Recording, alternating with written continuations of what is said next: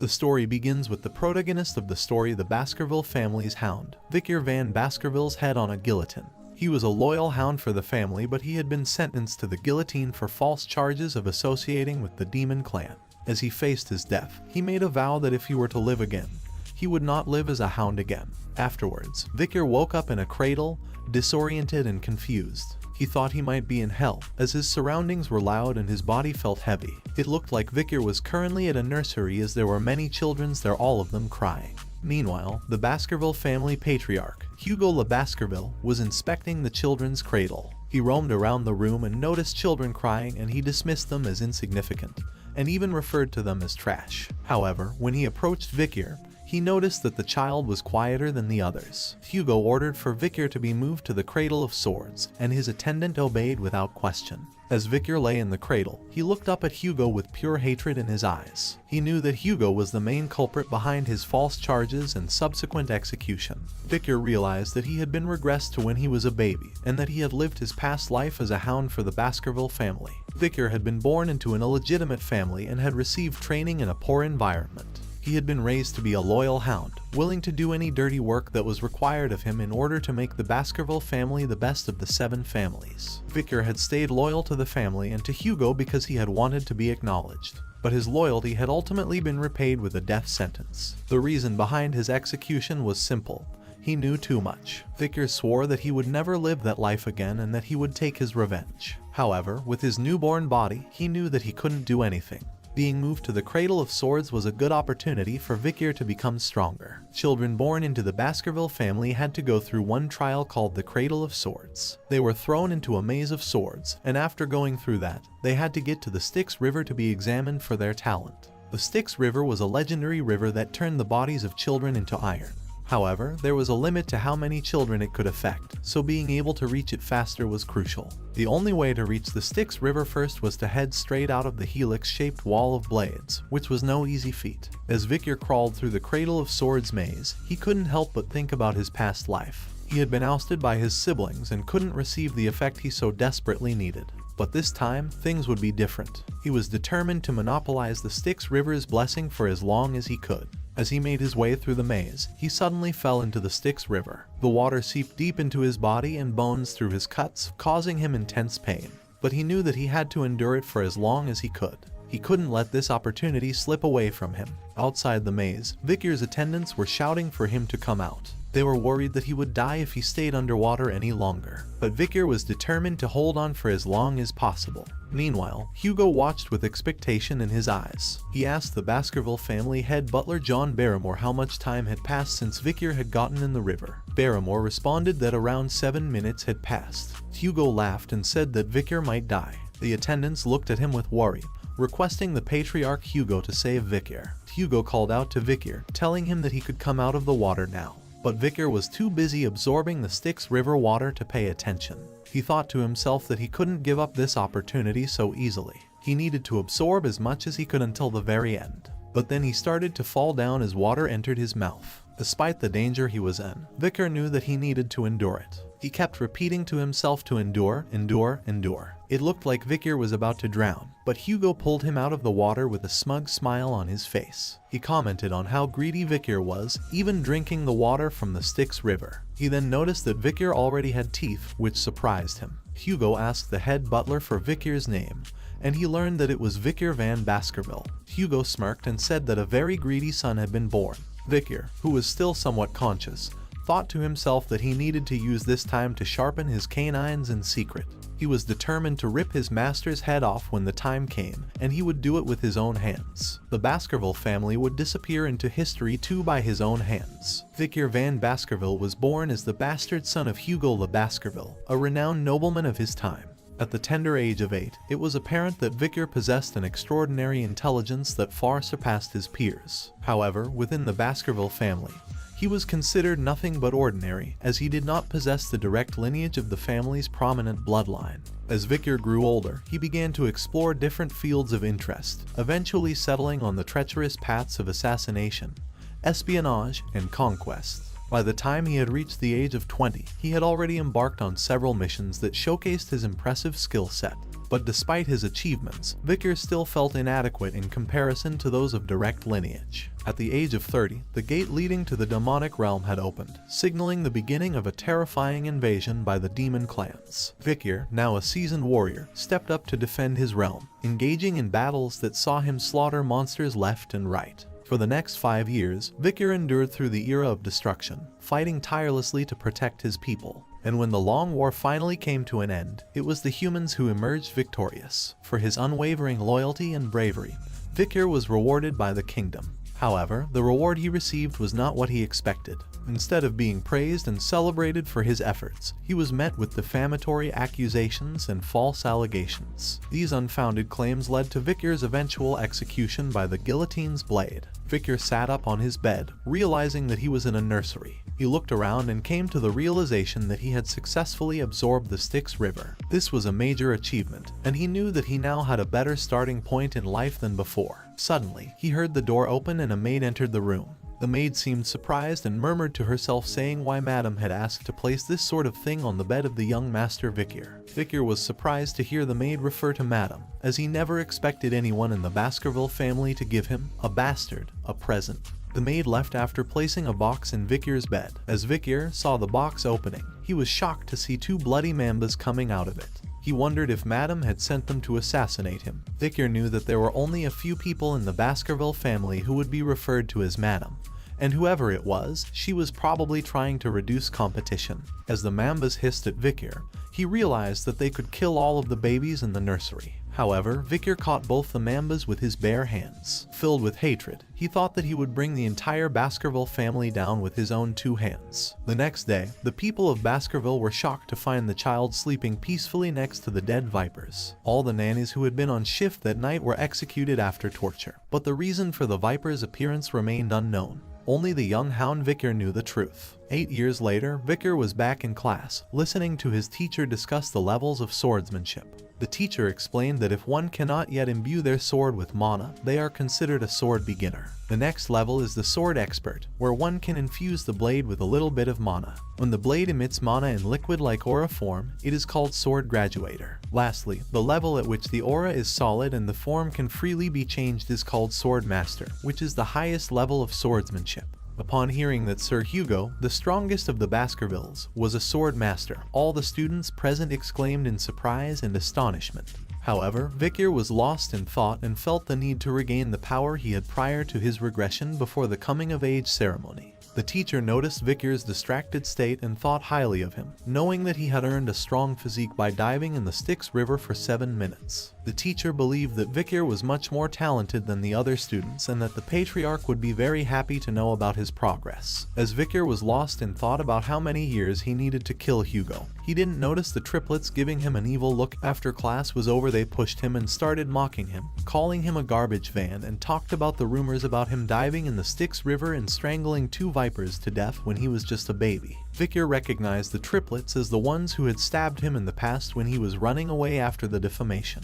They were known as Hugo le Baskerville's Trident, and their names were Highborough le Baskerville, Middleborough le Baskerville, and Lowborough le Baskerville, all 9 years old. The triplets continued to taunt Vicar, telling him to stop lying and that they didn't like him. Vicar thought to himself that they were going to be a real pain in the ass in just 10 years and that it might be a good idea to put them in their place now. As Vicar stood before the triplets, one of them brandished a knife and taunted him with a rumor he had heard, that if you stayed in the Styx River for long enough, your body would become like steel, and you would be impervious to injury from blades. The other 2 triplets eagerly echoed their agreement, while the third gave the order for one of the others to hold Vicar still. The triplet caught Vicar from behind and covered his mouth with one hand and said, "I'll eat my hand if he can endure this for 3 minutes." Vicar was not afraid, and even played along with this cruel game for a moment. The triplets attempted to harm him with the knife. 1 minute passed, 3 minutes passed, 10 minutes passed, but Vicar remained unscathed, and the triplets began to realize that the legend they had heard was true.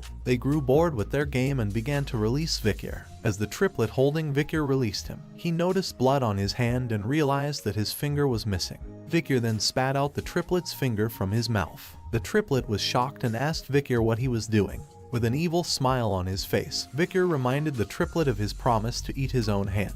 Meanwhile, the other 2 triplets were trying to calm down the situation and suggested that they go to a priest to put the finger back. but Vicar was not interested in that and instead asked to let them go. The triplet then attacked Vicar with a knife, calling him a bastard and reminding him that they were a year older than him.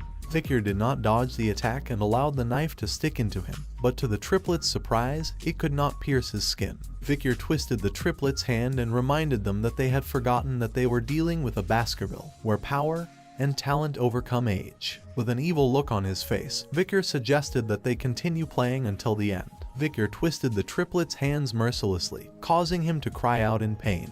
He declared in a low, menacing voice that they were in Baskerville, where age doesn't matter as long as you have strength and talent. The triplets, terrified, looked at each other in shock. Vicar suddenly punched the triplets, knocking him to the ground, while the other two watched in disbelief. The third triplet attacked Vicar in a fit of anger, but he quickly kicked him in the face, sending him crashing down. The room fell silent as the triplets lay there, battered and broken. Vicar stood over them, looking cold and unfeeling. He then told the triplets that they would get better with treatment, but he also made it clear that he wouldn't let them leave the room and they would have to live with the discomfort of their own bodies. However, he would be generous and allow one of them to leave. The triplets were surprised and relieved to hear this, and asked which one could leave. Vicar picked up a knife and threw it in front of the triplets, telling them that they would have to decide for themselves who would leave the room.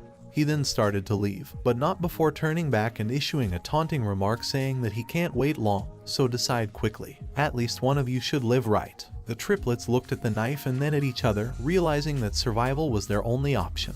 They began to fight, each trying to grab the knife and gain the upper hand. The sounds of their struggle echoed through the room, and Vicar listened with satisfaction from outside. He had successfully caused the Triton of Baskerville to split, pitting brother against brother in a fight for survival. In the Patriarch's office, the head butler, John Barrymore, delivered some unsettling news to the Baskerville clan patriarch, Hugo Le Baskerville. The Moore clan had been causing trouble in the Ruby Mines, claiming it as their territory. However, Patriarch Hugo assured John that they would handle the matter when the Moore clan reached out to them. John then reported on the interim evaluation of the juvenile fortress and informed the Patriarch that Master Vicar had scored the highest on the written exam. The practical exam was scheduled in 5 days, and the Guardian Knights had vacated the premises in preparation. However, John hesitated before informing the Patriarch of a recent incident at the juvenile fortress. John informed the Patriarch that there had been a big fight amongst the young masters at the fortress. Patriarch Hugo was concerned and asked how many of them had died.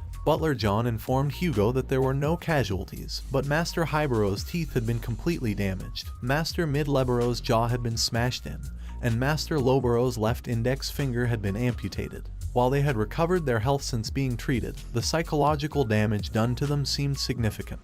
Patriarch Hugo was taken aback and remarked that they wouldn't have fought amongst themselves since they were so close. John then revealed that there was some friction with another young master, an 8-year-old named Master Vicar, who had wounded the 3 young masters and who also had the highest scores on the written exam.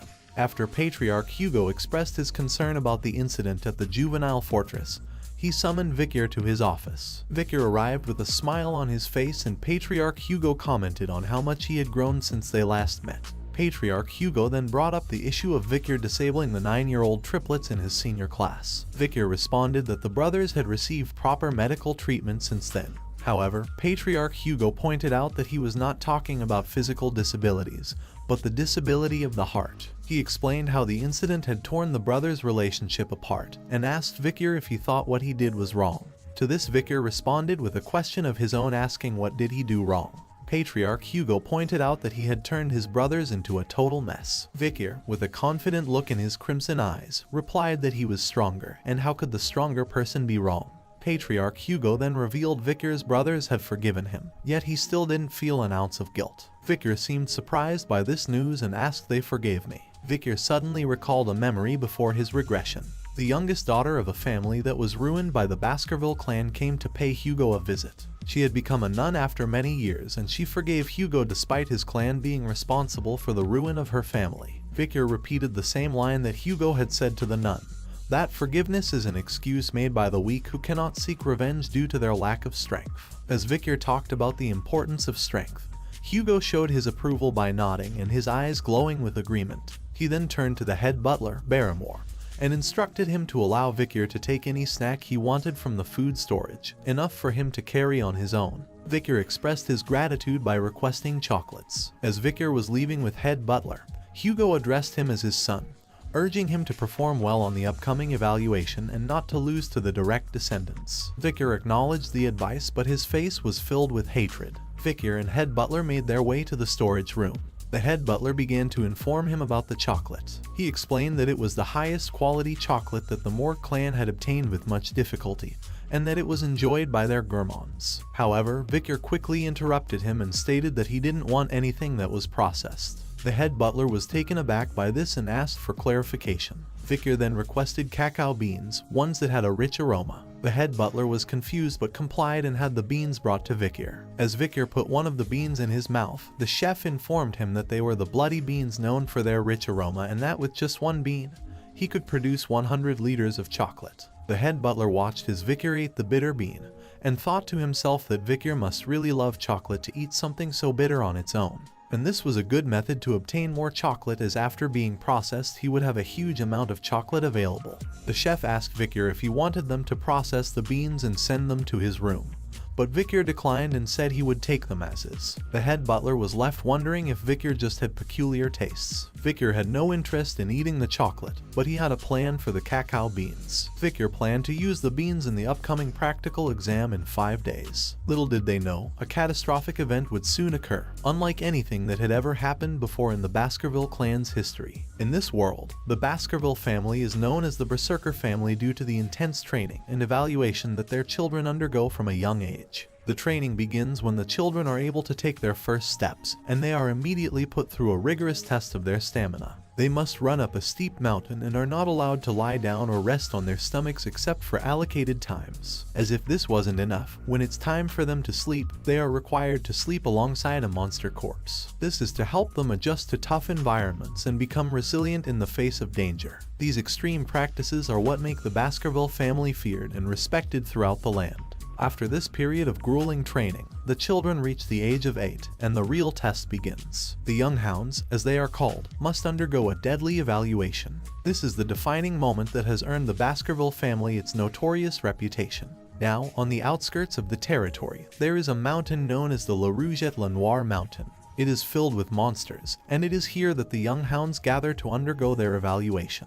The instructor of the Baskerville family, Shadow Dog Pavlov van Baskerville, stood before the young masters and explained the rules of the test. They needed to survive for a month in the area and hunt large and strong monsters. He went on to explain that the points for being successful in surviving were 10 points, and if the young masters survived without becoming disabled, it was 30 points. If they failed other young masters and survived, it was 50 points. If they defeated a monster and survived, it was 70 points. And if they fulfilled all the above conditions, they would receive 90 points. Pavlov also told the young masters that if they stole the badge that was given to them from someone else, additional points would be given. However, if they died, they would receive 0 points. He emphasized that there were no 100 points and reminded them of Sir Hugo's lesson that a swordsman dies the moment they become arrogant.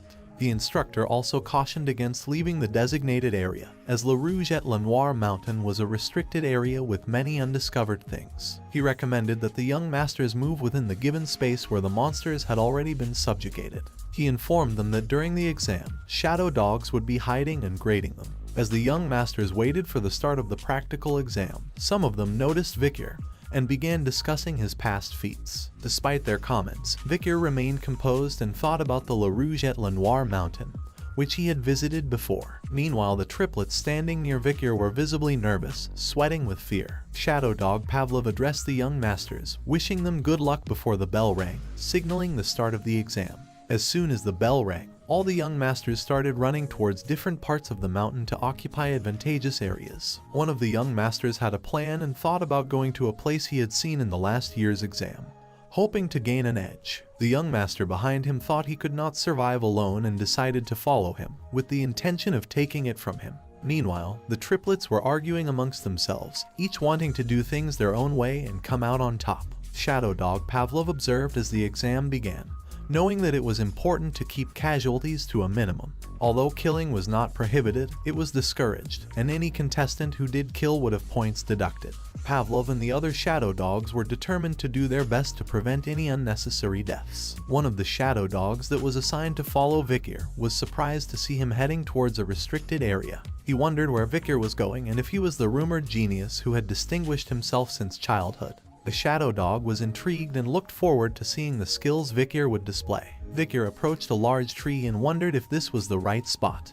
He thought that the soft ground would be suitable for him to set up camp for a while. Vikir then considered taking a break, which left the shadow dog following him confused. While other participants were busy fighting each other for points or facing monsters, Vikir gathered wood and practiced with a wooden stick. Later on, he slept peacefully under the tree. The shadow dog who had been watching Vikir grew impatient and started to question his actions. He wondered how long it had been since Vikir had taken a break and observed that he spent most of his time digging holes, hunting for food, or collecting equipment. The shadow dog started to doubt the rumors about Vikir's supposed genius, wondering if he was planning on hiding instead of actively participating in the exam. At last, the shadow dog decided to leave and find something interesting elsewhere. As soon as the shadow dog left, Vikir's face lit up with a smile. He was happy that he could finally relax and thought to himself that camping outside reminded him of the old days. Vikir recalled a conversation with his group mate about using cacao beans to make fish smell less fishy. He threw some bloody beans into the fire and remarked that the interfering shadow dog was finally gone and he had finished all his preparations. He wondered if he should start his hunt now. A few days later, Vikir entered the restricted area and recognized it from his scouting days. As he was roaming around, he noticed a burning smell and burnt tree roots. He knew that the habitat of the monster he was looking for was around there. Suddenly, he spotted burning stool and realized that he had found it. There was only one monster around there that produced that kind of dropping, a hellhound. The hellhound stood in front of Vikir with flame erupting from its mouth. The hellhound was a dog from hell that brought horrific disasters to those who encountered it. It had a risk rating of B+ and was 3 meters in size. Its sulfuric flames that came out of its mouth and eyes were extremely gaseous and could trigger sparks. If it bit someone, they could not survive. The living things used as firewood would burn and not go out until they completely disappeared. Vikir knew that he was in trouble when he saw the towering figure of the lookout monster that swallowed the hellfires of the oil world, the hellhound. The beast was known to be one of the most dangerous monsters in the land, and Vikir had barely survived his encounter with one when he was just 18 years old in his past life. Now, as an 8-year-old, Vikir knew that it would be impossible for him to defeat the hellhound alone. But he remembered a way to take on the beast that even a child could manage. As the hellhound lunged towards him, Vikir quickly dodged to the side, remembering the first weakness of hellhounds. They could only move in straight lines. They found it difficult to suddenly change directions. Vikir quickly dropped some water on the ground, and as the hellhound charged towards him, he shouted out the second weakness of lookout monsters. They were unable to cross water. Because of the water Vikir dropped, the hellhound took a longer route to reach Vikir, giving him more time to dodge. Vikir knew that even a shallow depth of water could slow them down significantly, exposing the weakness common to all canine monsters, opening their mouth while running. Vikir found himself in another life-threatening situation as the bloodthirsty hellhound attacked him. But Vikir was prepared, and he threw a bloody bean into the monster's mouth. After landing, the hellhound suddenly started to whimper in pain and become unable to move. Vikir explained that chocolate was poison to canines, and with the bloody bean's power to make 100 liters of chocolate with just one bean, it was obvious what it would do to a canine monster like the hellhound. He drew his sword and aimed for the hellhound's weak spot where the ribs were not present, the kidney. With a swift and decisive strike, Vikir pierced the hellhound's kidney, killing it easily. As he absorbed the energy called XP or karma from the defeated monster, Vikir felt his body getting stronger. He swung his sword and felt it becoming lighter, knowing that he was catching up to where he was before his regression before he even reached the age of 15.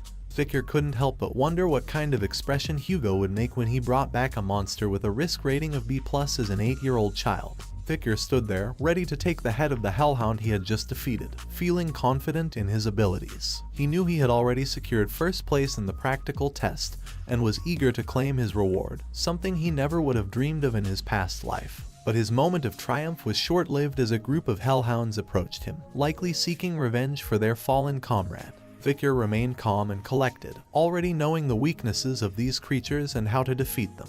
As the hellhounds drew nearer, Vikir took out his sword and prepared to take them on. He had plenty of bloody beans left and was ready to use them to his advantage. With a smirk on his face, he cut the dead hellhound's head and taunted the hellhounds, knowing they were no match for his skills and knowledge. He had already defeated one of their kind and was prepared to take them all down. The hellhound suddenly started whimpering, which immediately caught Victor's attention.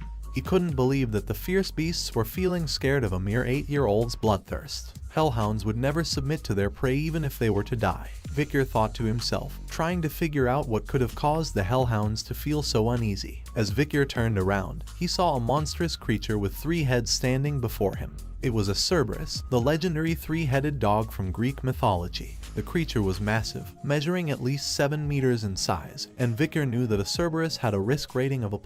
Victor was bewildered as to what a Cerberus, which typically inhabited the 7th ridge of the La Rouge et Lenoir mountain, was doing here. The Cerberus was known as the ultimate lookout monster, residing in a place where all the dead spirits were headed. Victor noticed that the Cerberus was bleeding and had multiple arrows stuck in its body. He realized that someone might have been hunting it, and it had come all the way to this place being chased. This was his chance to kill and injure a +rank monster, and he decided to attack the Cerberus. Despite the Cerberus being a powerful and dangerous creature, Victor had been hiding his true abilities as a sword expert and had already reached a high level of expertise. His body had been strengthened by the river Styx, and all the weapons he possessed were working well against the injured Cerberus. With his refined swordsmanship, which he had developed through wars with the demon clans, he successfully landed some hits on the Cerberus. Victor thought that he could do it, as an injured Cerberus was doable. Victor's attack on the Cerberus seemed to be working, and he thought he had a chance of defeating the injured +rank monster. However, in a moment of carelessness, Victor let his guard down, allowing the Cerberus to strike back with its claws. The first attack broke Victor's sword, and the second sent him flying through the air.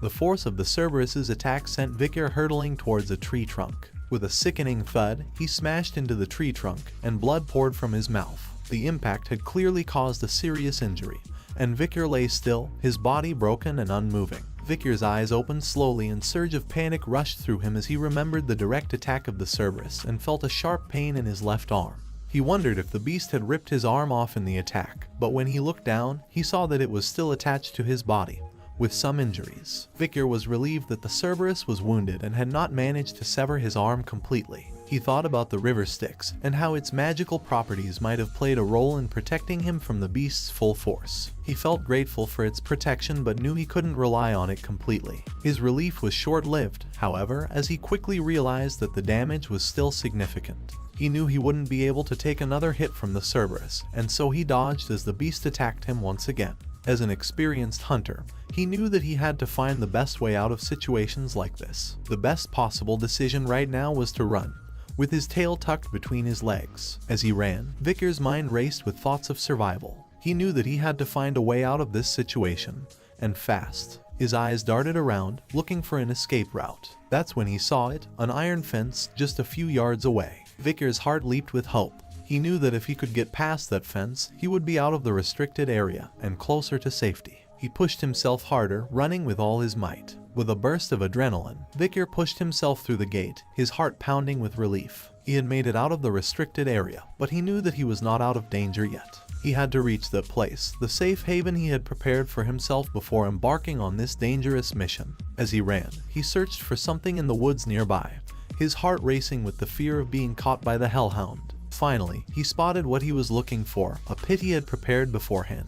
He jumped forward, narrowly avoiding Cerberus's jaws, and the hellhound fell into the pit full of wooden spears. Victor couldn't help but smile to himself, knowing that he had prepared well for this battle. He had smeared the wooden spears with the bloody bean essence that acted as poison for the cannid monsters. Cerberus growled and foam started oozing from its mouth, but Victor remained focused and prepared for the next phase of the battle. He knew that Cerberus was a high-ranking demon and that this fight would be one of the toughest of his life. Victor prepared a wooden spear and he threw it at Cerberus, hitting the hellhound's side.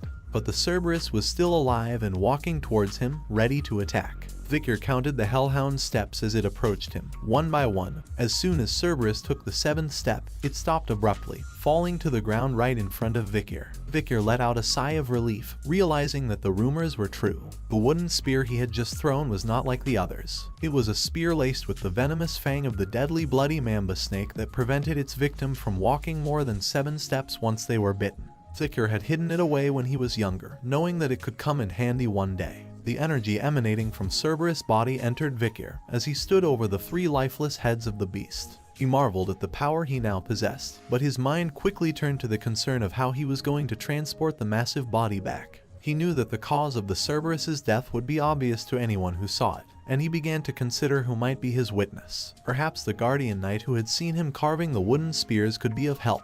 But then, Vicar's thoughts turned to something else entirely. The Cerberus was a gatekeeper, which meant that it was guarding something. A dungeon, most likely, that could be nearby. Vicar's heart quickened at the thought of the treasure that might be hidden within. He knew that dungeons were often the lairs of powerful monsters. Vicar was determined to explore the dungeon, but before going there he took a handful of Cerberus feces and applied it to his body. Vicar knew that by doing this, he could avoid any small monsters that might be lurking in his path. Vicar's keen senses were on full display as he tracked the steps of the Cerberus through the forest. He noted the dried soil, the rotten leaves, and the moist roots, following the trail with a single-minded focus. As he backtracked the path, his eyes widened in recognition. This was the dungeon that the Cerberus had been guarding, and Vicar realized that he had been here before. He knew that this dungeon would be discovered in another 10 years, but he was certain that it would be completely empty by then. Right now, however, he could feel the mana beneath the rotten surface. Vicar cautiously approached the dungeon. He looked around, but he didn't see any light, and he realized that the dungeon must be deeper than he initially thought. But Vicar was undaunted. His crimson eyes glowed with excitement as he stepped inside the dungeon. He couldn't help but wonder what kind of treasures were waiting for him inside.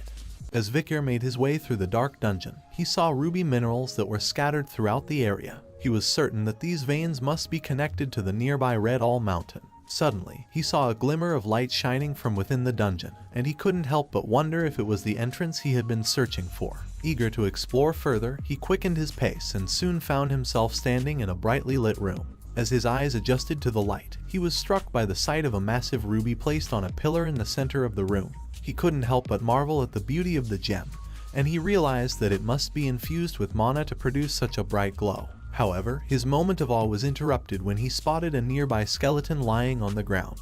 As he approached, he noticed signs of violence, including deep stab wounds and dried brown bloodstains. He realized that someone had been here before him, and it had been quite some time since their untimely demise. Curious, Vicar picked up a letter that was lying next to the skeletal remains. The writer of letter began by introducing himself as Cain and explaining that he didn't want to dirty the pure white paper with his name. As Vicar read on, he realized that the handwriting was that of a Baskerville, and he wondered if the writer was a member of that Baskerville family. The letter went on to describe how Cain and his brother Abel had stumbled upon the legendary stone chamber that had been talked about within the family for generations. The two brothers had managed to navigate countless trials and kill many monsters in their quest to reach the chamber. However, the final assignment they found within had tied them there for 3 long years. Vicar couldn't believe the sacrifice they made for the treasure within the dungeon. He wondered what kind of treasure could possibly be worth such a sacrifice. His attention was drawn back to the present as he gazed upon the magnificent ruby at the center of the chamber, realizing that it must be the key to unlocking the final assignment of the dungeon. Vicar read the puzzle on the monument out loud. When entering, it's 1, but once inside, it's 2. When leaving, it's 1. He couldn't make sense of it, but he remembered reading in the letter that Cain and Abel had also struggled with it. According to the letter, the two brothers had contemplated over the ominous text for a long time before coming to a conclusion. Cain had written that he and Abel were twins who were separated at birth. In order to obtain the treasure of the dungeon, they needed to become one again. That meant only one of them could leave with the treasure. Cain had ended up killing his own brother in a fierce battle, but despite that, there was no change. They had definitely gone from 2 to 1, but Cain couldn't take the treasure. After moments of regret, Cain had decided to leave the place and warn others not to come. He had written in the letter that there was nothing to obtain from this devil's den that only serves to taunt humans. Vicar read the letter carefully as Cain recounted their journey to the dungeon. They had faced countless challenges to get there, but now they were left with nothing. Vicar couldn't help but think about the assignment he had been given, and the fact that it was the same as Cain and Abel's despite the fact that he didn't have a twin. He knew that Cain and Abel had misinterpreted the text, but what did it mean? When entering, it's 1, but once inside, it's 2. When leaving, it's 1. The words echoed in his mind as he tried to decipher their meaning. Vicar refused to give up.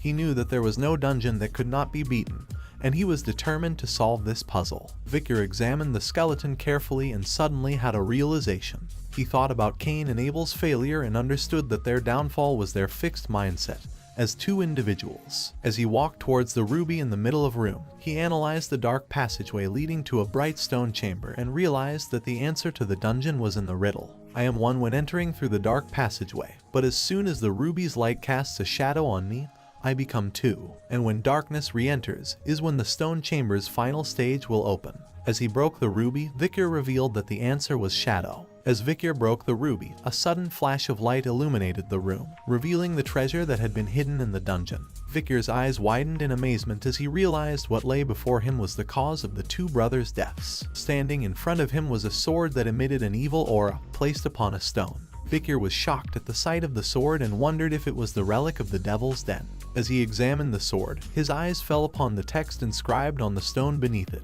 It stated that only those with Baskerville's blood would be able to take Beelzebub. He was surprised and shocked to learn that the sword Beelzebub originated from this very place. At the mention of sword Beelzebub, his mind raced with memories of a childhood long gone. He recalled a picture book he had seen as a child, which depicted the gluttonous fly Beelzebub, an unprecedented great monster that had invaded the continent in old legends. He remembered that Beelzebub was part of the devil's holy constellation, also known as the Seven Calamities, and that the heads of the seven families had stepped up to stop them. Victor recalled that the first Baskerville patriarch had fought Beelzebub, and the remnants of its power had been stored in the lands of Baskerville. The demonic energy of Beelzebub was said to have lured monsters, and although the legend was dismissed by most as a mere myth, Victor knew that it was true. The sword in front of him was proof of that. Victor also recalled that the blade in front of him had been taken by the demon clans, resulting in countless deaths among humans on the battlefield. As Victor tried to pull the sword out,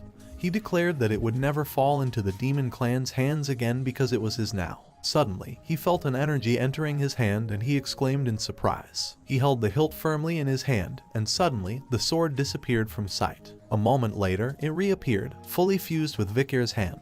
As Victor extended his hand, the sword Beelzebub emerged from it, emitting a faint aura. Victor gazed at the blade with wonder, knowing it was made from the corpse of a devil's holy constellation. He felt lucky to have received such a powerful weapon. With a grin on his face, Victor wondered how much stronger he would become in this life with Beelzebub at his side, and the anticipation filled him with excitement. After exploring the dungeon and realizing that there was nothing else for him to obtain, Victor made the decision to head back. However, as he was leaving, he suddenly felt something strange happening to his body. He fell on his knees, feeling dizzy and hungry. As Victor looked down at his hand, he heard Beelzebub's voice echoing, and Victor realized that it was not he who was hungry, but the sword itself. As Victor walked out of the dungeon, he clutched his stomach with a painful expression.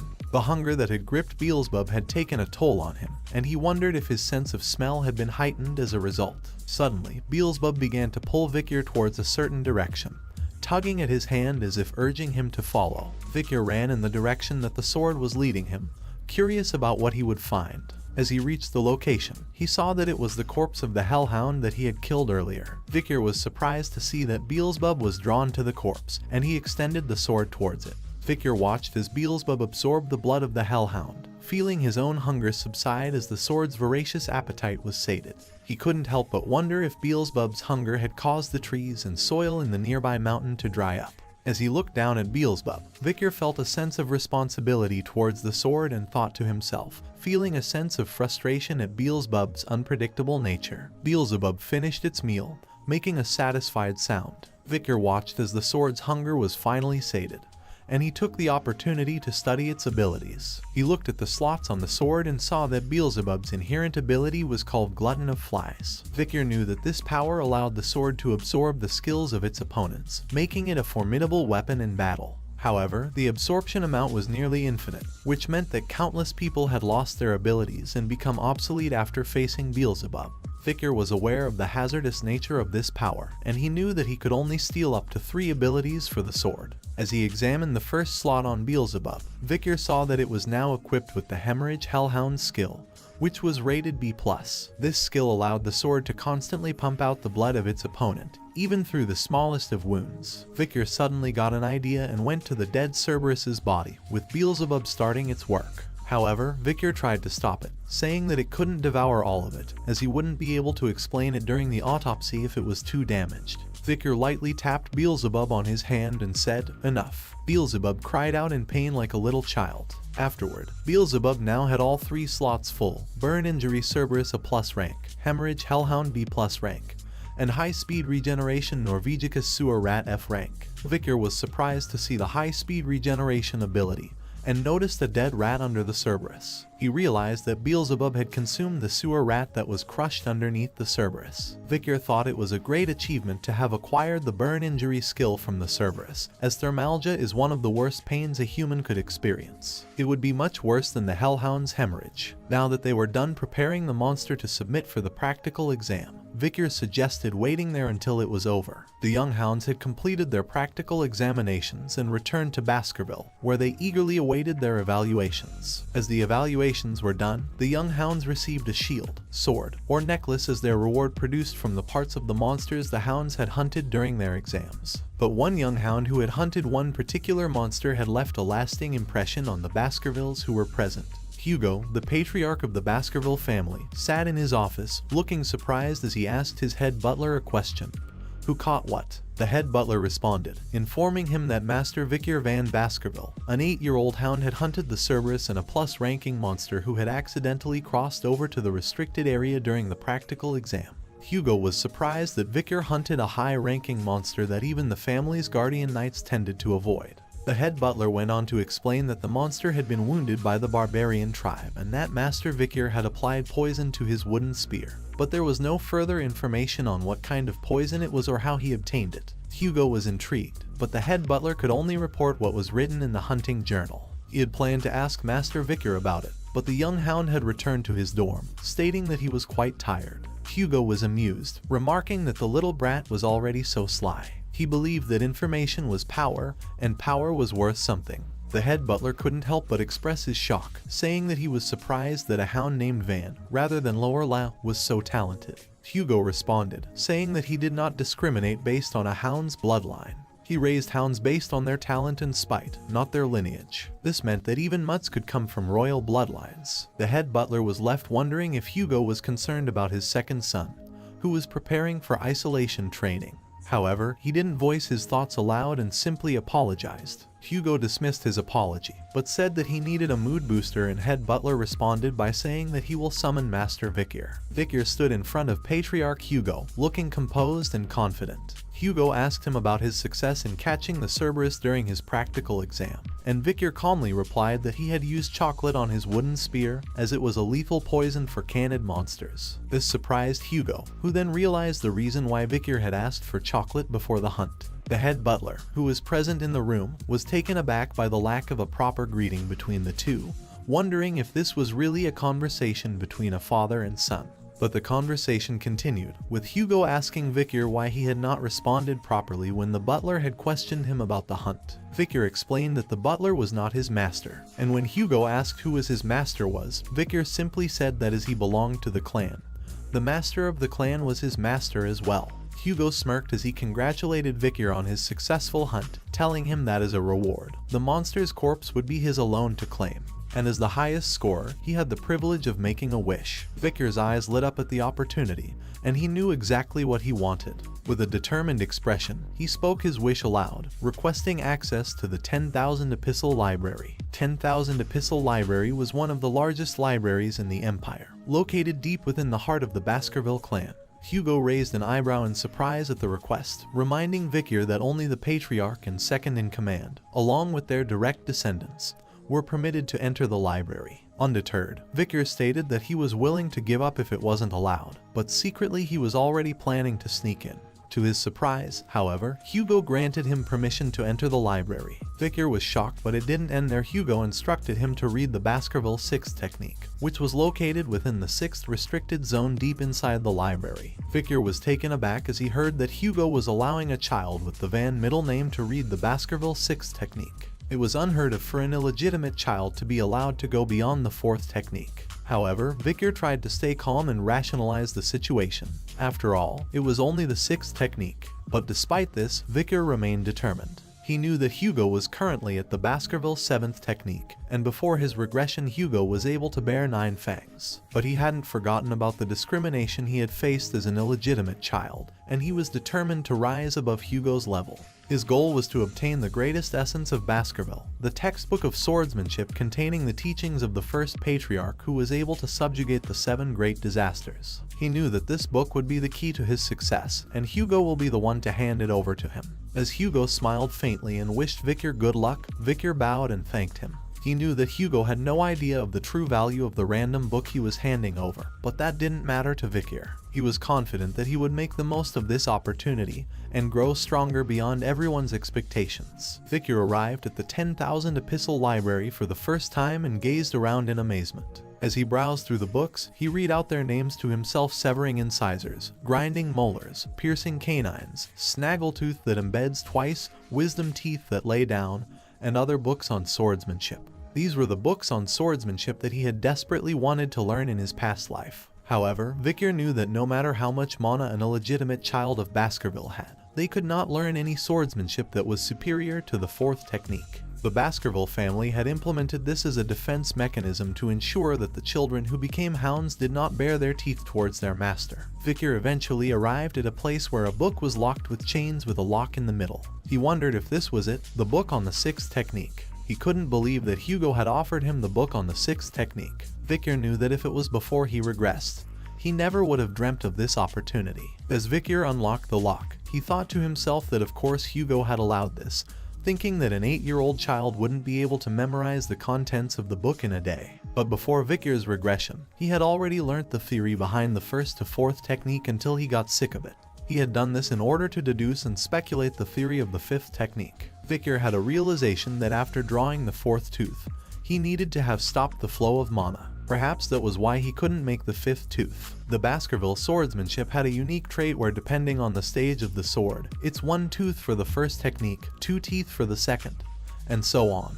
And when you draw teeth, a special trait, a red sword energy, appears. Despite getting a chance to read the book on the 6th technique, Victor didn't care about it. He had come to the 10,000 epistle library for a different reason, to find a stage that was higher than the one he was currently at. Victor walked out of the swordsmanship books section of the library, catching the guards by surprise. They questioned him in disbelief that was he done reading books already. The guards offered to get him more books, mentioning that there were other swordsmanship books deep within the library. But Victor declined and assured them that he had finished what he came for. The guards were amazed that Victor was done so quickly and suggested that he stay longer to browse other books. Victor assured them and said that he was thinking of reading other books before leaving. As Victor walked away, the guards began whispering amongst themselves, commenting that the section Victor was going to was filled with miscellaneous books. One of the guards suggested that if it were him, he would read about the textbooks on swordsmanship that were deep within the library. He wondered if Victor didn't know their worth because he was young.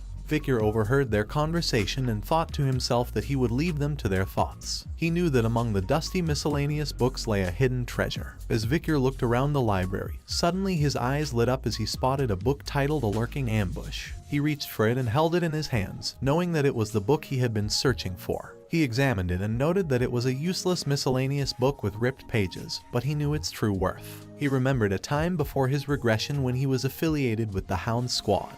They had found a single ripped page from a swordsmanship textbook with Baskerville's handwriting on it. Hugo, who was obsessed with finding the book that matched the page, had scoured the entire library and finally found it in A Lurking Ambush. The book contained the Baskerville ancestors' writings, including the 10th technique that Hugo had gone crazy over. He had sent hounds to the 7 great families to obtain the remaining 6 pages, even declaring war on those who refused. After the sacrifice of many hounds, all the missing pages were given to Hugo. But in the end, the only reward he received was a simple word: good job. Because of this, Hugo had broken through the 7th technique and achieved the 9th technique, but it came at a terrible cost. Under him was a pile of wasted hound corpses and blood. Victor's eyes narrowed with anger as he recalled this memory and said that it was a stupid life. He knew he could not let it happen again. Victor remembered all the contents of those missing pages and realized that the only reason he couldn't progress beyond the 4th technique was that he had no access to the original book.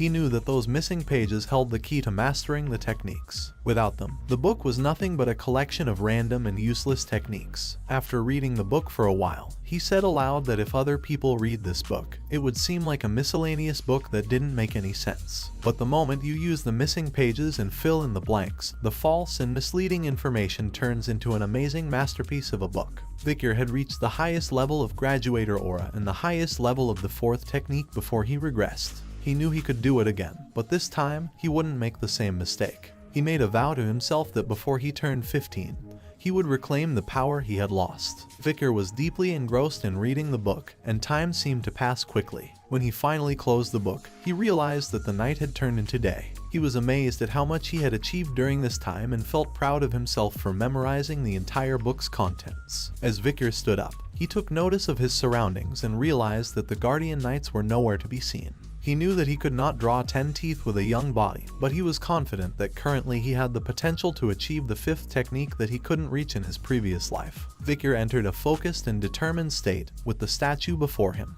He began to strike it with his Baskerville sword technique, unleashing his full power with each attack. First, he executed the first technique, then the second technique, followed by the third technique, and finally, the fourth technique. As he fought, memories of his past flooded his mind. He remembered how hard he had worked to obtain the highest level of graduator aura in his previous life, but he couldn't learn a suitable sword technique, and only met with hostility from the people of the direct bloodline because he was an illegitimate child, and that was also the reason why he could not go beyond the fifth technique. But this time, Victor was determined not to let his past hold him back. He attacked the statue with all his might, channeling his anger and frustration into his sword strikes. In the midst of his attacks, Victor's thoughts turned defiant. With a vivid image of Hugo's face on the statue in front of him, he unleashed his technique, cutting through the statue with precision. Victor breathed heavily and wondered if he was able to execute the fifth technique. He clenched his hands and smiled as he felt a hot sensation rise from his heart to his neck. He was overwhelmed with happiness to the point that he could cry. Suddenly, he realized that he needed a sword to test his newly learned technique. At that moment, at a record-breaking speed in Baskerville's history, a young hound's canine teeth started to grow that were bared towards its master. Victor beamed with pride, his body still trembling with excitement from his success in drawing the fifth tooth. He couldn't believe how far he had come, and how quickly he had managed to do it. He marveled at the strength of his mana, now able to support him at a level he had only achieved after years of hard work in his previous life. As he looked at the liquid aura flowing within him, a sign of his newfound status as a graduator, he couldn't help but feel a sense of awe. Graduators were on a completely different level from sword experts, and he was now one of them. It was a point that had taken him 30 years to reach in his previous life, and yet here he was, only 8 years old. The solid aura within him had transformed into a liquid state, with increased density that allowed him to use it more freely. Victor felt confident about his new skills and abilities, and he knew that he could achieve much more. He was determined to master the lurking ambush sword technique and use it to its full potential. He realized that with this technique, he could smoothly transition between offense and defense, making it the perfect technique with no limitations. Victor carefully placed the book near the window and took a moment to reflect on his progress. He knew that he had come a long way since his regression, and he was now stronger and more skilled than ever before. He felt that he could challenge a mid-class graduator if he put his mind to it, and he was confident that he could win using his new skills. However, Victor also knew that he couldn't reveal too much of his strength to Hugo. He needed to give Hugo something to look forward to, so he had enough time to take everything he needed. Victor took out a magnifying lens and placed it carefully near the book. The sun's rays converged onto the pages of the book through the lens, and a little fire started burning it. With an evil grin, Victor commented that the destruction of the book would make it difficult for Hugo and the hounds to reach the 10th technique, although Victor himself would have no such difficulty. Suddenly, the guards, who had been nowhere to be seen, arrived in the library. The smell of burning paper had caught their attention. They were startled to see Victor there and demanded to know what had happened. Victor's expression quickly changed to one of apology, and he explained that he had accidentally left the magnifying glass around, which had caused the fire. He offered to inform the butlers of the incident. The guards knew that they could be punished heavily for this, and after a brief pause, one of them spoke up that this was not something that he needed to apologize for. It was their fault for not looking after him properly, and they were just glad that this was an area with only useless books. Vicar asked if they were busy with the Moore clan regarding the ruby mines. He thought they wouldn't have time to deal with small problems like this, especially since they weren't even there to begin with. The guards agreed to keep it a secret, as long as Vicar was willing to do the same. As he started walking away, Vicar suggested they keep the incident between themselves, and he apologized for taking up their time. As Vicar walked away, the guards spoke to each other about how nice and considerate he was towards the workers. They believed he deserved to be respected. Little did they know, Vicar had a mischievous grin on his face as he left them behind. As Vicar stood in Hugo's office, Hugo asked him if he had learned something enlightening in the library. Vicar responded that he had learned of something warm and sharp, yet soft and viscous. This statement shocked both Hugo and the head butler, who realized that Vicar might have achieved the aura. Aura was a sign of officially entering the world of the sword. Even geniuses must train without rest until the age of 15 to reach the level of low-class sword expert. Hugo was excited, but then realized that Vicar was only 8 years old and denied the thought of Vicar reaching that level. He then asked Vicar if he could show his father what he had learned, to which Vicar responded affirmatively. In the Colosseum-like structure, Vicar stood with a sword in his hand as many young hounds watched with confused looks on their faces. Head butler asked Hugo how he planned on testing Vicar's skills, to which Hugo replied that he was going to release a monster for Vicar to deal with. Head butler was shocked at the idea of releasing a monster, and Hugo confirmed that he had prepared a hungry and feisty one. The gate in front of Vicar opened and a guard brought in the chained orc. The orc was a massive, green-skinned creature with bulging muscles and razor-sharp tusks protruding from its mouth. Its beady eyes darted around the Colosseum, sizing up its opponents. The young hounds in the audience looked on in shock and awe at the sight of the fearsome creature. Some whispered to each other in disbelief, questioning whether it was really necessary to send an orc to face an 8-year-old. They wondered if the Guardian Knights would have to intervene if things got out of hand.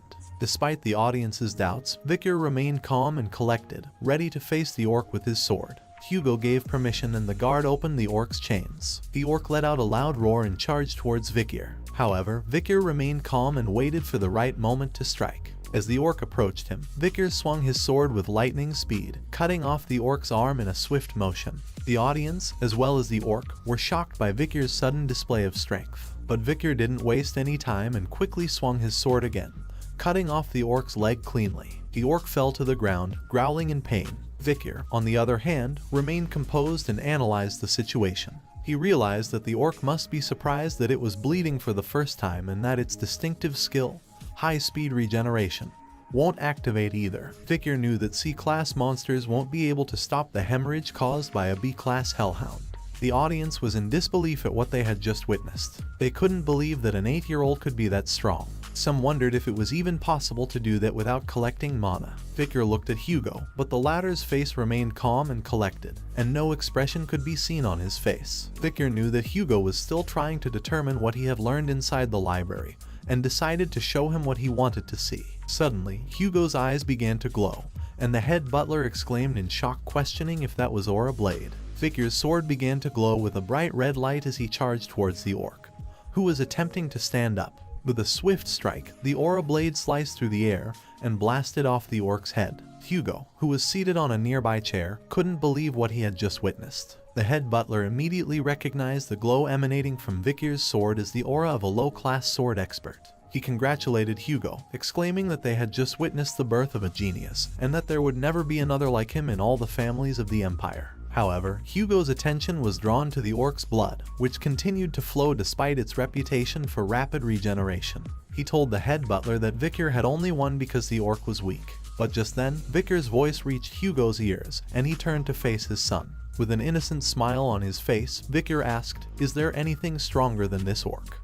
The audience, filled with young hounds, was surprised when Vicar requested a new and stronger opponent. Vicar had his own motivations for wanting to face a stronger opponent. He hoped to impress his father, Hugo, and demonstrate his progress in front of the audience. He believed that by doing so, he could be acknowledged and possibly separated from his father, like being dispatched to a remote area or admitted to an academy. Hugo, who was watching from the sidelines, commented that the orcs he had brought in from afar were not enough to satisfy his son's hunger. He agreed with Vikir and suggested that he should be facing more challenging opponents at his age. He turned to his head butler and asked him if there was a creature they had captured during a barbarian raid for experimentation. The head butler confirmed that there was just one creature left, and Hugo ordered for it to be brought in. Vikir and the audience were surprised as they watched a troll being led into the arena. Vikir stood in the arena, facing a fearsome troll that was twice his size. Vikir asked for Hugo approval to start the fight, and as Hugo gave his approval, the troll's chains were released, and it lunged at Vikir with a powerful punch. But Vikir was quick and agile, and he managed to dodge the attack with ease. He swiftly moved behind the troll, taking advantage of its momentary confusion.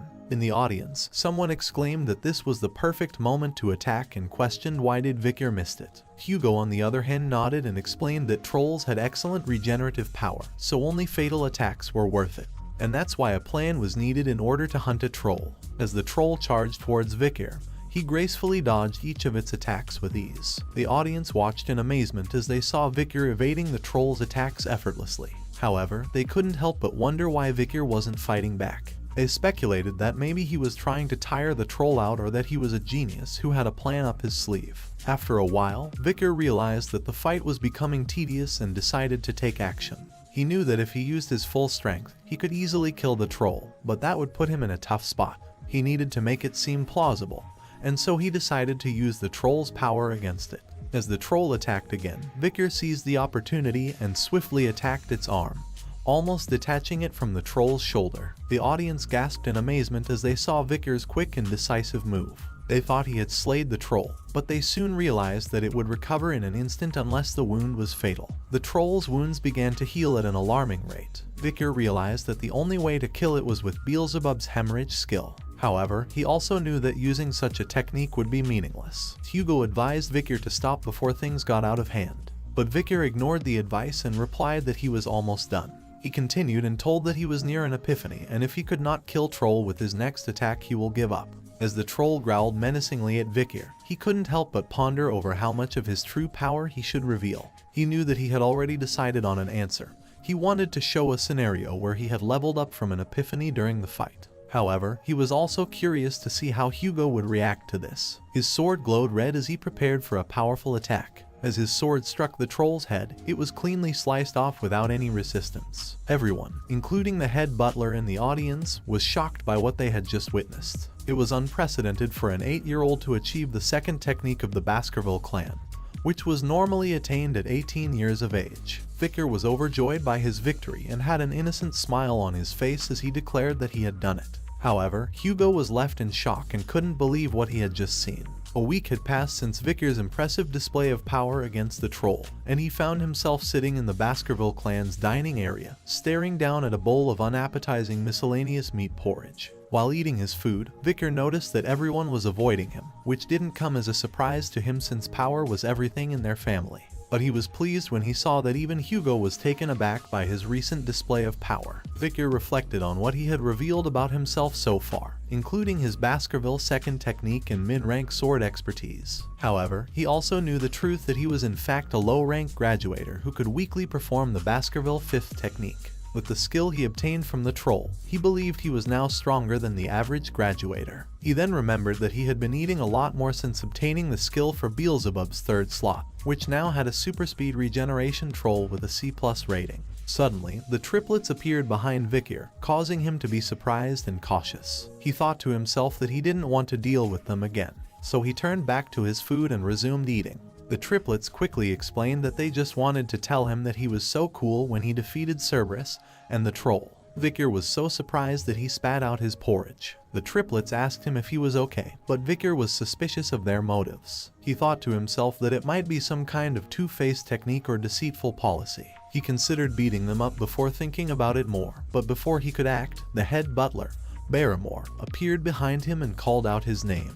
Vikir was surprised to see him and wondered why he was here. Barrymore then informed him that he should hurry to the Patriarch room, and Vikir wondered why Hugo had summoned him. In Baskerville clan's Patriarch office, Patriarch Hugo sat on his chair as someone entered and greeted him.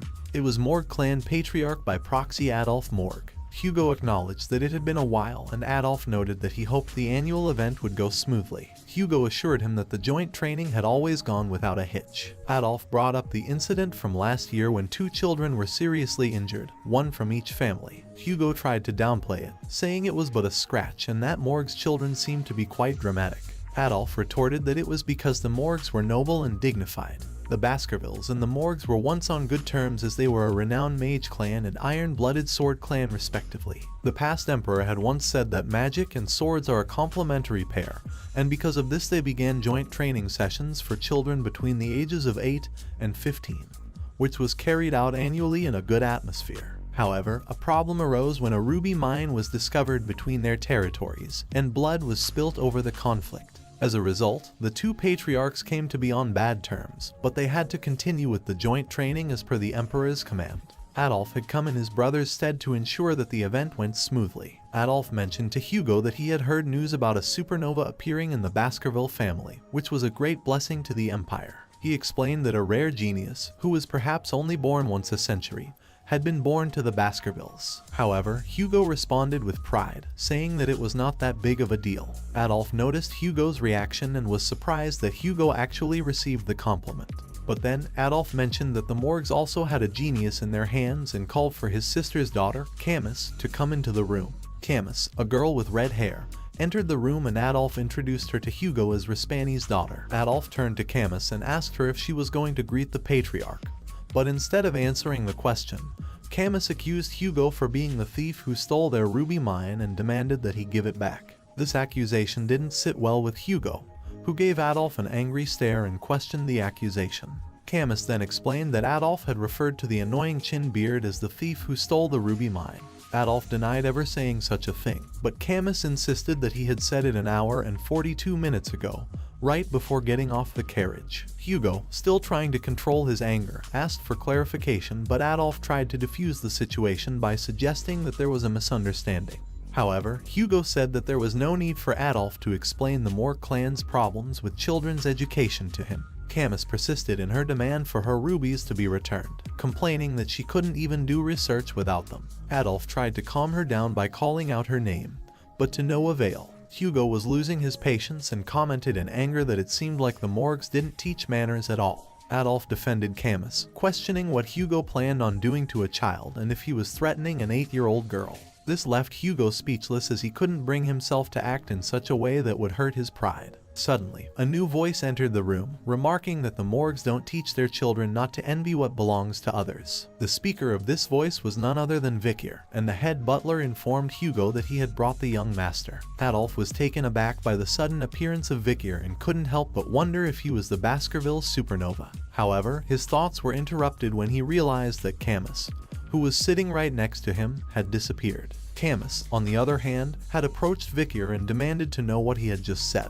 Adolf called out her name, trying to stop her from causing a scene. Meanwhile, Vikir was analyzing Camus, wondering if she was the Morg clan's iron-blooded empress, Camus Morg. Vikir recalled Camus' reputation as the genius of geniuses within the Morg clan, who had raised countless great mages. At her peak, she had killed all the monsters and barbarians in the Le Rouge et Le Noir mountain by herself, burning them to death on spears and creating the famous border of blood and ashes. In addition, her beauty was captivating, and she was able to manipulate even the imperial family. As a result, she was called the Fire Goddess of Authority. Vikir noted that this was all in the far future and that she was just a child right now. Camus interrupted Vikir's thoughts and aggressively questioned why the ruby mine belonged to Vikir. Vikir remained calm and collected, even going as far as to call Camus out on throwing a tantrum. Camus then began to cast a spell, but instead of attacking, she created an ice sculpture to illustrate her point. Vikir was surprised by Camus's use of spell as an ice sculpture instead of an attack, as was expecting a fight to break out between the two.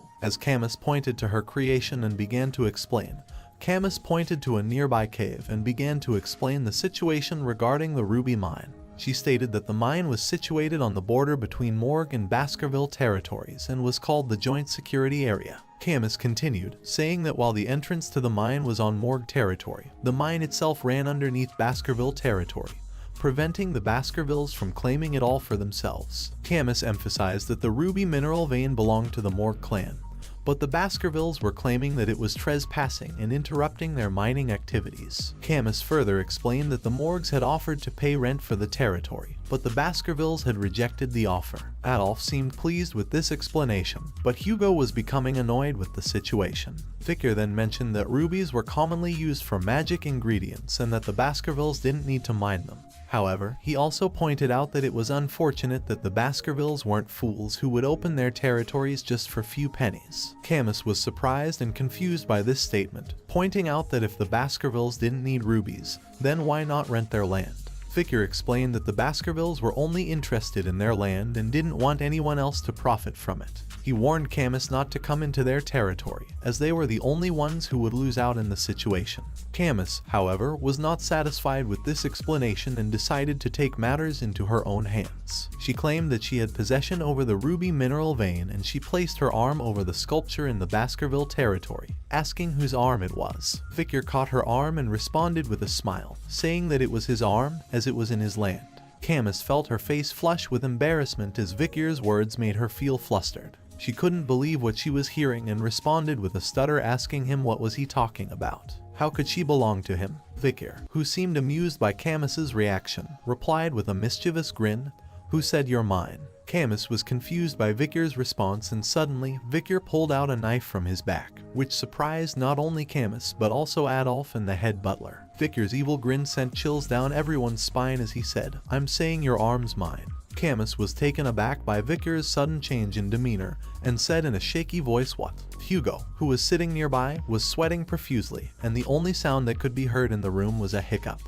As Victor began to move the knife towards Camus' hand, she screamed in fear and called out for help from her uncle. Adolf appeared behind Victor with a fierce expression and demanded that he back away from his niece. Camus seized the opportunity to escape from Victor's grip and ran towards Adolf, seeking comfort from her uncle. Adolf was enraged and demanded an explanation from Hugo, asking what was going on. Hugo looked at Victor and acknowledged that he had gone too far with his joke. Victor then revealed that the knife was only a toy, something that was commonly played within the Baskerville family from a young age. Adolf was shocked and upset that such a dangerous toy was given to children, and he demanded an apology from Victor. Victor humbly apologized to Adolf and assured him that he had no intention of making Camus cry. However, Adolf was still angry and accused Victor of not taking the situation seriously enough. But Hugo intervened and said that adults shouldn't meddle in affairs of children and attempted to diffuse the tension by changing the subject, suggesting that they focus on discussing the ruby mines and complete the friendly duels first.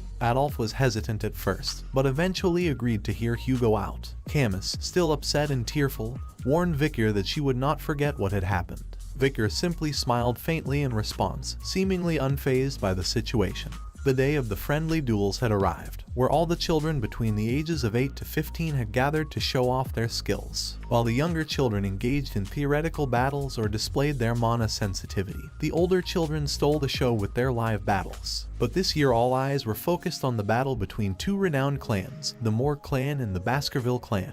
The two geniuses of their respective clans, Camus Morgue and Victor Van Baskerville, were to showcase their skills in a practical training match. Camus instructed Victor to get ready, emphasizing that once she was prepared, she wouldn't hold back. Without wasting any time, Camus began casting a spell, leaving the audience in awe. One spectator couldn't help but exclaim, wondering if Camus was casting quadra spells. The fact that she was able to cast 4 spells simultaneously was impressive, even more so since she was only 8 years old. Another spectator praised her, acknowledging that Camus was the genius mage of Morgue, and such feats were expected of her. Camus launched an attack on Victor, casting 4 different spells at once. However, Victor managed to dodge all of them with ease. With a hint of criticism in his voice, Victor suggested to Camus that instead of trying to impress with flashy spells, she should focus on mastering one. Camus sneered at Victor, wondering why he even cared since he was just an idiot who didn't understand magic. She retaliated by using a sand wall spell, causing a wall of sand to appear between them. But Victor easily broke through the wall with a swift kick and commented on Camus's harsh words. Camus was surprised at Victor's strength, wondering if this was the power of someone who had bathed in the river Styx. While she was lost in thought, Victor launched an attack that Camus realized was impossible to dodge. She closed her eyes, thinking that she had let her guard down, but to her surprise, she didn't get hit. When she opened her eyes, Victor was flicking his finger on her forehead. The flick sent her flying backward. Adolf, who was watching, couldn't believe that a mere flick had such power. Camus tried to ease the pain on her forehead with her hand and demanded to know why Victor had flicked her.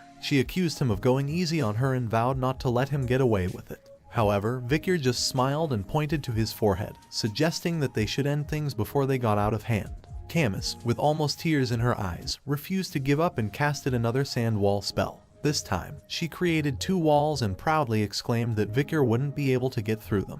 However, Victor wasn't impressed and thought that it was pointless since he could just go around them. But he decided to play along and prepared to punch the walls. With just one punch, Victor's hand pierced through both walls, creating a hole. Camus was surprised seeing this, and then Victor asked a question while making a flicking gesture with his hand. He wondered whose arm had crossed the wall. As he once again flicked on Camus' forehead, he answered the question himself, saying that it was the stronger individual. The flick on Camus's forehead caused her to fall down and growl in pain. Despite this, she continued attacking Victor, who managed to dodge her attacks. Victor thought that dealing with children was much harder than he thought, and that he could easily crush her neck in 0.1 seconds if he put his mind to it. However, he knew that it would cause an entire issue, and wondered what he should do to calm her down. Just then Victor noticed that 2 other contestants were having a duel in the arena behind him. He thought it might be better to let others deal with Camus. As he turned his attention to the other contestants, he saw a swordmaster cutting a mage's spells with a sword. Victor thought that they might be useful in executing his plan. Meanwhile, Camus was getting angrier by the minute. Her attacks were not landing on Victor, and she couldn't understand why. She demanded that Victor stop running away and face her. As the mage behind Victor started casting a spell, Victor knew it was the perfect time to strike. Victor warned Camus to have a defensive spell ready. Camus was confused at first, but then she saw the mage's attack coming from behind Victor. Adolf, who understood Victor's plan, shouted in surprise, and then a powerful blast covered the whole arena. As the spell engulfed the arena, the audience reacted with gasps and shouts of surprise at what they were seeing.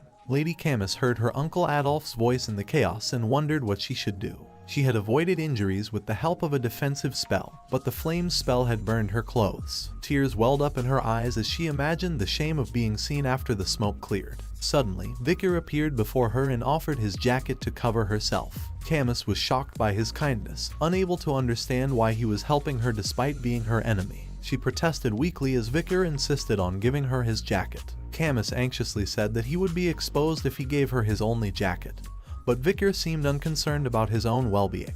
Camus couldn't understand why Victor was taking care of her, despite their enmity. Camus noticed that Victor was bleeding from a scratch on his arm and pointed it out to him. Victor was surprised to see a scratch on the body strengthened by the river Styx and realized that the sword of the idiot swordsman must have had some remaining aura on it to cause the wound. As the dust cloud began to clear, Camus and Victor were revealed to the audience. Adolf was relieved to see that Camus was okay, and the audience observed that the Lady of Morgue was on the floor. But the one bleeding was the young Baskerville, making it difficult to determine the winner of the battle. The audience also noticed shirtless Victor, revealing his fit physique. They marveled at his muscles, impressed by his talent for training his body at such a young age. Camus's eyes looked different as she watched Victor, and a light blush spread across her cheeks. As Adolf hugged his niece, Camus, she continued to steal glances at Victor, unable to understand why she was feeling drawn to him despite their earlier enmity. After the battle, Hugo and Victor walked down a dimly lit hallway. Hugo turned to Victor and asked how the battle with the Lady of the Morgue clan was. Victor replied that it was interesting and that he had learned the purpose of the event once again. Hugo then remarked that a battle with a mage was different from a battle between swordsmen and asked why Victor did not go for a clear blow. Victor hesitated before admitting that he was confused about how to deal with a lady. Hugo warned him that letting his guard down in battle would lead to injury, and that he should take the injury as a lesson. Victor was surprised that Hugo was worried about him. He didn't remember much about what Hugo was like during his youth since he was always so cold, strict, and brutal. There were rumors that his personality had become that way because he had lost his first wife and eldest daughter, but that wasn't Victor's problem. Hugo then changed the subject and asked Victor what he thought they should do with the ruby mines. Victor spoke up, suggesting that they give away control over the mines. Hugo was taken aback and asked for his reasoning. Victor explained that the main task of the Baskerville clan was to grow their territories, and that the monsters and barbarians living in the area around the mines would become a problem during their expansion into that region.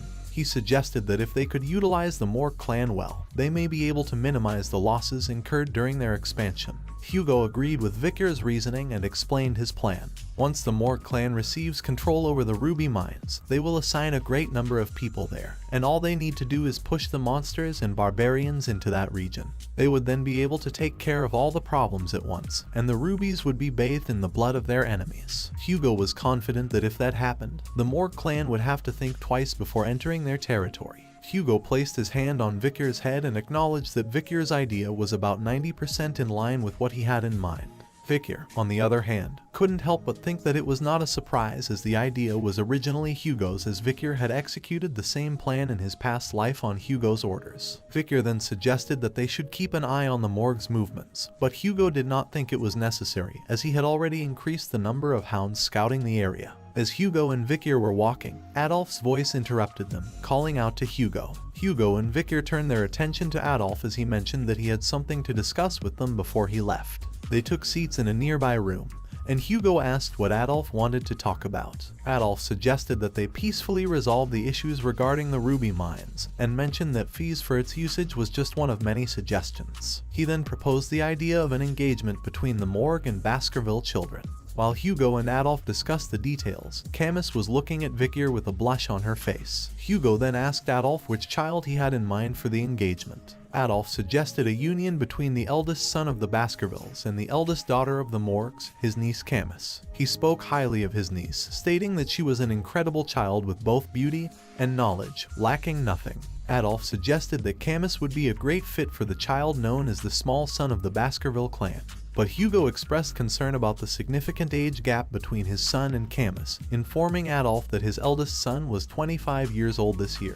Adolf didn't consider it a significant issue, as it was only a 17-year gap between them. Suddenly Camus spoke and made it clear that she wouldn't marry anyone weaker than her mother and didn't want a significant age gap in her partner. Adolf tried to persuade her by saying that she will have to live alone rest of her life if she wants to marry someone stronger than her mother. Hugo also didn't seem pleased with her attitude and reminded her that engagements weren't a buffet of her choosing. But Camus was confident in her choices and claimed she had no intention of playing around.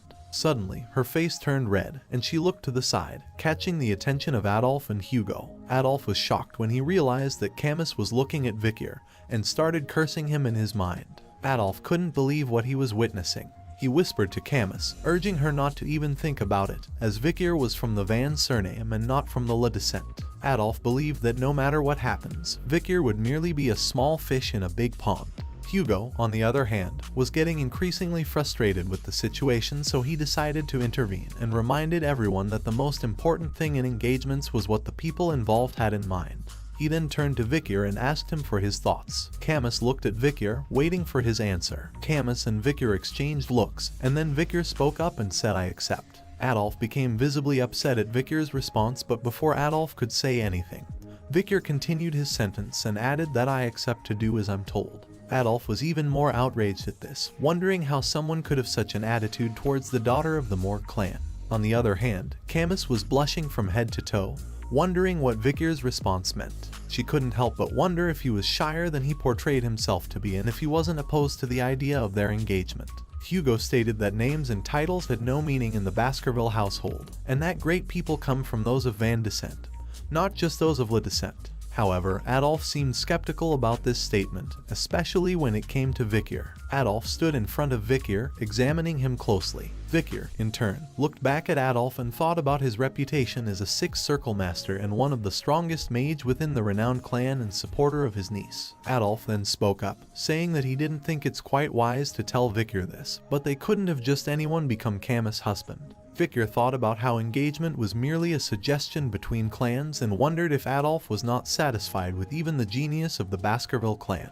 Adolf then placed his hand on Victor's shoulder and tried to press him down, but Victor didn't budge. Adolf was surprised by Victor's sturdy body. Adolf then asked Victor why he wasn't answering him and was he even listening to him, and Victor replied that he hadn't been listening to him since he said it wasn't wise to tell him something. Camus was shocked at Victor's reply, especially since he said it to her uncle, who was one of the strongest mage. On the side, Hugo tried to control his laughter in the midst of the tense situation. Victor's response caused Adolf to laugh menacingly. He turned to Hugo and requested to have a deeper conversation with Victor. Hugo questioned Adolf's intentions and asked if he was going to scold an 8-year-old child. However, Adolf responded with a laugh, stating that Victor may become his niece's future husband and that he was making the request as an uncle rather than as the deputy patriarch of the Mork clan. Camus tried to stop his uncle and pleaded with him not to do this, but Adolf ignored her and claimed that this was bound to happen to someone eventually. He then turned back to Hugo, asking him to grant him the opportunity to have a conversation with Victor. Hugo reluctantly agreed, saying that if Adolf was that adamant, he could have his chance to have a deeper conversation with the child. But it turned out that this deeper conversation wasn't a talk but a duel. Victor and Adolf stood facing each other in an arena while Hugo and Camus watched from the sidelines. Adolf announced that he would be testing Victor's abilities and instructed him to show everything he was capable of. Victor agreed, but thought to himself that if he showed everything, Adolf might pass out. Adolf then casted a spell and started creating a pot. Camus explained that his uncle was making a pot using fire, earth, and water magic simultaneously with perfect control, which was typical of her powerful uncle. Adolf then filled the pot with water and placed the pot on his own head and challenged Victor to a duel. He instructed Victor that if he could make a single drop of water fall from the pot, it would be considered a victory. Victor observed the pot and thought about how challenging an opponent like Adolf would be a great experience, and thought about his own win rate against Adolf prior to his regression. Victor analyzed the situation and calculated that an assassination attempt would have a 50% chance of success, and a 10% win rate if he were to face Adolf head-on. Victor decided to approach the situation carefully, knowing that he only needed to do enough to satisfy Hugo's expectations, and also he wanted to see what Adolf was truly capable of. Without warning, Victor charged at Adolf with his sword in hand, running in a straight line towards him. Camus, who was watching from the side, couldn't believe what she was seeing. She shouted at Victor, telling him that he couldn't run straight towards Adolf. As Victor's sword came crashing down towards Adolf, he cast a barrier spell, blocking the attack. Adolf was amused at Victor's attempt and questioned Camus as to why she was helping Victor, while saying that shield magic was best used against swordsmen.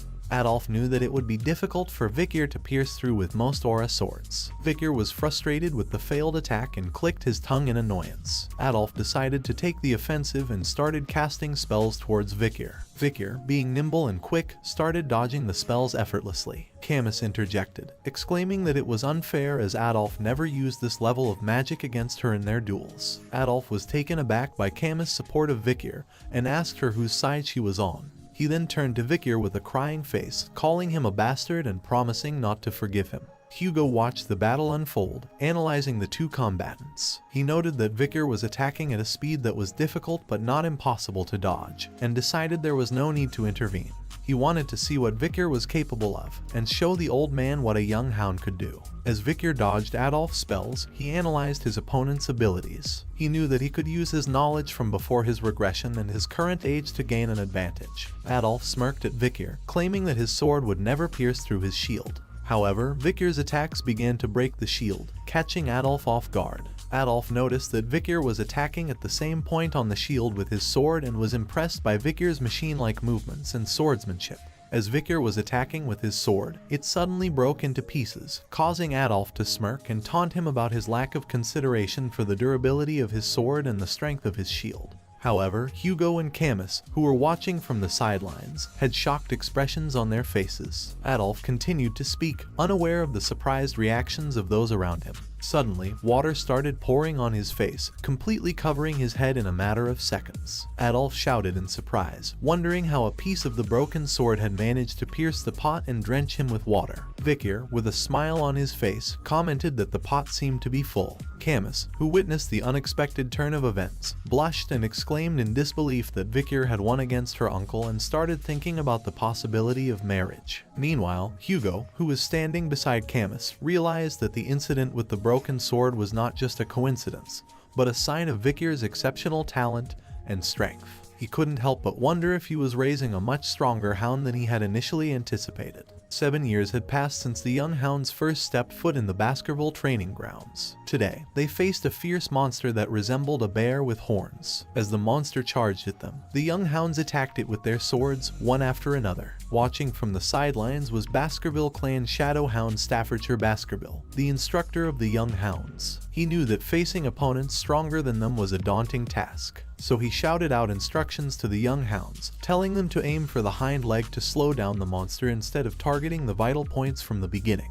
The triplets among the young hounds coordinated their strikes, leaving the monster exhausted. Staffordshire was impressed and thought to himself that their dark crimson aura was very suitable for the Baskervilles. After the triplets had weakened the monster, the other young hounds resumed their attacks and finished it off. Staffordshire applauded the young hounds and congratulated them on becoming low-rank sword experts and masters of the first Baskerville technique. Staffordshire reminded the young hounds that they were facing a caged monster and that the wild ox bear on La Rouge-et-Lenoir mountain would be quite different. He warned them that death could occur much more easily than they thought, and they must use their bloodline to overcome it or build their experience to survive somehow. But the instructor concluded the 7-year training and congratulated the young hounds on their graduation.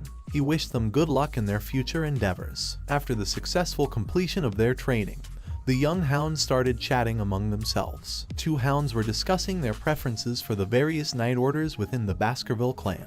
The first hound mentioned that he preferred the Wolfhound order, while the second hound shared his choices: Doberman, Pitbull, and Rottweiler. There were 7 night orders in the Baskerville clan, each established and managed for various objectives, such as watching, searching, guarding, assassinating, suppressing, and all-out warfare. Suddenly, the first hound asked his companion where he thought that bastard would go. The second hound asked in confusion who was he referring to. The first hound clarified that he was referring to the person sitting on the dead ox bear, who is none other than Vickir. They continued their conversation about Vickir, with one hound saying that Vickir had defeated a much larger ox bear than the one they had just faced, and that he was already a high-rank sword expert at the 3rd Baskerville technique, which meant that he was at the Shadow Hound's level.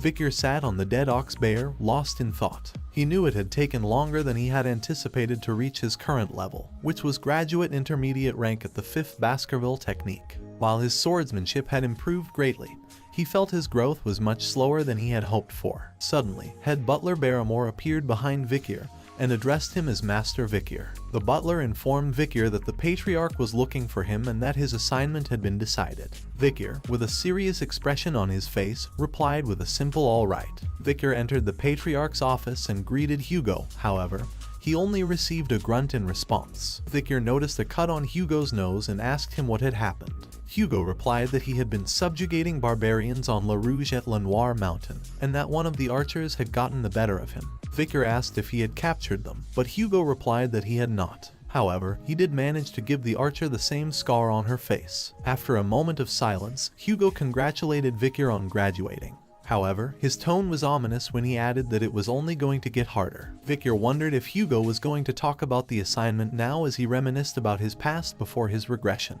He had been a junior knight of the Pitbull Order, and was sent to the treacherous La Rouge-et-Lenoir mountain to face death non-stop for 21 months. He had been like an expendable mutt, immediately dispatched into battle upon his arrival. He remembered that the Baskerville children were categorized as either elite or expendable once they reached the age of 15.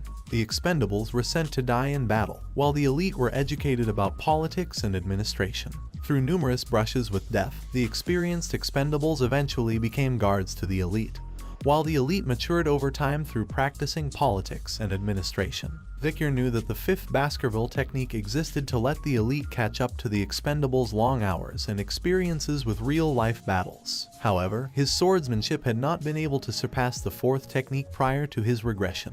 There was no way that Hugo, the one in charge, would let him, an illegitimate child, take a course for the elite. Vickir's thoughts were suddenly interrupted by Hugo. Hugo suggested that Vickir should try the lower house of Parliament. Not fully understanding what Hugo meant, Vickir asked for clarification.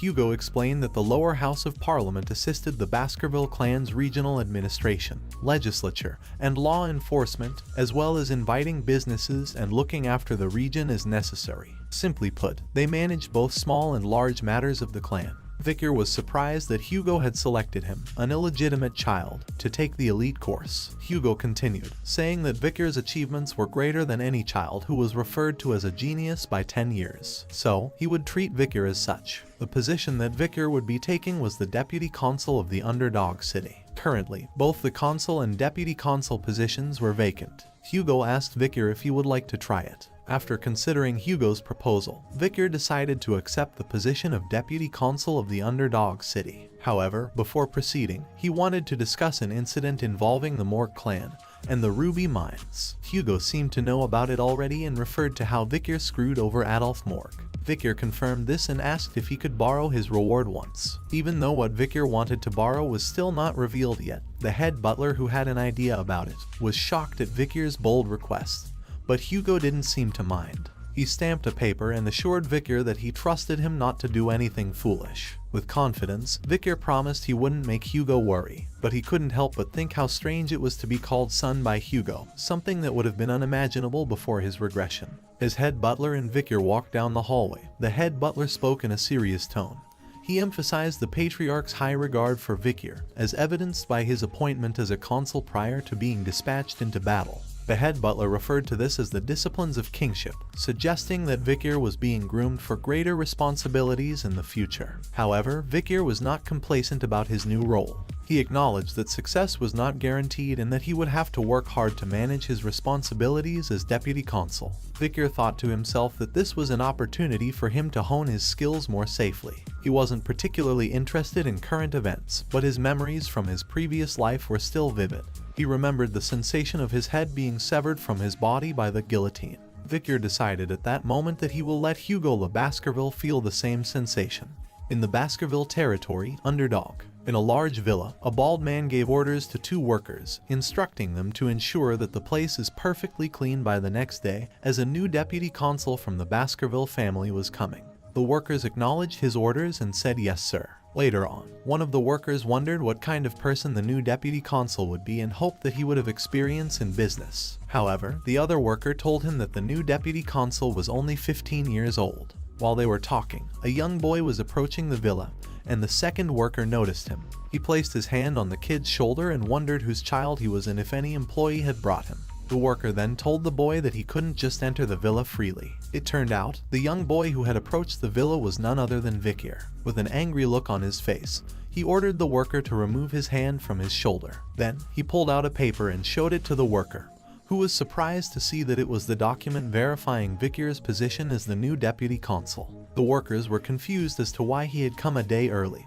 but Vicar was not concerned about that. He ordered the workers to prepare food and drinks for a party he was going to have. As Vicar entered the villa, both workers had questioning looks on their faces and wondered why the new deputy consul was planning a party. Soon, the party began, and the whole villa was filled with food and drinks. Many nobles were in attendance, enjoying the festivities and talking with one another. Chihuahua Baskerville, the general secretary of the city of Underdog, was pacing back and forth in his office, clearly agitated. He looked out the window and couldn't believe what he saw. The new deputy consul, a young man who had just started working for the city, was holding a party at the workplace. Chihuahua was already having a hard time because all of his predecessors had been dismissed for accepting bribes. And now, this guy was drinking and partying on the job. Chihuahua couldn't believe the audacity of this troublemaker. As he was about to express his frustration, Vicar suddenly appeared behind him and asked if he was the general secretary. The sudden interruption startled him and he almost jumped out of his skin.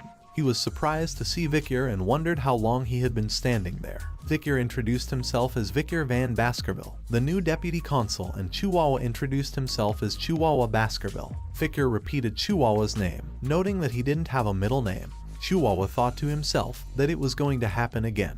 He knew that a lack of a middle name signified that he was from outside the family and that he was employed rather than a blood member of the family. Chihuahua had to deal with discrimination from deputy consuls because of this. He was tired of being looked down upon and treated unfairly because he wasn't born into the family. But Chihuahua was surprised by Vicar's response. Instead of mocking him, Vicar placed his hand on Chihuahua's shoulder and simply said, "Nice." This threw Chihuahua off guard, and he responded with a confused look. Vicar went on to explain that he had scanned through Chihuahua's personal information on the way there, and had noticed that he was from Underdog.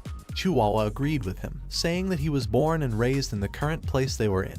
Vicar acknowledged this and mentioned that he knew how hard people like him had to work and that he didn't intend to interfere with how he did his job. Chihuahua was still a bit confused but responded with an awkward okay. Chihuahua couldn't help but think that was this some new form of harassment, and wondered why Vicar was even there in the first place when he was the one who asked for the party. But Vicar continued, mentioning that while the personal law system itself didn't have a problem, there were many strange things about the judicial system. Vicar continued speaking, explaining that the problem with Underdog was that many illegal business owners were successful, and as a result, the underground held the power above the law. Simply stopping the illegal businesses wouldn't resolve the problem.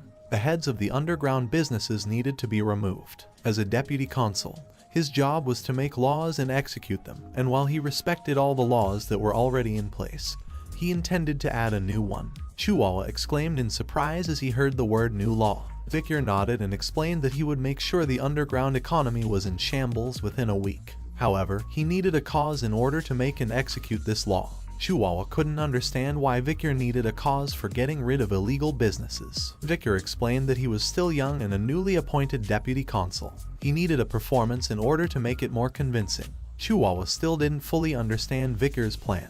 Victor looked out of window as his expression turned into an evil grin, and he said that to put it differently, I will lay out poop for the flies. Chihuahua couldn't help but wonder what Victor was planning.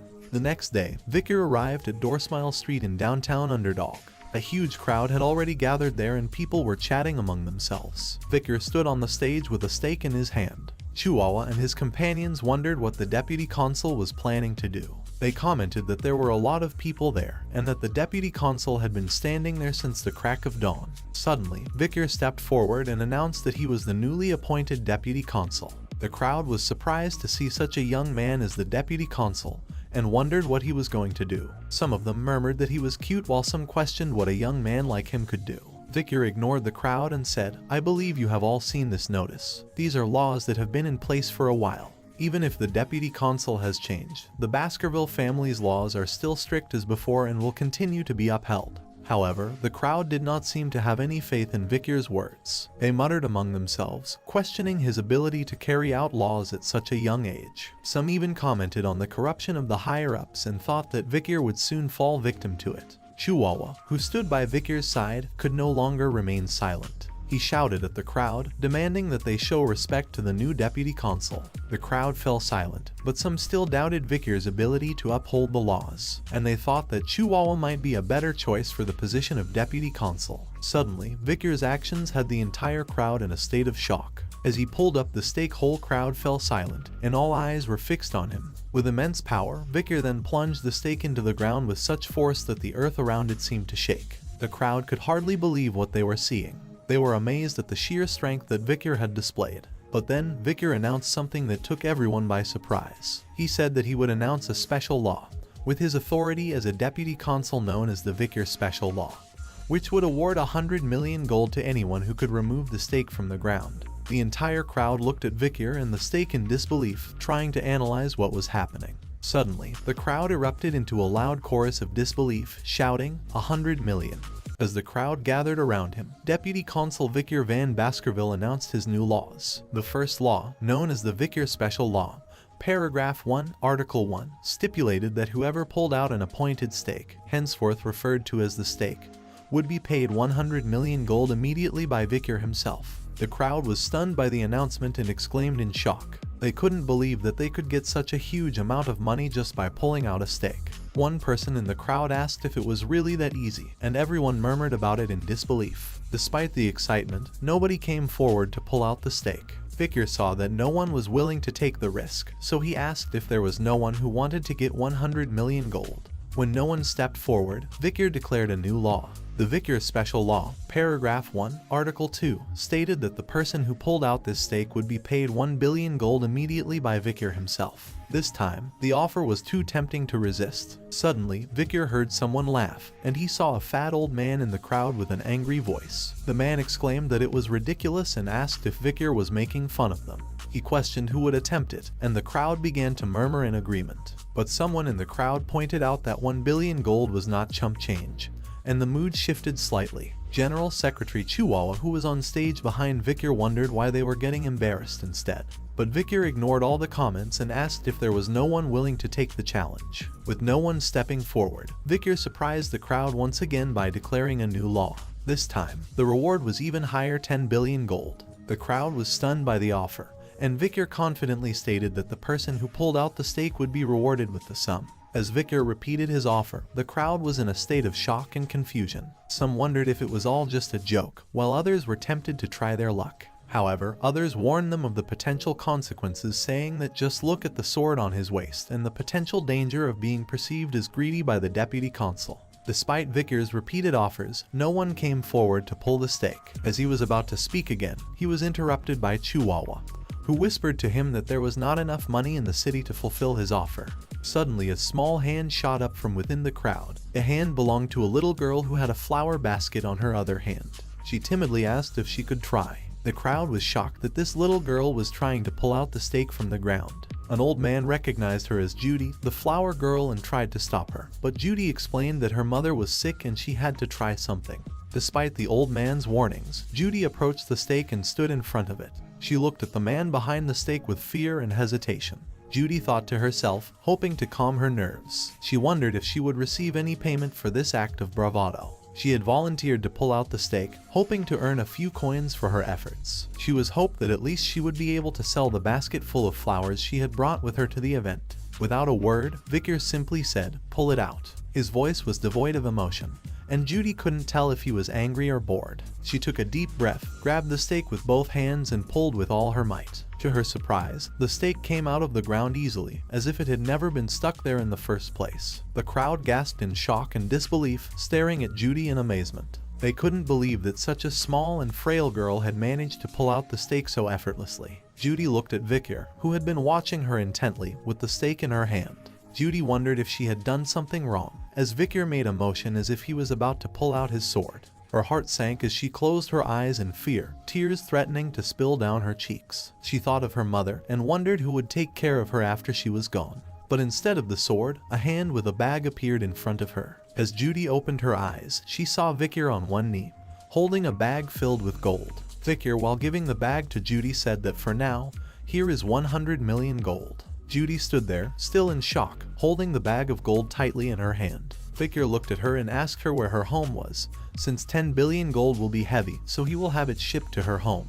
Vickers even provided her with a guard to protect her reward. Judy couldn't believe what she was hearing. Vickers then placed his hand on her head and said, "This is the law. It must always be obeyed." The crowd behind them was equally stunned, their mouths hanging open in disbelief. Even Chihuahua, who had been watching the scene, had his mouth hung open. No one had expected Vickers to actually follow through with his promise to reward the person who managed to pull out the stake from the ground. The performance was a significant turning point, as it allowed the Vickers special law to become more famous than the self-governance law of the Baskerville clan. The citizens were touched by the simple logic of being rewarded for obeying the law and punished for disobeying it. People were discussing the new deputy consul, who was vastly different from his predecessors. Vickers was known for keeping his word no matter what, which earned him a great deal of respect from the people. The society in which principles were upheld was something to be admired, and the implementation of the Vickers special law led to a noticeable decrease in unlawfulness and a halving of crime rates. Chihuahua had just finished writing something on a board in the deputy office when Vickers noticed and asked if it was written in the Eastern language. Vickers complimented Chihuahua on his handwriting, and Chihuahua expressed his admiration for Vickers' daring performance. That left him touched for the first time after 20 years of working there. Vickers explained that ruling citizens with wrath when they belittle the law and do not trust it is not the way to go. He shared how he thought hard about how to get the attention of the citizens and leave a lasting impression, and that was the result. Chihuahua was moved to tears and pledged to follow Vickers for the rest of his days. Vickers tried to calm Chihuahua down. Vickers' mind wandered as he thought about the recent performance he had orchestrated. He couldn't help but compare it to the one that Camus Morgue would have presented years from now. While Camus had managed to reduce the crime rate to 1%, but she was never really liked by the citizens due to the fear she instilled in them.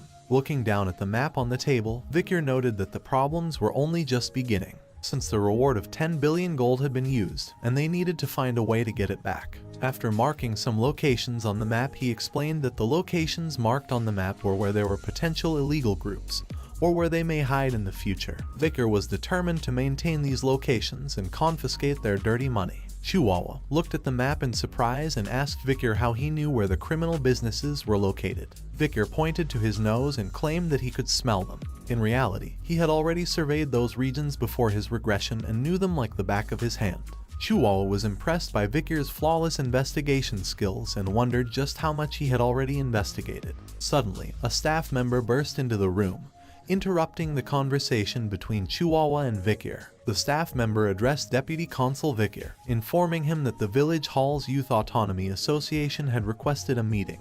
Chihuahua, seemingly unsurprised by the news, commented that it was probably time for such a meeting to take place. Vicar, on the other hand, referred to them as arrogant bastards and questioned why they would want to see him. Chihuahua proceeded to inform Vicar that the Youth Autonomy Association was made up of various clans, including the Mont Blanc, Pure, Luovi, Channel, Ferragamo, Hermes, and Pradar clans. He explained that the organization was founded by the second and third generations of the 7 native families of Baskerville. Chihuahua went on to describe the Youth Autonomy Association as a promiscuous social club, despite its name suggesting otherwise. He speculated that the young masters of the group likely had something to say about the Vicar special law. Vicar said in a questioning tone, "The dung flies have started to smell the shit." This statement surprised both Chihuahua and the staff member. Vicar smirked and suggested that they should start annihilating the pests that are eating away the city. Deep within the burning suspension, a high-end club located within the underdog city's most luxurious hotel, a party was taking place. The VVIP lounge, which had been rented out for a whopping 10 million gold for a 6-hour rental service, was filled with the 7 crucial members of the Youth Autonomy Association. These members were the second and third generation children of the 7 families located within the Baskerville territory, a powerful and influential area within the city. The atmosphere was lively as the members of the association were making a tower with glasses and pouring drinks on them. They boasted about the price tag of each bottle as they continued to build the tower, which had a pyramid shape. The blonde guy in the club turned to the waiters and instructed them to drink the spilled wine on the table. The waiters obediently lapped it up like dogs, thanking him for the opportunity to enjoy such a precious drink. As he sat down on a sofa, he boasted about his wealth, remarking that no matter how much he spent, his money always replenished itself. One of the blonde guy's companions attributed it all to the Baskervilles, who only cared about territorial expansion and not about the demand for slaves. He remarked that it was easy to kidnap barbarians and sell them as slaves, thanks to the Baskervilles. The companions agreed that this was all thanks to the Baskervilles, and that it was great because they didn't have to worry about the imperial family. Another companion chimed in, remarking that the Baskervilles were also protecting them, making them even safer. He compared the Baskervilles to their personal hunting dogs, pointing out that they were always at their beck and call. The blonde guy scoffed at the idea, stating that the Baskervilles were nothing more than sword-wielding idiots who were easily manipulated.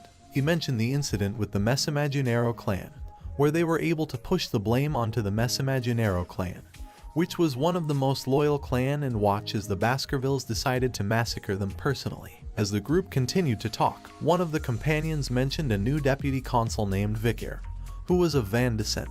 The blonde guy questioned if anyone had heard of him before, and when they replied no, he suggested that they teach the young government worker a lesson. The plan was to invite him to a party with the best drinks and women, and once the party was over, they would force him to pay for it. The blonde guy was confident that the 15-year-old wouldn't be able to report them since he wouldn't have any money. The companions agreed, and the group laughed at the thought of their impending prank. As they were discussing their plan, a waiter entered the room with some girls, announcing their arrival. The blonde guy and his companions looked up excitedly, eager to enjoy their evening with the ladies. One of the guys noticed a young male accompanying the ladies and questioned his presence. The waiter was unaware of who he was and answered that he entered with such confidence that nobody questioned him.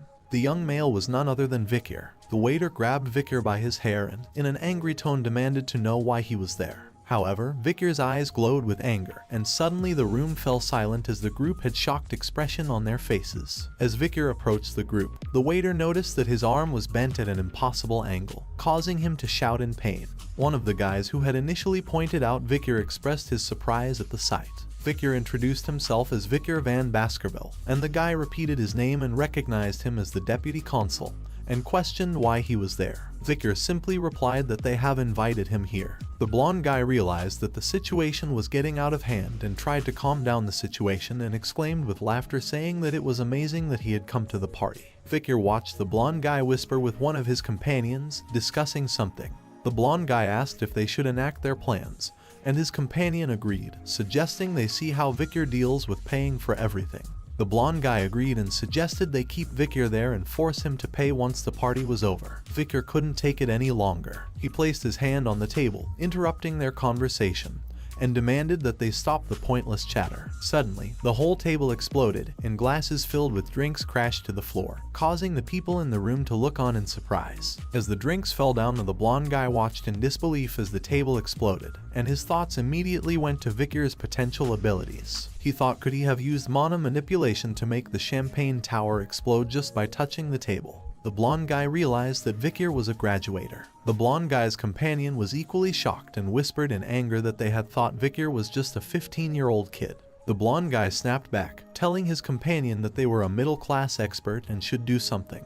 But the companion was too scared, knowing that they would lose in an instant if they tried to fight Victor. Suddenly, Victor placed his hand on one of the guy's shoulders and addressed him directly. The guy was so scared that he blurted out that they were going to pay for the drinks. Victor questioned whether they were planning on forcing him to pay for everything, and the guy realized that he had made a huge mistake. Another companion spoke up, asking who would dare do such a thing.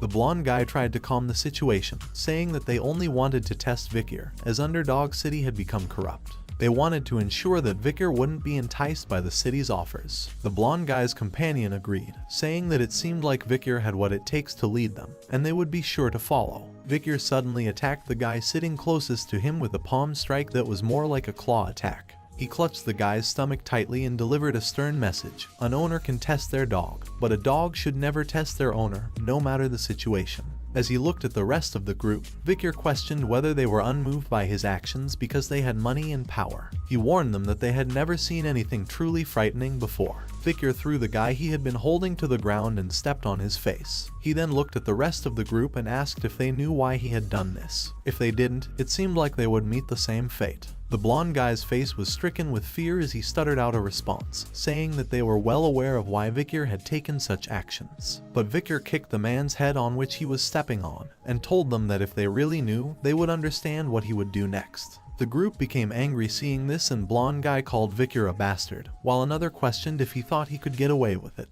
Suddenly, Victor appeared right in front of the second guy and accused the group of committing crimes such as abduction, kidnapping, illegal slave trafficking, and insulting Baskerville. The rest of the group had a shocked expression hearing Victor mention the crimes that they had done. Victor then punched the second guy and told them that animals don't learn until you teach them. Victor's face turned into an evil grin as said that now he was prepared to teach the disobedient creatures a lesson. In a dimly lit prison cell, two men stood with contrasting expressions. Victor, the deputy consul, appeared unfazed while Chihuahua, the general secretary, looked on with a mix of shock and concern. Before them stood a blonde man with a beaten-up face, who was screaming and shouting at them, calling them all sorts of names. The man continued to yell, accusing Victor of pulling some kind of stunt that would result in his father retaliating against them. He threatened to kill both of them once he was released, promising never to forgive them for what they had done. Chihuahua was visibly distressed by the situation and turned to Victor, asking why the man had been beaten so brutally. Victor asked if he thought he had overdone it, to which Chihuahua responded with a resounding yes. He expressed his disbelief that anyone could inflict such serious injuries on another human being, comparing the victim to a meat bag. But Victor didn't seem to care. He walked towards the cell with a cold smile on his face, assuring Chihuahua that he hadn't even started yet. Chihuahua, on the other hand, looked shocked and disbelieving. He asked Victor what he was planning to do, to which Victor replied that he was going to execute all the wicked civil servants who had mutated into a hideous organization. He claimed that he could tell from their arrogant expressions that they lacked proper education, and that they had even overlooked the authority of the Baskerville clan. Chihuahua still couldn't believe what he was hearing. He asked Victor if he was serious, to which Victor replied in the affirmative. The blonde guy and his companions were now begging for their lives, promising to give Victor everything they had if he spared them. Chihuahua then voiced his concern about the repercussions of Victor's actions. He asked him if he was aware that the families of the executed men would not just sit idly by. They were cowardly, yet daring, and they would use whatever methods possible to avenge their loved ones. Victor's confident smile remained as he reassured Chihuahua that there was no need to worry about the families of the executed men. He claimed that these corrupt officials were tied to the criminal organizations of Underdog City, and that their families would not be able to complain. Chihuahua, however, seemed to be concerned about the evidence against these officials, to which Victor replied that he had his ways of finding evidence. He thought to himself that if he couldn't find any evidence, he would make his own. Victor didn't seem to care about the events that would take place after this. He believed that the world was soon going to experience a sudden change, and he would most likely be dispatched into battle very soon.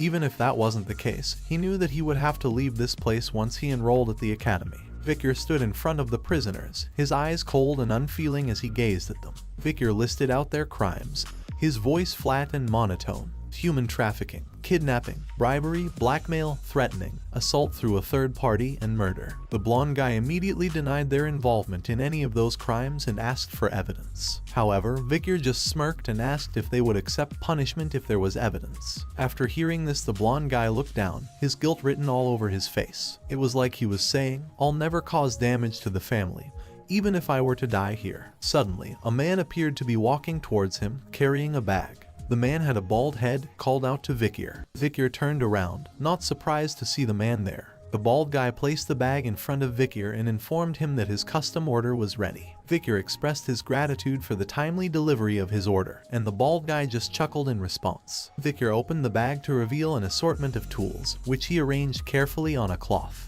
As Victor was setting up his tools, the bald guy suddenly spoke up, saying that he had never seen some of these tools before, despite having been torturing people for 30 years. He asked Victor how he had come up with such scary tools. Victor shrugged and replied that he didn't invent them himself. They were common where he came from. The bald guy was taken aback and asked if Victor had come from hell. Victor just chuckled and said that it was something like that. And then he asked the bald guy if he would like to learn it. The bald guy quickly declined, saying that he might vomit everything he had eaten if he saw Victor work with those tools. Victor just nodded and looked at his tools, lost in thought. He missed the days of the era of destruction when even the demon clan's prisoners of war would spit out everything during torture. By torturing the demon clan, the torturing methods had evolved significantly. Victor opened his coat and revealed his tools, causing the blonde guy to squeal in fear. Victor looked at the prisoners and asked where their expressions were from before when they had claimed they wouldn't admit to anything no matter what. He then tied the buttons on his wrist and said, "Please don't say anything.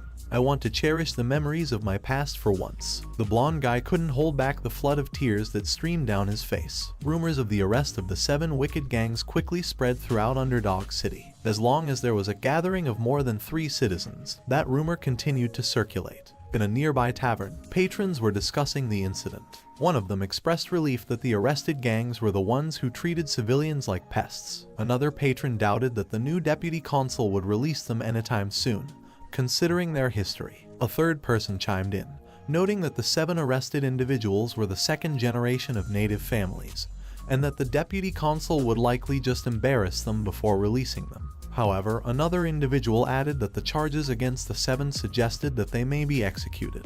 This sparked a conversation about whether the children of native families would really be put to death. One person claimed that the new deputy consul had a reputation for being ruthless, citing the fact that he had burned a 10 billion gold with one stake. Despite this, another person thought that executing the 7 individuals would put the deputy consul in a difficult situation. The citizens of Underdog City had believed that the arrest of the 7 notorious gang leaders was just a political power play between the new politician and the native authorities. They had predicted that once the local powerhouses bent their wills, the situation would be over and the imprisoned gang members would be released unscathed.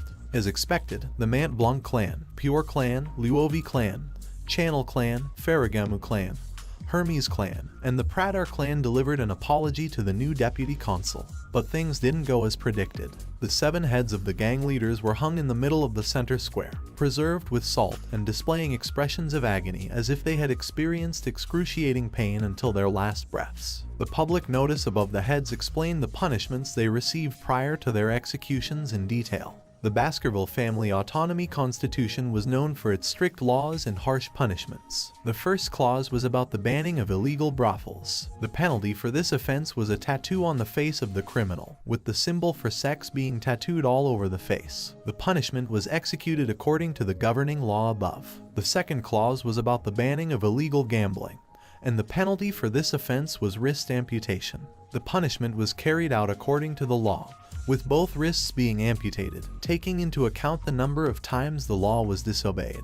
The criminal's wrists were amputated 72 times at regular intervals. The third clause was about the banning of illegal private loans, and the penalty for this offense was the removal of eyes. However, in consideration of the pleas of those who had been affected by these criminals, the punishment was not executed.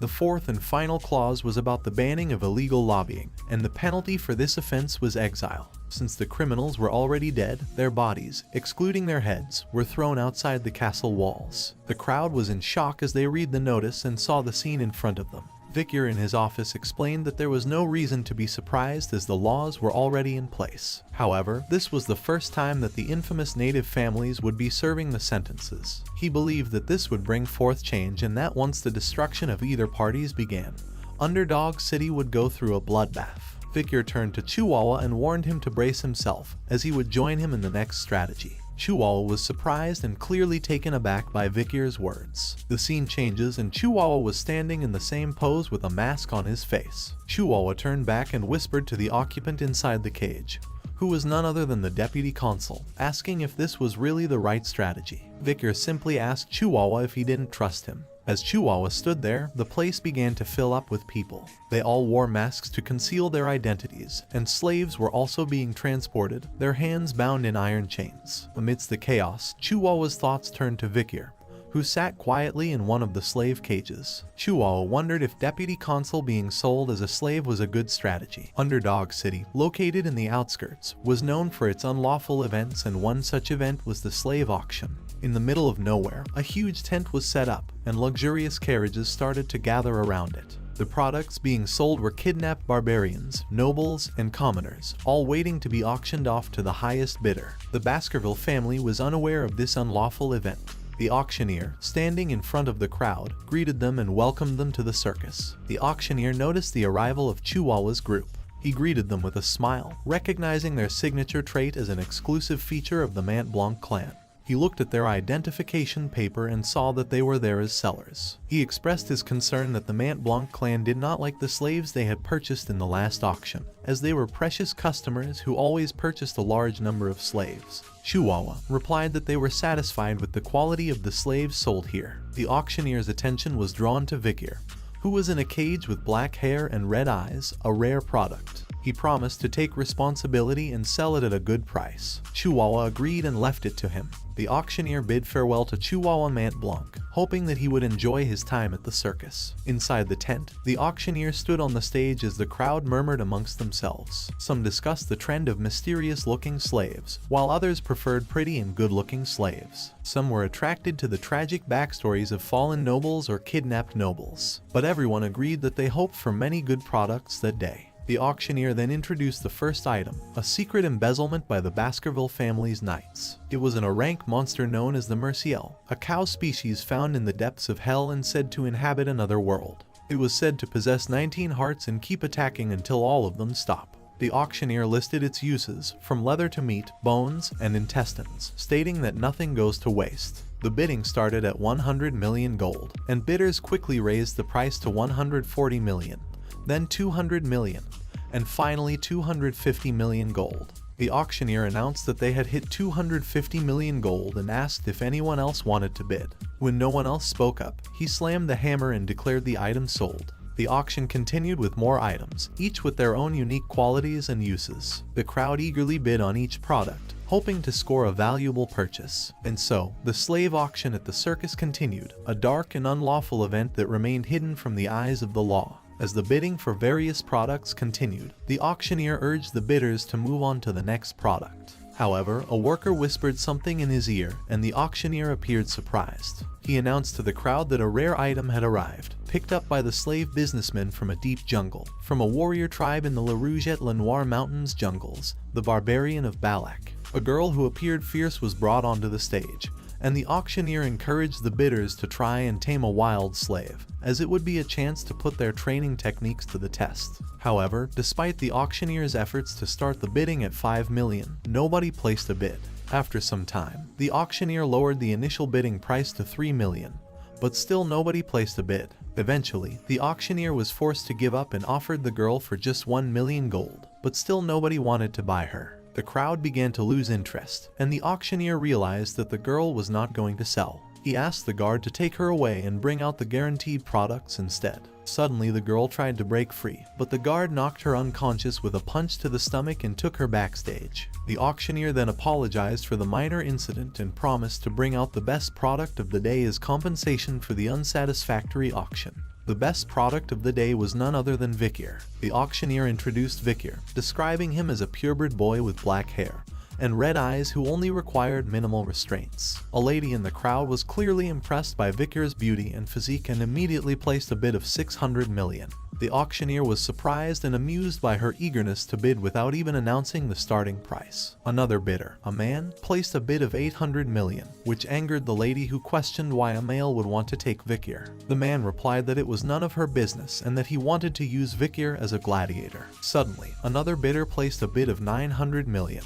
And then a bidder with the number Placate 99 raised the bid to an astonishing 6 billion. The auctioneer was surprised and asked if anyone else wanted to bid. The crowd looked towards the bidder, a masked man who was recognized by some as Baron Gambino from the granary. The people commented on his deep pockets and recent increase in wealth due to taking over underground funds. The Baron had just spent 6 billion to buy a slave, and his attendant expressed concern that he was spending too much. However, the Baron was confident that he could resell the slave for a higher price in the capital and still make a profit. The attendant raised another issue, telling that he would only profit if the slave's body remained unscathed. This angered the Baron, who lashed out at her and reminded her that he had taken her in when she had nowhere to go and now she was arrogantly biting the hand that fed her. The auctioneer announced that customer 99 was the winning bidder for the slave, Victor. As Victor was brought before Baron Gambino, the Baron examined him closely and thought to himself that Victor looked even better up close. Addressing Victor, Baron Gambino declared that he now belonged to him and assured him that he was not a bad person, urging him not to be nervous. However, his next words and perverted expression left Victor uncomfortable as the Baron spoke of the many ways he could play with him and how he was already looking forward to it. Suddenly, Victor placed his hands in front of the Baron, who was puzzled and asked if he wanted him to undo his handcuffs. But before the Baron could react, Victor broke the handcuffs with ease, stunning both the Baron and his attendant. Without hesitation, Victor kicked the Baron, sending him flying down to the ground. Victor then grabbed the Baron's back with his hand and proposed a game, which he named Spear and Shield. As he squeezed the Baron's back, Victor explained that he would be the spear, and if the Baron, as the shield, could endure his attack, he would win. The Baron shouted in pain and called out to Cindy for help, but before she could move, the Baron had already lost consciousness. Victor looked at the Baron and declared that he had fainted, meaning that he had won the game.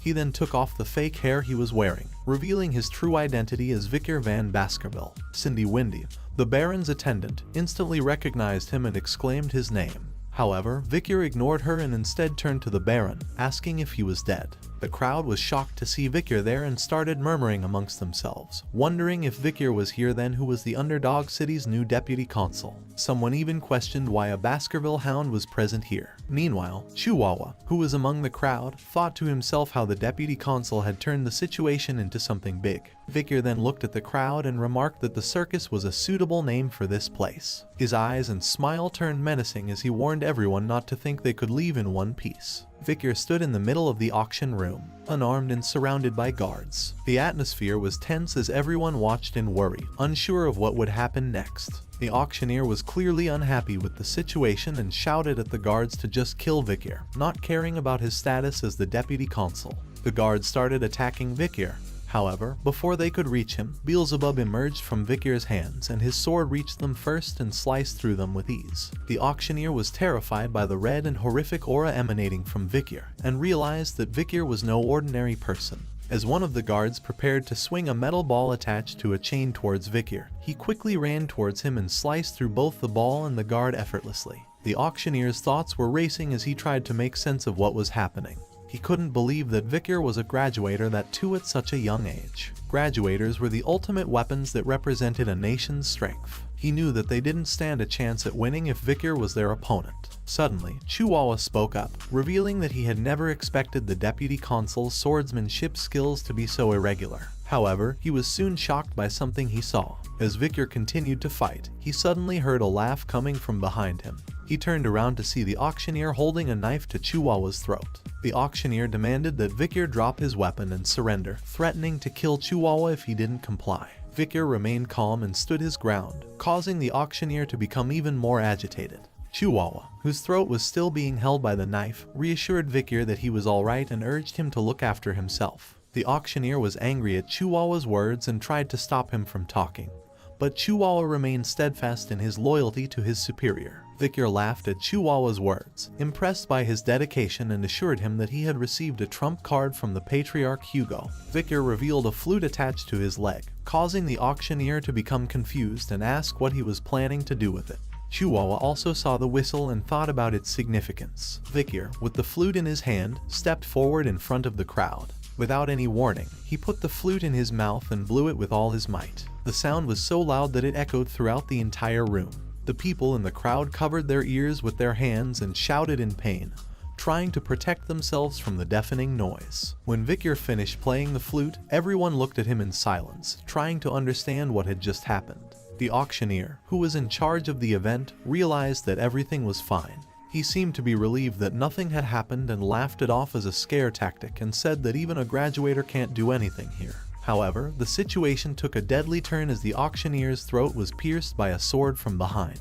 And before the auctioneer could even realize what was happening, his head was sliced off. The killer stood there wearing a hood. As the hooded figure stood beside Chihuahua, Chihuahua watched the dead auctioneer in shock. One of the guards present tried to attack the hooded figure, asking who he was. But the hooded figure effortlessly flicked his sword and the attack was covered in a dense red aura, which shredded the guard into pieces. As the other guards watched in horror, Victor had a smirk on his face, seemingly pleased with the chaos unfolding around him. Suddenly, more people wearing hoods appeared at the location, and there were a lot of them. Each of them emitted a powerful aura, and the cold look in their eyes could pierce someone's soul. One of the guards tried to guess who they were, but he could barely get the words out of his mouth due to fear. Another guard prayed, hoping that they weren't who he thought they were. Cindy Windy, who was present there, recognized the teeth symbol on their chests and identified them as the Empire's most brutal Night Order, known as the Annihilation Experts. All 100 knights from the Order were graduators, and they were the Baskerville clan's Pitbull Night Order. Just then, one of the Pitbull Knights appeared behind Cindy, ready to draw his sword and cut her down.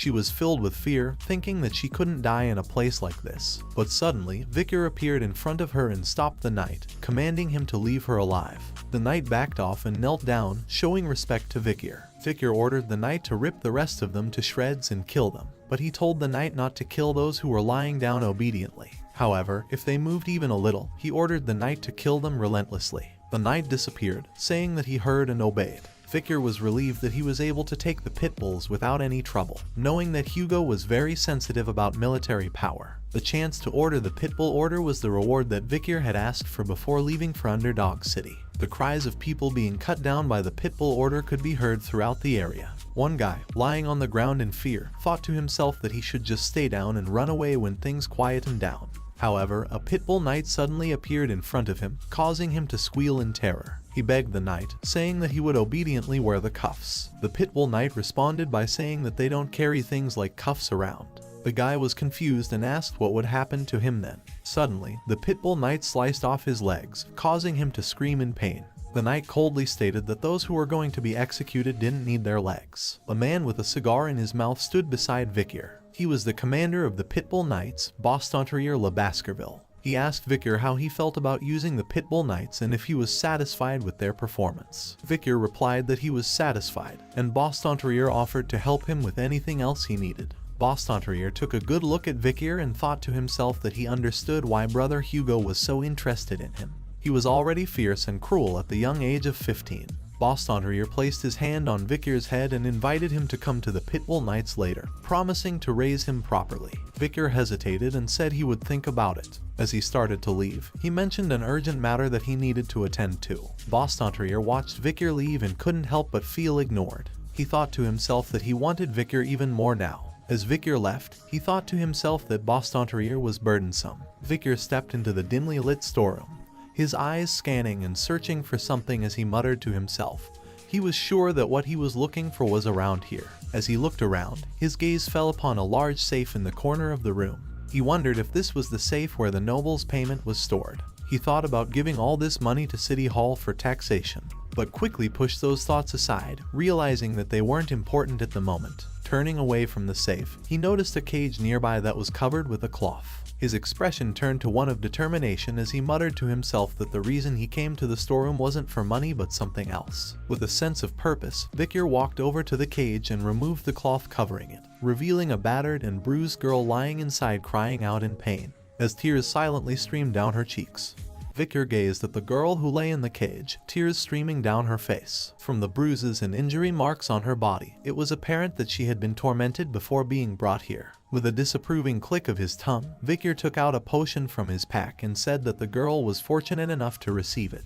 It was a potion he had obtained from the Night Order, which they had given him out of the goodness of his heart. Vicar then poured the potion into the barbarian girl's mouth, and its effects could be seen immediately as the bruises and injury marks on her body began to heal visibly, right before his eyes. Suddenly, the girl's eyes fluttered open, but she recoiled in fear when she saw Vicar standing before her. Perplexed, Vicar asked why she was so surprised, but the girl just looked at him questioningly. Without a word, Vicar rose to his feet and unlocked the cage door. In the barbarian language, he ordered the girl to go. The girl appeared to understand what Vicar was trying to convey, but still looked at him with confusion. Vicar thought about how he had learned some of the basics of the barbarian language during his fights against them before his regression.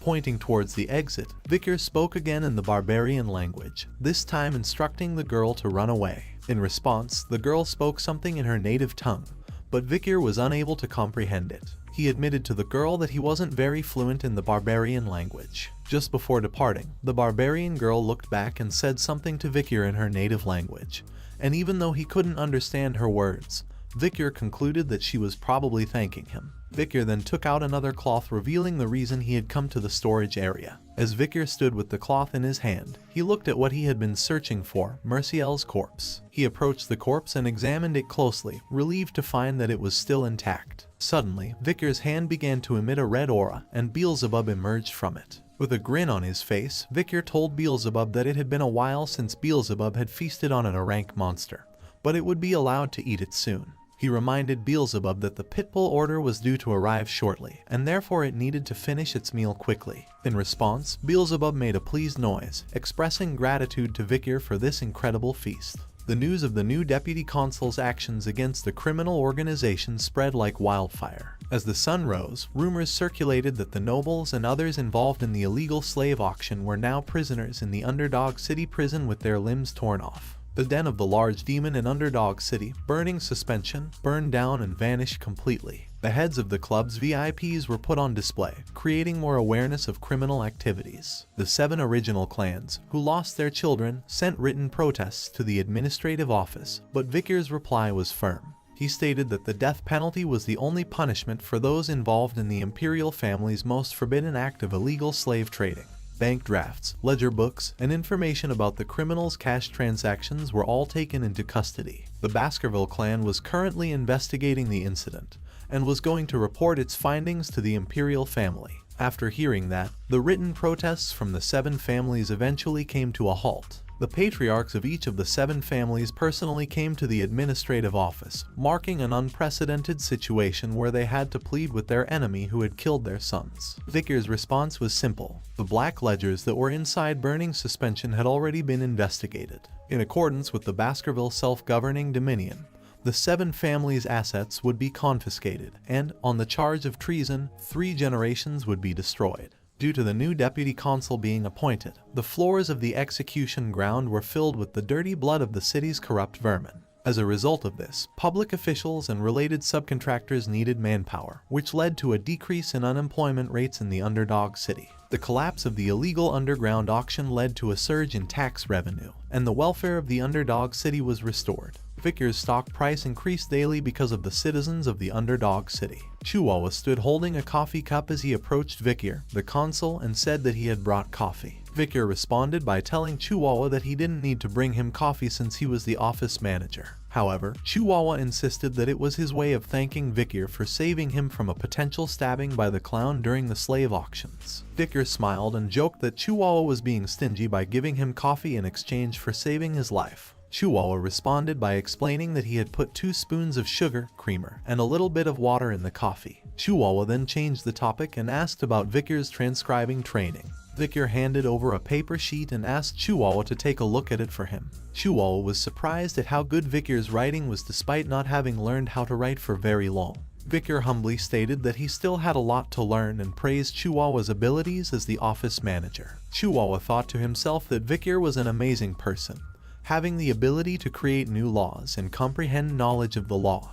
He believed that if the deputy consul stayed in the city, Underdog City would be able to develop even more. In the middle of the night, the sky was filled with clouds, and some moonlight rays escaped and fell into a prison cell. Victor was standing in the cell, facing a prisoner who was none other than Cindy Windy, Baron Gambino's attendant whom Victor had saved previously in the slave auctions. Cindy Windy had handcuffs on her hands and a blindfold covering her eyes. Victor apologized for not being able to visit her sooner, and explained that he had been busy with other matters. He asked her a question to confirm that her name was Cindy Windy Senrose, but she didn't answer his question and instead asked why he had let her live. Victor removed the blindfold covering her eyes and replied that reason he had saved her was that he had some questions he wanted to ask her. Cindy Windy looked at him with disdain and questioned if that was the only reason he kept her alive. Victor didn't answer the question and turned around and said that after investigating, he had discovered that the reason Baron Gambino, who was just an ordinary homosexual, was able to increase his power so quickly, and the reason was due to Cindy Windy's abilities to earn money. He added that if she had been able to grow her talent in a place other than an underworld family, she would have been able to become a great merchant or banker. Victor then placed a chair in front of Cindy and sat down on it.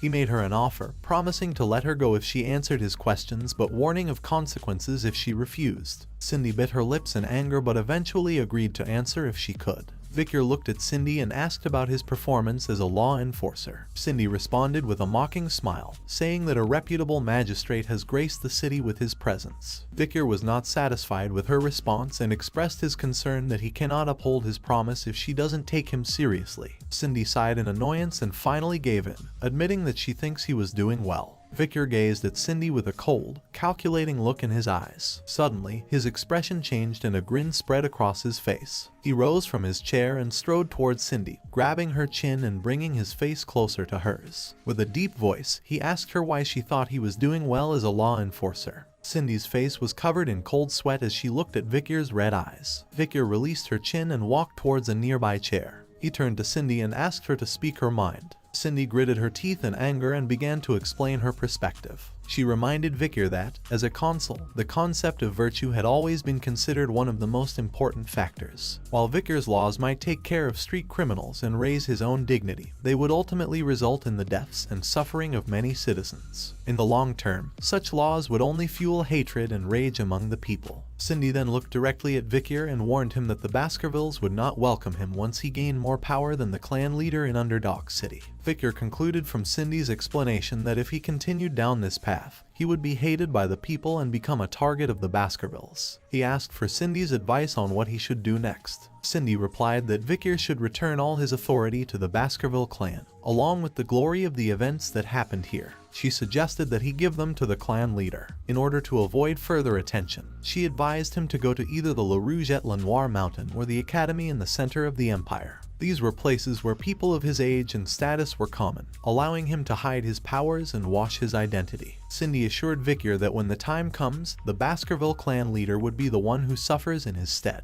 After hearing Cindy's advice, Victor remained silent for a few moments. Suddenly, Cindy felt a surge of bloodlust, and she shuddered at the feeling. Victor's voice broke the silence as he expressed his understanding of Cindy's suggestion, remarking that it was like asking a hunting dog to bite off its own owner's neck. He looked at Cindy with a great amount of bloodlust and killing intent, waiting for her response. However, Cindy did not show any fear. Instead, she looked at Victor with a calm gaze and replied that it was the only way for him to avoid the Baskervilles' hatred. Victor smiled faintly and said he would keep her advice in mind. He added that Cindy's ideas were almost identical to his. Then, Victor surprised Cindy by opening her handcuffs and freeing her. Cindy asked him if he was really letting her go, to which Victor replied that he always kept his promises. Cindy walked past Victor and expressed her hope that he would never come to regret what had happened today. However, before she could leave, Victor asked her if she knew of a clan called the Mesimaginero. Victor continued to narrate a story about the Mesimaginero clan.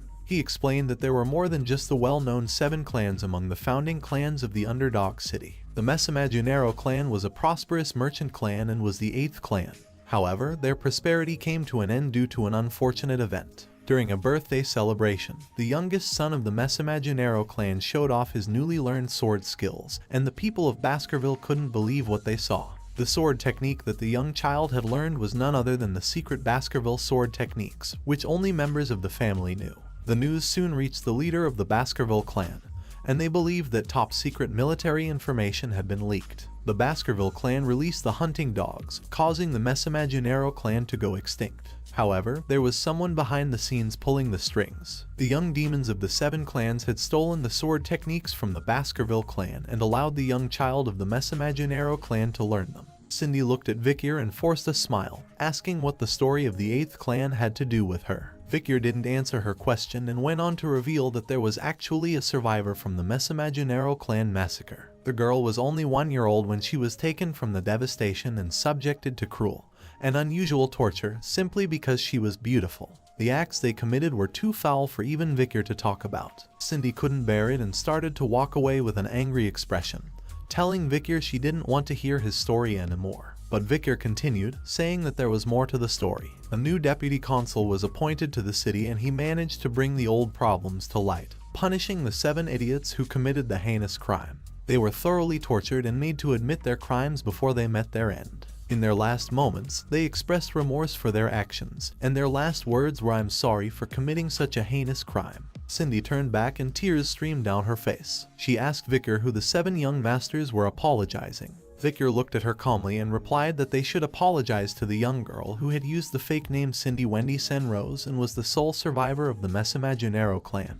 With tears still flowing, Cindy asked Vicar how she was supposed to believe him, given that he had taken them and tortured them. She questioned how she could trust that they had truly apologized. Vicar picked up a fire torch and replied that the easiest way for her to believe him would be to see it with her own eyes. Vicar took Cindy to the prison cell where the 7 young masters were held before their deaths and urged her to take a look. Cindy's eyes widened with surprise as she saw that the prisoners had written an apology with their own blood on the floor. The apologies read, "We were the ones that drove the Mesimaginero clan to devastation. Forgive us for our crimes." They asked for forgiveness and were scared beyond imagination, pleading to be spared. Cindy's tears continued to flow as she looked at the apologies. She suddenly felt nauseous and started vomiting after seeing the gruesome scene. Vicar walked towards her and said that even though they had all died painful deaths, the Mesimaginero clan's vengeance was not yet over. He informed her that there was still one more clan to deal with. Vicar then urged Cindy to despise the Baskervilles and to remember that she had more than enough right to do so, being a member of the Mesimaginero clan.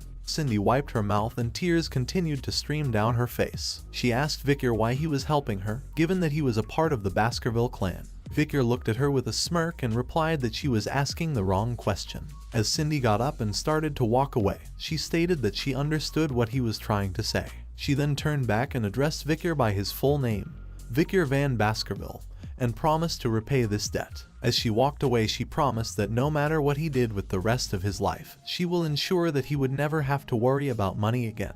Vicar watched her departing figure and after some time, he said that he would remember her promise. Chihuahua rushed to Deputy Consul Vicar's personal room, eager to inform him that it was time to get ready for work. However, as soon as he opened the door, his words got stuck in his mouth as he saw Vicar sleeping peacefully amidst blood-stained sheets and dead bodies scattered around the room. Vicar woke up and rubbed his eyes, greeting Chihuahua with a pleasant good morning. Chihuahua couldn't help but ask about the corpses lying around the room, to which Vicar casually replied that he wasn't sure and that it seemed like he had killed them in his sleep. Chihuahua was taken aback and asked if Vicar was serious, to which Vicar simply laughed and told him that it was just a joke. As they walked down the hallway, Chihuahua asked Vicar about his childhood experiences. Vicar responded by asking if Chihuahua didn't find his earlier joke funny. Chihuahua clarified that it wasn't about the joke being funny or not. Vicar then made a thoughtful expression and thought aloud about the recent inconveniences he had faced. He remembered being hit by 2 poison arrows, drinking poison drinks 4 times, facing acid, snipers, arson, getting run over by a cart, and various other dangerous situations. Scratching his ear, Vicar questioned if he had gathered someone's attention.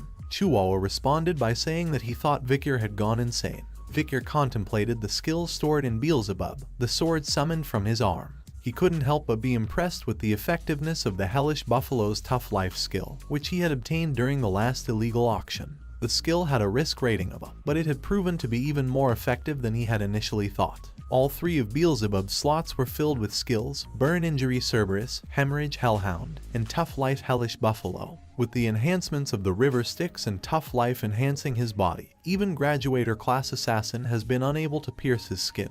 Despite his satisfaction with the power of his skills, the continued attempts on his life had started to become bothersome. Vicar knew he needed to investigate and put an end to the assassinations. Chihuahua smiled in agreement with his decision. Suddenly, Vicar and Chihuahua noticed a carriage in front of them. They both recognized the flag on the carriage as Baskervilles and expressed surprise that the Baskervilles had arrived there. Vicar looked serious and guessed that they had likely been sent by the main family. As the carriage door opened, the guests began to walk down from it. Chihuahua, who was standing with Vicar, started to sweat profusely as he looked at the guest. As the guest looked at them, Chihuahua stood at attention and wondered if the guest was who he thought he was. On the other hand, Vicar looked calmly at this new guest. This new guest was none other than the head butler John Barrymore. The butler greeted Vicar with a smile, remarking on how it had been a long time since they had last seen each other. Vicar acknowledged his greeting, complimenting the butler on how much better he looked now. The butler approached Vicar, jokingly asking if he really thought so.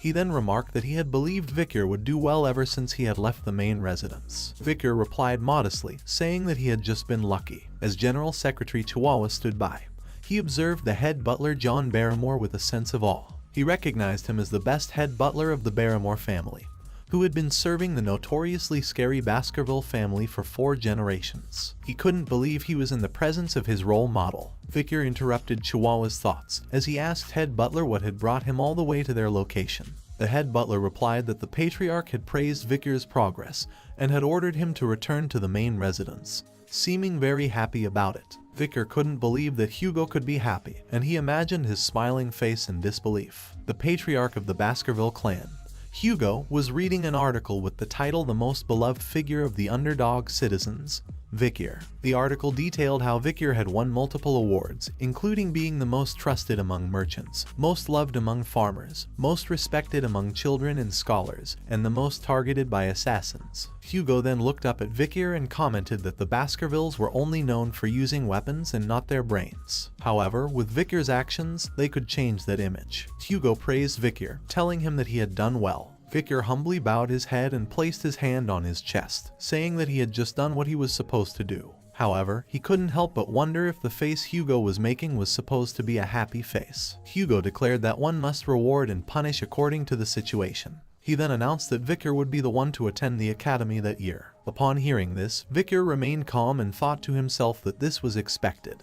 He knew that the academy that he would attend was called Colosseo, which was considered the best academy in the empire. The academy catered to the children of aristocracy and royal families and required students to reside in the dormitories for internal security. Vicar saw this as an opportunity to grow stronger while avoiding Hugo's attention. As Hugo continued, he mentioned that he planned to send a few others with Vicar but had yet to choose whom.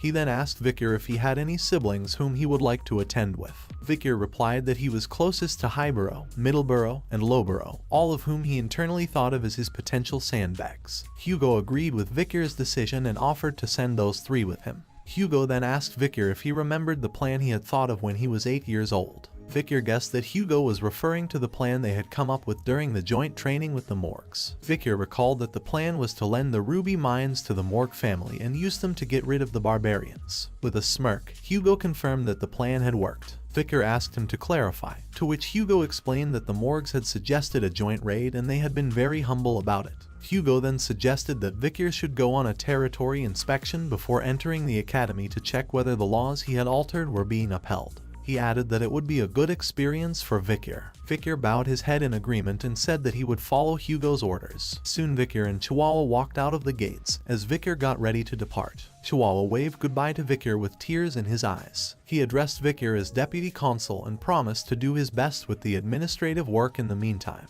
Vicar turned back to look at Chihuahua and thought to himself that he would soon be parting ways with the Secretary General. As Vicar and his group traveled some distance from the city, Vicar suddenly called out, instructing someone to reveal themselves. Dozens of men dressed in black appeared from hiding places behind Vicar's group, including one who emerged right beside Vicar. Vicar apologized for making the man wait, explaining that he wanted the departure to be orderly. The man removed his head cover, revealing himself to be from the Pitbull Order, and his name was Staffordshire Baskerville. He assured Vicar that they would safely transport him to the Morg's juvenile fortress. Vicar asked about his uncle Bastontrier, and learned that he was doing well, but had become adamant about admitting Vicar into the Pitbull Order following the slave auction incident. However, Vicar internally admitted that his uncle made him feel uncomfortable. Vicar and Staffordshire arrived at an area with hills where they saw farmers working in the fields. Vicar asked if this was the region that they had lent to the morgues, and observed that it didn't seem like anyone was breaking any laws. Staffordshire replied that the envoy team was supposedly sent for territory inspection,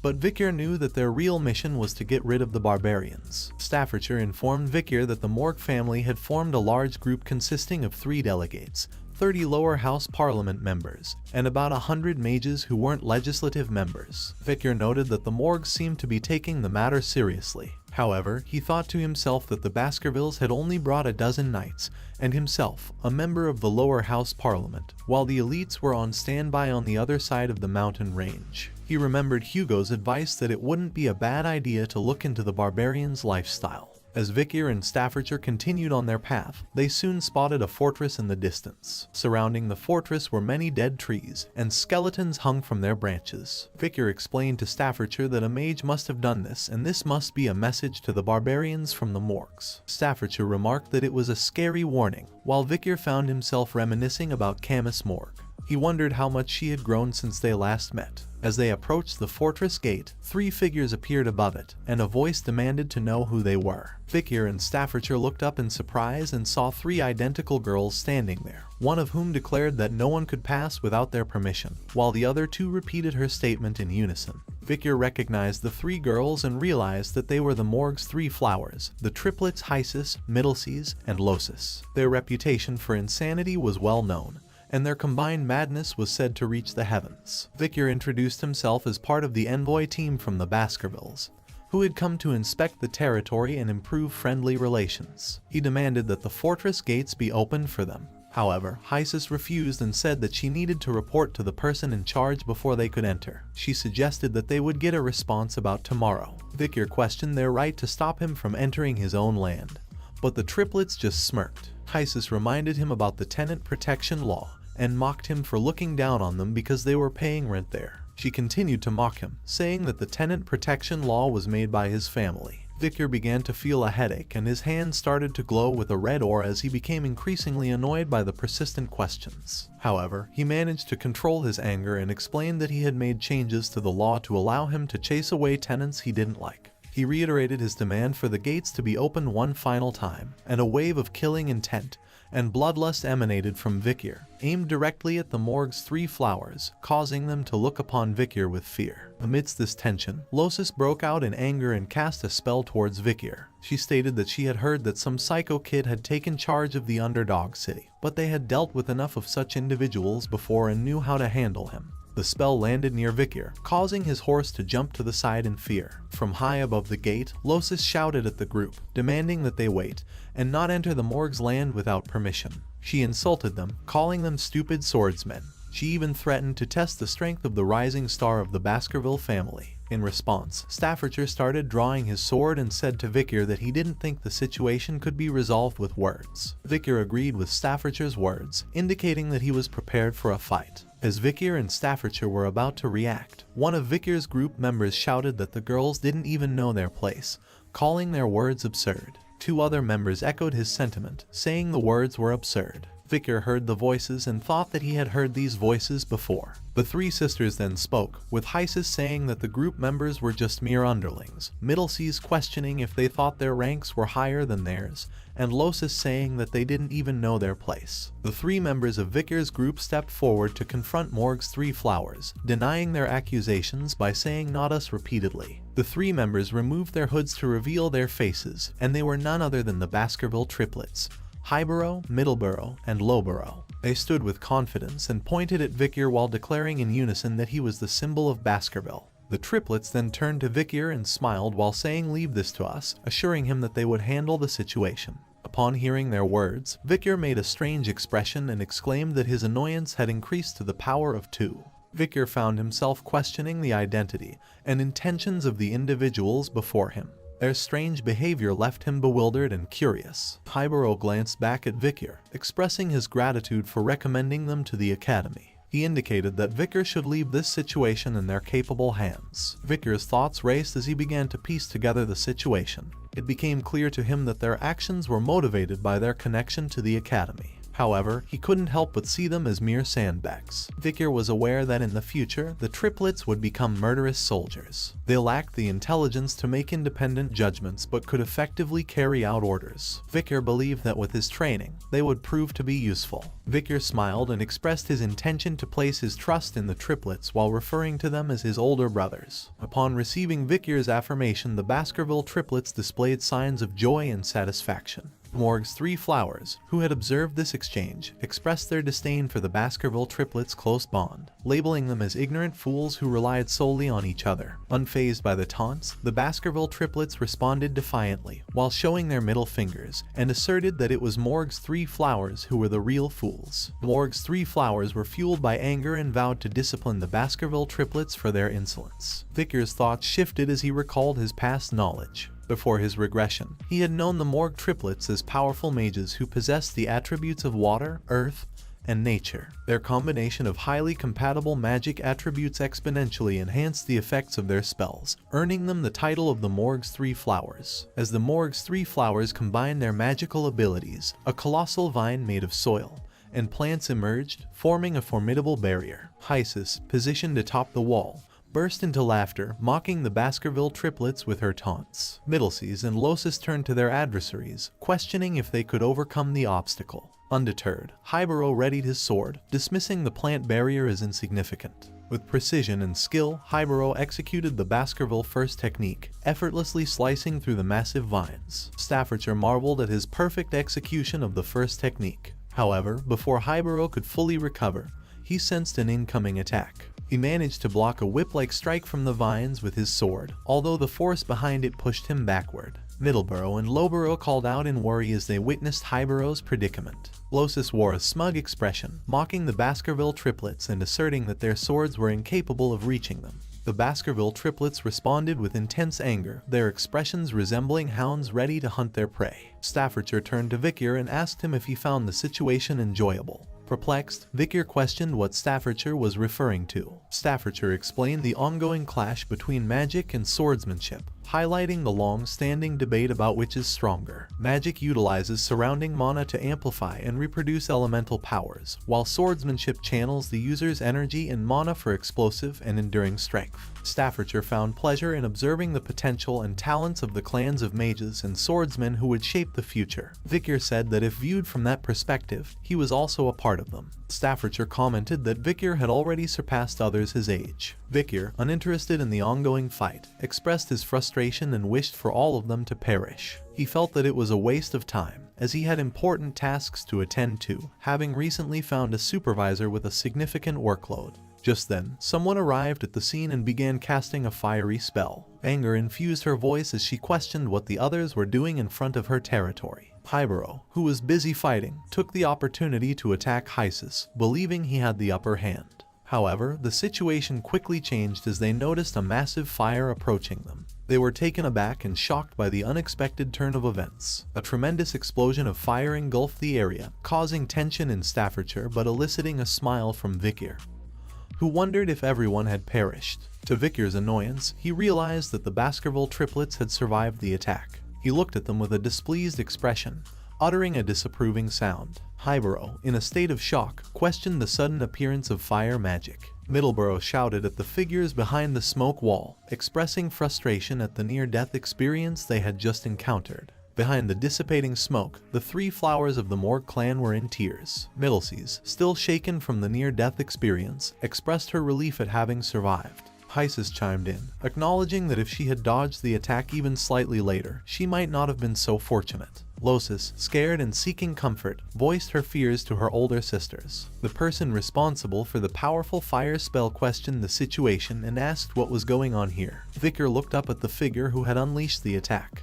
It was Camus Morg, standing atop the castle gate wall with flames still burning in her hands. Camus looked down and declared her inability to forgive anyone who caused trouble within her managed territory. As she landed in front of Morg's three flowers, Middleseas tried to explain that their intention was to stop the invader, while Losis added that the fight had been initiated by the other party. Camus cast a cold gaze upon them and questioned their informal way of addressing her as Camus, emphasizing her position as the vice head of the fortress. Little Sis couldn't help but shudder in fear, denying any disrespect and quickly correcting herself, addressing Camus with the appropriate honorific. Camus then pointed towards the treetops where dead skeletons hung, warning them to be cautious if they wished to avoid a similar fate. Middleseas let out a frightened cry and apologized for their actions. Camus noticed Vikier, and her eyes widened in shock. She approached him and remarked that it had been a long time since they had seen each other, recalling that it had been 7 years. Vikier smiled and acknowledged that it had been a while, and he greeted her as Camus Morgue.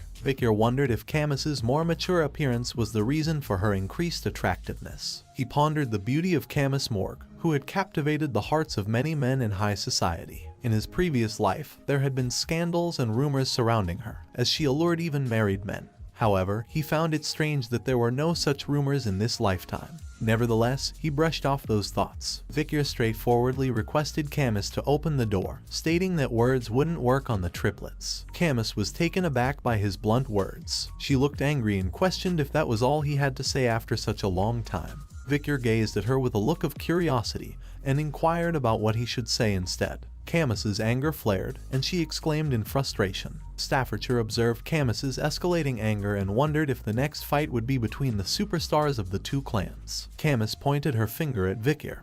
Her eyes filled with angry tears, and declared that he scored 0 points. She accused him of having a disrespectful attitude towards his future wife, giving him a score of 0 out of 100.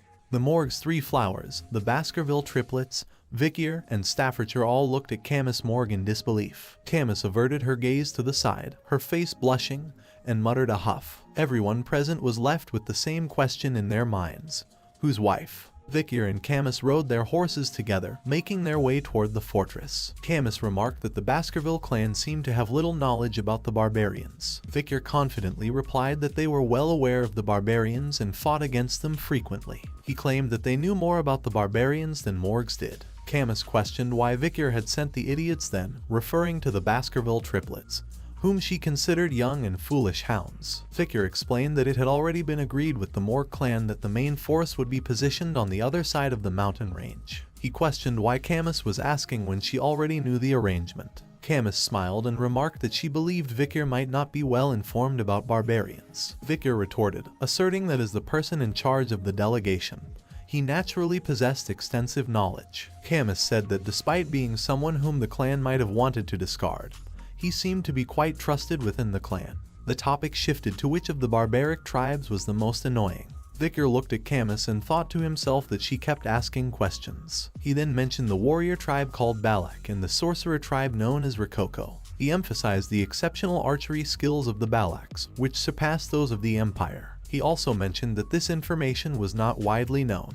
Camus acknowledged Vikier's knowledge about the ecology of the barbaric tribes and awarded him 8 points out of 100 in her own unique scoring system. Confused, Vikier questioned the purpose of the points. Camus simply replied that it was because he had answered well. Vikier looked at her with a hint of curiosity. Camus continued her evaluation of Vikier, expressing her dislike for intelligent men and stating that she found men more interesting when they were a little foolish. Firstly, Camus turned her attention to horseback riding, remarking that Vikier's choice of a large horse was ill-suited for his shorter stature. She considered this a flaw and decided to deduct 6 points. Continuing her evaluation, she moved on to fashion and expressed her disappointment with Vikier's lackluster clothing choices, assigning him a mere 4 points in this category. When she noticed that Vikier was ignoring her, she gave him just 1 point for his mannerisms. Camus then smiled and awarded his face 99 points. However, due to his poor control over his facial expressions, she deducted 1 point. Vikier, growing frustrated, told Camus to stop the useless evaluation.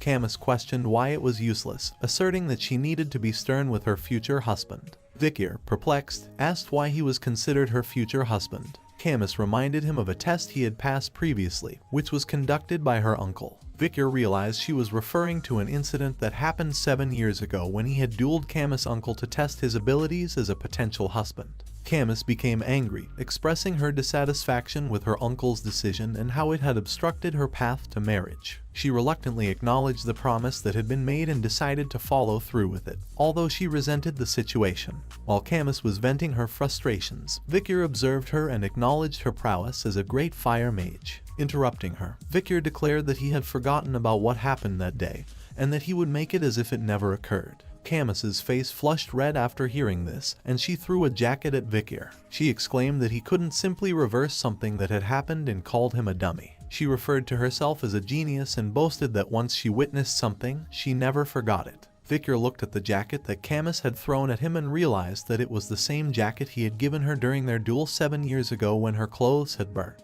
Camus, with a red face, dismissed Vicar's words as nonsense. Vicar examined the jacket and wondered if she had returned it without washing it. As they reached the outskirts of the fortress, Camus informed Vicar that the barbarians had ambushed the ruby mine, either pillaging the indigenous slaves or the crops. She explained that they took slaves to sell them elsewhere. She pointed out a wall that had been built by both earth and iron mages over the course of a month. Impressed, Vicar acknowledged the skill of the morgue mages, noting that it would have taken several hundred regular people around a year to achieve the same result. Camus proudly affirmed his observation. Vicar noticed some large holes in the wall and asked if they were caused by the arrows shot by the Balaks. Camus confirmed that the arrows carried a strong aura and had caused numerous casualties during nighttime guard duty. She mentioned that the arrows were capable of breaking through 2 to 3 meters thick walls, showcasing the unmatched talent of the Balaks. She revealed that her uncle had suffered a severe chest injury from the arrows that breached the shield's magic, but fortunately,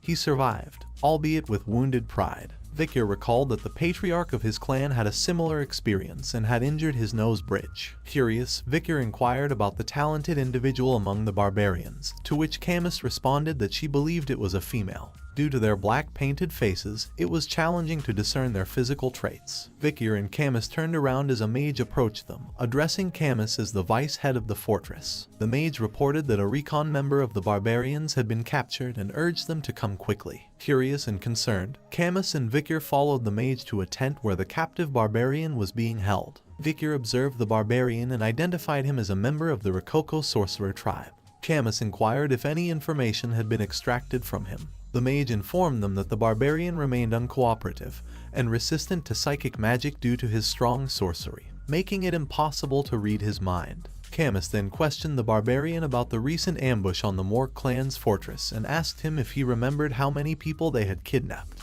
When the barbarian remained silent, she further added that among the victims, there was a daughter of the Morks. Her name was Rose, and she was Camus' 6th cousin. She asked the barbarian what had been done to her. The barbarian responded with a smile and spoke something in his native barbarian language. Camus turned to the mage and requested a translation, asking about the whereabouts of the barbarian who rebelled. The mage reported that when the barbarians attacked, everyone at the fortress had either died or been taken away. Camus then asked if there was anyone present who could translate what the barbarian was saying, to which the mage replied that, at that moment, there was no one available. Suddenly, Vicar spoke up, stating that he knew a little of the Rococo language. Camus expressed surprise, questioning what Vicar didn't know how to do. Vicar clarified that he was not fluent and only had a basic understanding of the vocabulary. Camus requested Vicar to ask the barbarian about the whereabouts of her kidnapped 6th cousin, describing her as a 12-year-old girl with red eyes, red hair, and white skin.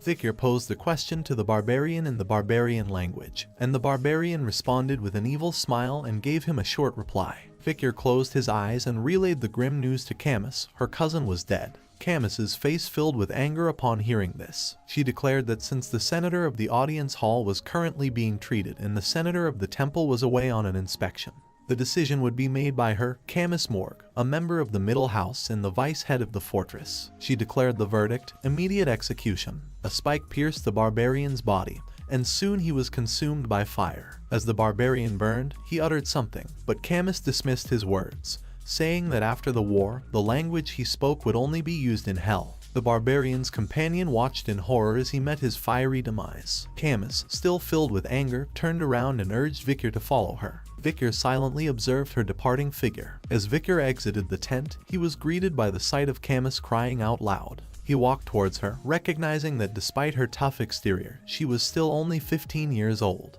Vicar asked her about her close relationship with her cousin, and Camus confirmed that they were indeed very close. She described her cousin as a pure child who didn't fit into the cold-hearted Morgue clan. Victor tried to console her, saying that he believed her cousin had left this world comfortably. However, Camus looked at him and expressed her doubts, stating that she was a genius and understood a little of what was said. She asked him to tell her honestly if what she heard was true. Victor felt tense and wondered if she had understood the barbarian's words correctly. What the barbarian had said previously was, "We ate her." Tears once again flooded Camus's eyes, and she fell to her knees, apologizing for not being able to protect her younger cousin. Victor witnessed her anguish and initially extended his hand to comfort her. However, he hesitated and retracted his hand back. Camus's cries filled the air, leaving Victor standing there, pondering the situation. After some time, Camus managed to stop crying and wipe the tears from her eyes. She expressed that it wasn't a bad thing, stating that if someone had shown half-hearted sympathy, she would have killed them.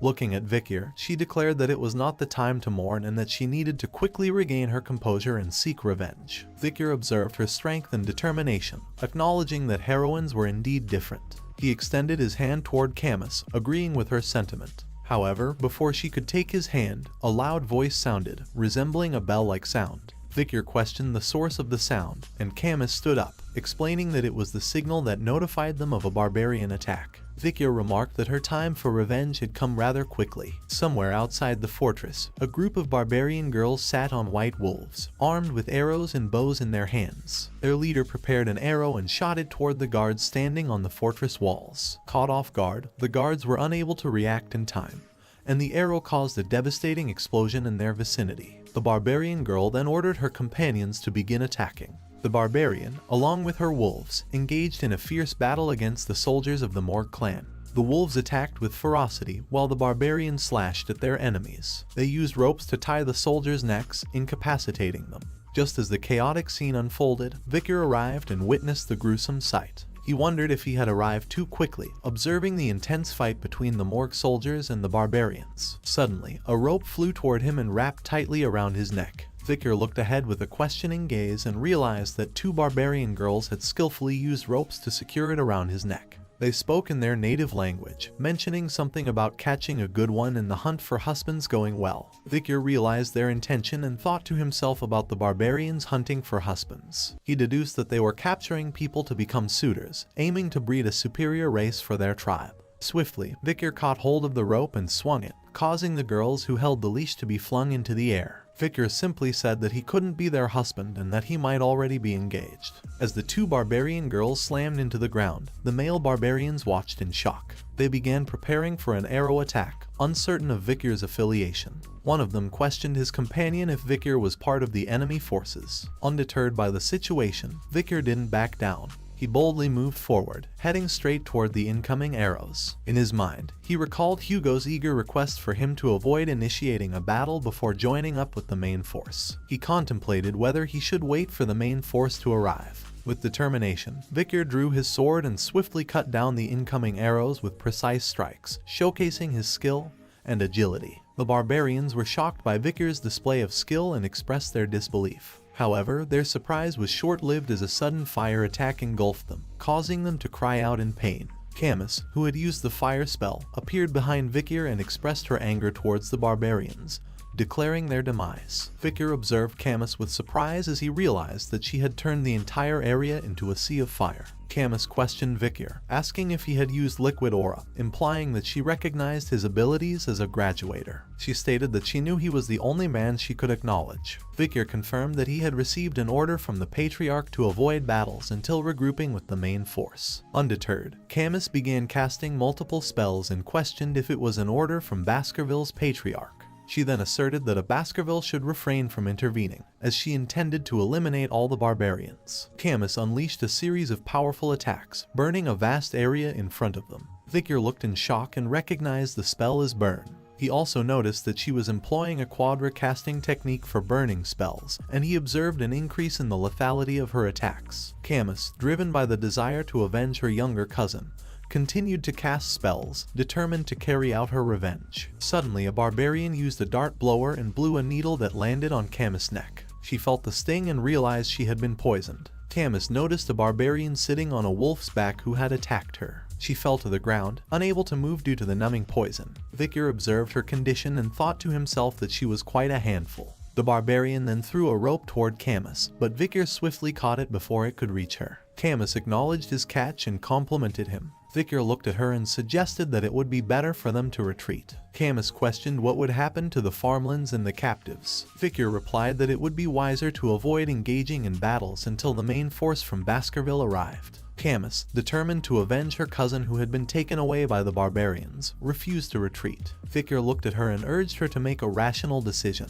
However, in the next moment, Vicar sensed an arrow attack approaching from behind his head. With quick reflexes, he managed to dodge the arrow just in time. Vicar observed the barbarian girl who had launched the arrow and wondered if this was the destructive power Camus had mentioned earlier. However, while lost in his thoughts, a barbarian arrived behind him and swiftly took Camus away. In desperation, Camus called out Vicar's name, desperately seeking his help. Vicar watched the scene unfold in frustration and contemplated the situation. He recalled a time in the past when Camus Morgue, still an adolescent, was held captive but returned after annihilating the barbarians. Despite her reputation as the Queen of La Rouge et La Noire, Vicar realized that he needed to do what was necessary. Suddenly, the barbarian girl lunged at Vicar, launching an attack. With remarkable agility, he swiftly evaded her strike, his senses sharpened. To his astonishment, he discovered that she had used a bow to attack him.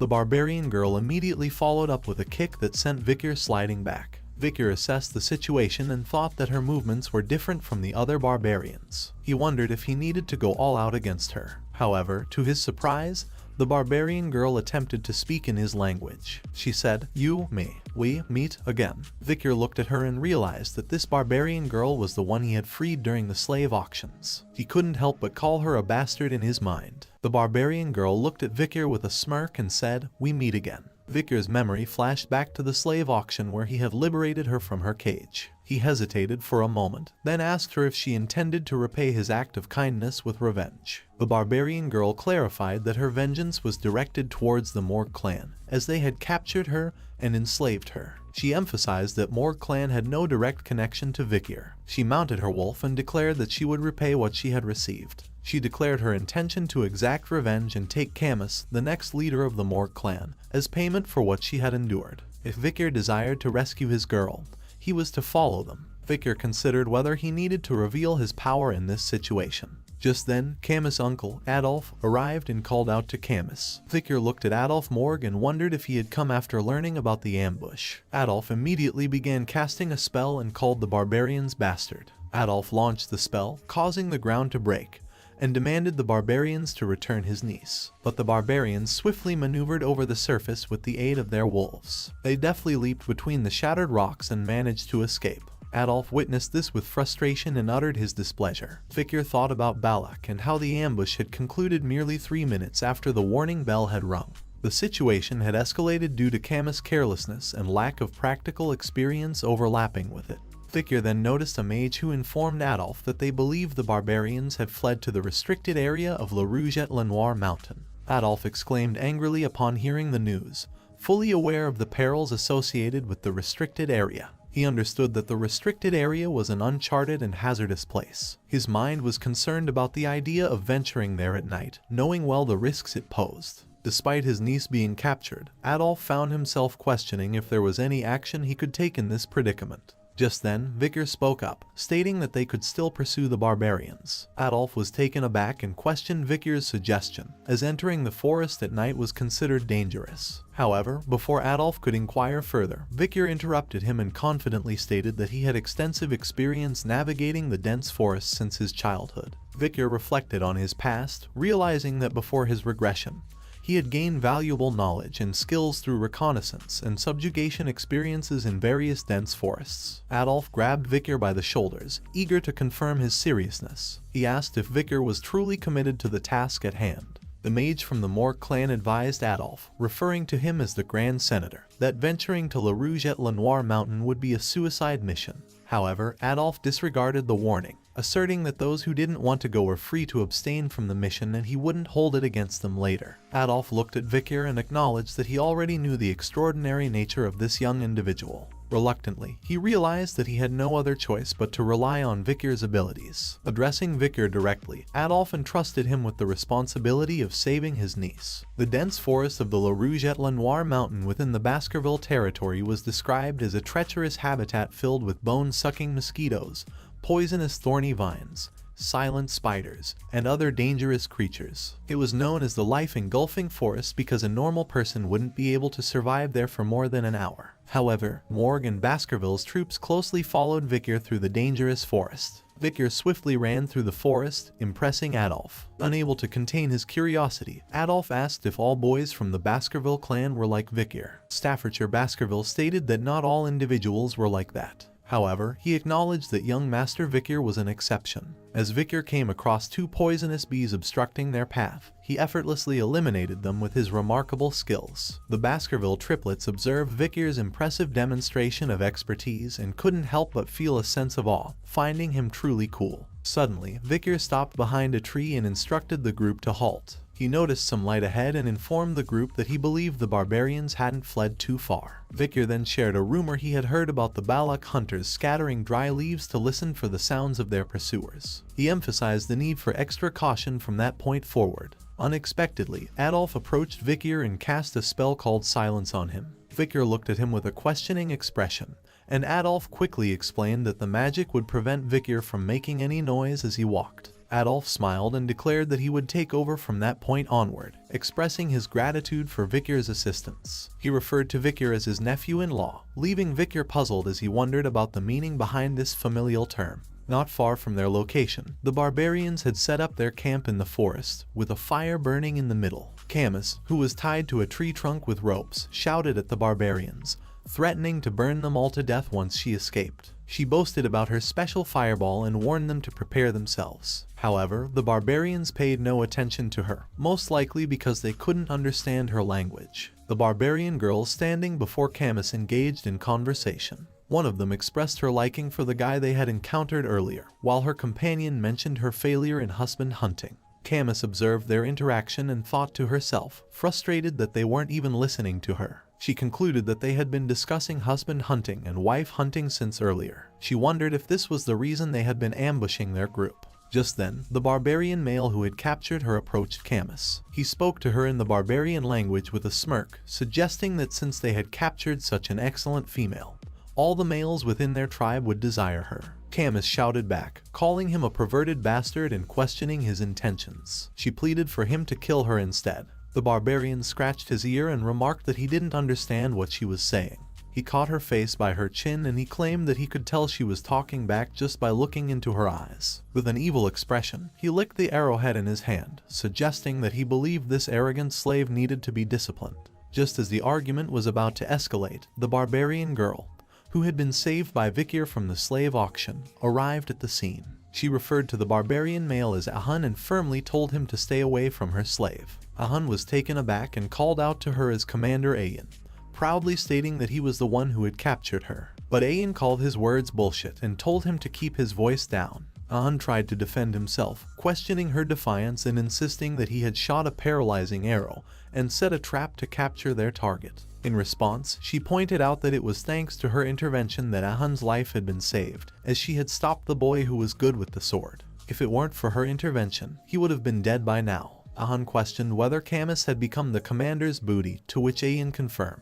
Camus observed their argument and pondered if an internal dispute had arisen among the barbarians. With her limited understanding of the barbarian language, she deciphered the girl's name as Ayan and deduced her role as the commander. Ahun then stated the fact that Ayan was a female commander. Ayan retorted, asking him what difference it made. Camus realized that Ayan possessed the skill to go up against Victor, who was a low-ranking graduator. If she wanted to escape, she knew she had to deal with Ayan somehow. Ahun pointed his finger at Ayan and declared that he wouldn't tolerate her stubbornness just because she was a commander. Ayan became angry, and a blue aura surrounded her. With a fierce look in her eyes, she warned Ahun that if he was pissed, he could come at her anytime, and she would turn him into a bloody mess. Fear struck Ahun, and his entire body was covered in a cold sweat. He raised his hands in surrender, acknowledging defeat. He conceded that he was not angry and told Ayan to do as she pleased. After Hound left the scene, Camus looked at Ayan and thought that it seemed like the girl had won their dispute. Ayan then turned her attention to Camus and praised her for her good eyes and physique. She acknowledged that such qualities were expected of her as the future leader of the Morgue bloodline.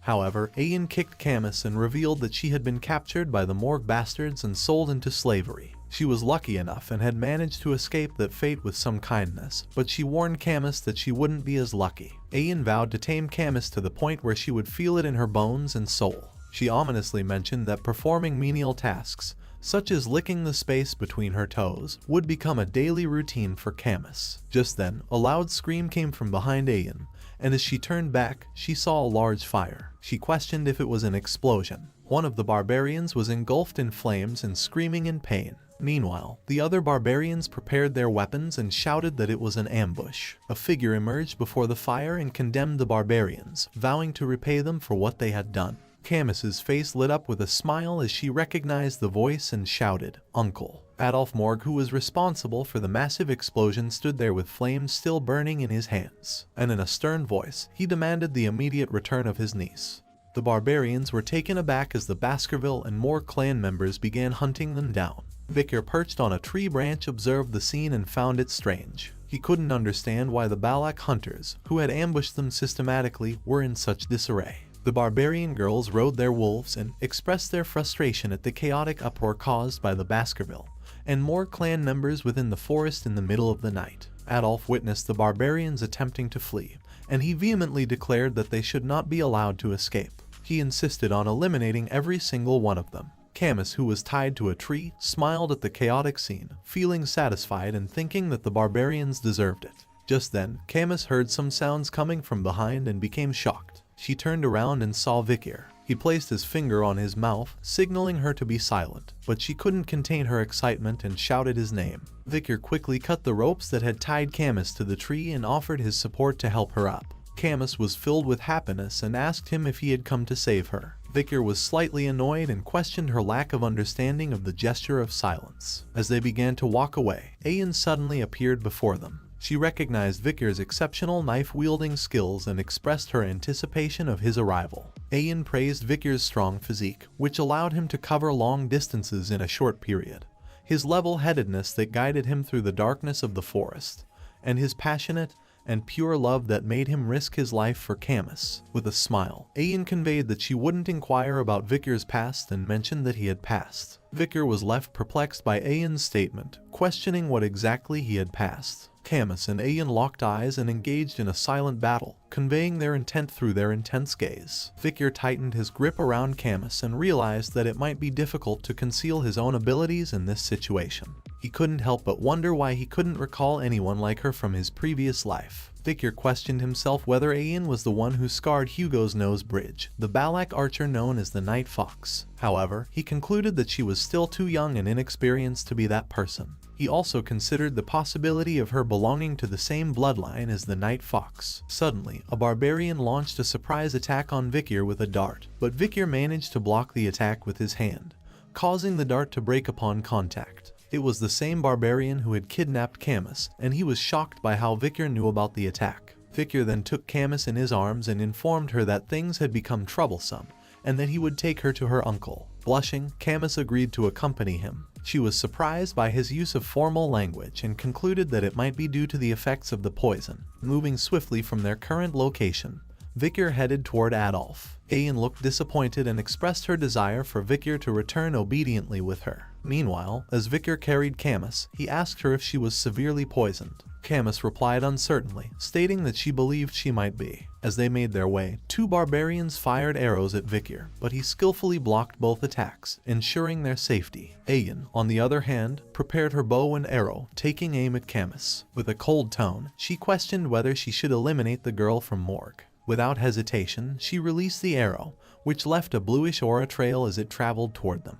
As the arrow approached them, Vicar looked back with his eyes glowing red and noticed the arrow aimed at Camus. Surprised by Vicar's sudden reaction, Camus turned her gaze backward and saw the arrow, which was dangerously close to hitting her eye. However, just as the arrow was about 2 inches away from Camus's eye, it froze in place, halted by a wall of ice cast by Adolf. The protective ice wall prevented the arrow from reaching Camus. Adolf expressed his worry, exclaiming about his niece's well-being, and Camus, relieved, called out to her uncle. Adolf took hold of Camus and cast a spell called Cure Poison on her. He explained that it was a severe numbing poison, making it challenging to completely remove. He suggested visiting the Divine Quo Vadis when they returned to seek further treatment. However, Camus pushed Adolf's hand away, requesting him to let go for a moment. Confused by her sudden request, Adolf complied. Camus then ran toward Victor, jumping onto him and embracing him tightly. She expressed her gratitude, thanking Victor for saving her once again.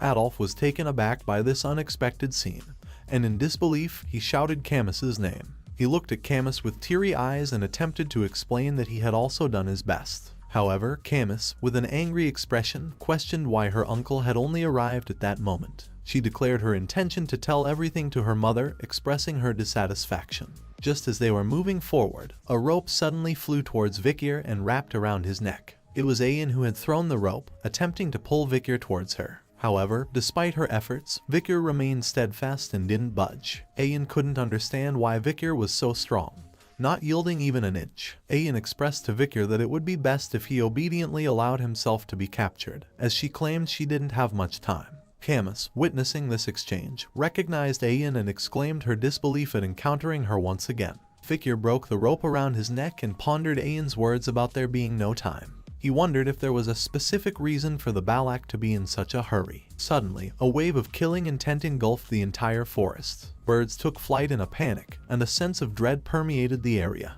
Ayan looked up in horror and exclaimed, realizing that whatever she had anticipated had finally noticed their presence. Beelzebub on Victor's hand began to buzz, and he looked down to find his hand stained with red lines. He realized that the hidden Beelzebub within his arteries was giving him an intense warning, indicating that something was approaching. Ayan uttered the words, "She's coming." Victor looked at her with a questioning gaze and wondered who or what Ayan was referring to with the word she. With a cold sweat covering her face, Ayan uttered the words, "Madam Eight Legs." Suddenly, a massive pillar-like structure emerged from the heart of the forest. The barbarians recognized it immediately and exclaimed, "It's the Madam. The Madam is here." Camus gazed at the towering pillar, questioning whether it was truly just a pillar. Meanwhile, Victor looked up and denied the possibility, saying, "No way." The pillar, shrouded in a purple aura, suddenly burst open, revealing 8 elongated appendages resembling branches. These legs descended rapidly and firmly rooted themselves in the ground. Adolf, overcome with concern, voiced his disbelief,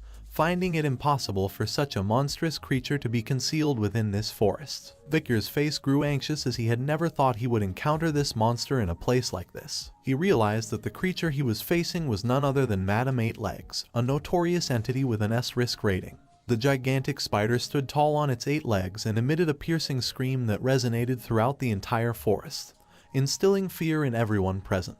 Everyone stood frozen in fear as they gazed at Madam Eight Legs, her dominating figure commanding attention. Camus attempted to speak, but Victor quickly placed his hand over her mouth, silencing her. Worriedly, Victor whispered to Camus, reminding her not to make loud noises as Madam Eight Legs had poor sight but sensitive touch and hearing. Victor's thoughts wandered back to an old native's warning he had heard before his regression, about the incidents associated with the La Rouge et La Noire mountain. It was a legend that resembled a horror story, one about the Madam with 8 legs who dwelled deep within the forests. The Empire's Monster Dictionary, after several revisions, contained written records of this terrifying creature, known as Madam Eight Legs, ranked as an S-tier risk and capable of causing nationwide destruction in a single day. Suddenly, Madam Eight Legs emitted a piercing scream, accompanied by a stream of greenish liquid that sprayed from her mouth. Some of the corrosive substance landed on tree branches, causing them to visibly melt before everyone's eyes. Victor skillfully dodged the falling poison rain, while Adolf created a protective barrier to shield himself and Camus. Ahun, the barbarian, panicked as some poison landed on his hair, exclaiming in fear. Ayan swiftly cut off his hair to prevent further exposure, leaving Ahun on his knees,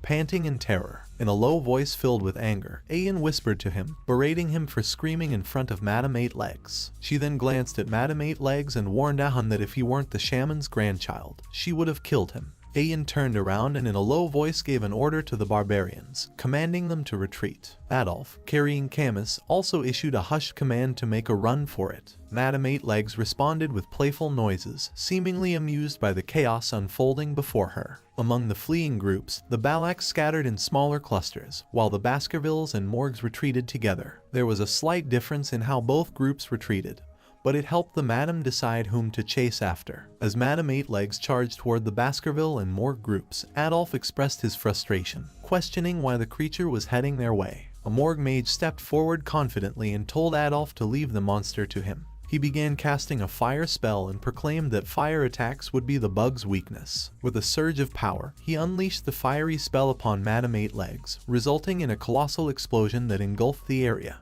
The mage believed he had succeeded, boasting to Sir Adolf about the effectiveness of his attack. However, before he could say anything further, one of the mages standing beside him was impaled by one of Madame's legs. The mage, covered in his companion's blood, trembled in fear, realizing that the fire spell hadn't done anything to stop the creature. As Adolf, Camus, and Vicar continued running, Camus expressed shock and bewilderment at the sight of the monstrous creature. Vicar, who had been lost in thought, suddenly realized something. He came to a halt and turned around to face Madame Eight Legs, surprising everyone with his sudden movement. Staffordshire questioned Vicar, concerned about his intentions, to which Vicar replied that they were all at risk of being annihilated if they didn't act. He proposed that someone needed to tie down the monster's legs. When Staffordshire volunteered, Vicar interrupted, questioning him if he really thought he would be able to tie down the monster's legs with his skills. Vicar emphasized that they couldn't bring this monster into the territory with them and stated that he was the best person for the task of restraining its legs. Vicar placed his hand on the hilt of his sword and turned to Sir Adolf, informing him that there was no time left. With a grave expression, he left the decision in Sir Adolf's hands. Camus looked at Vicar with shock and called out to him,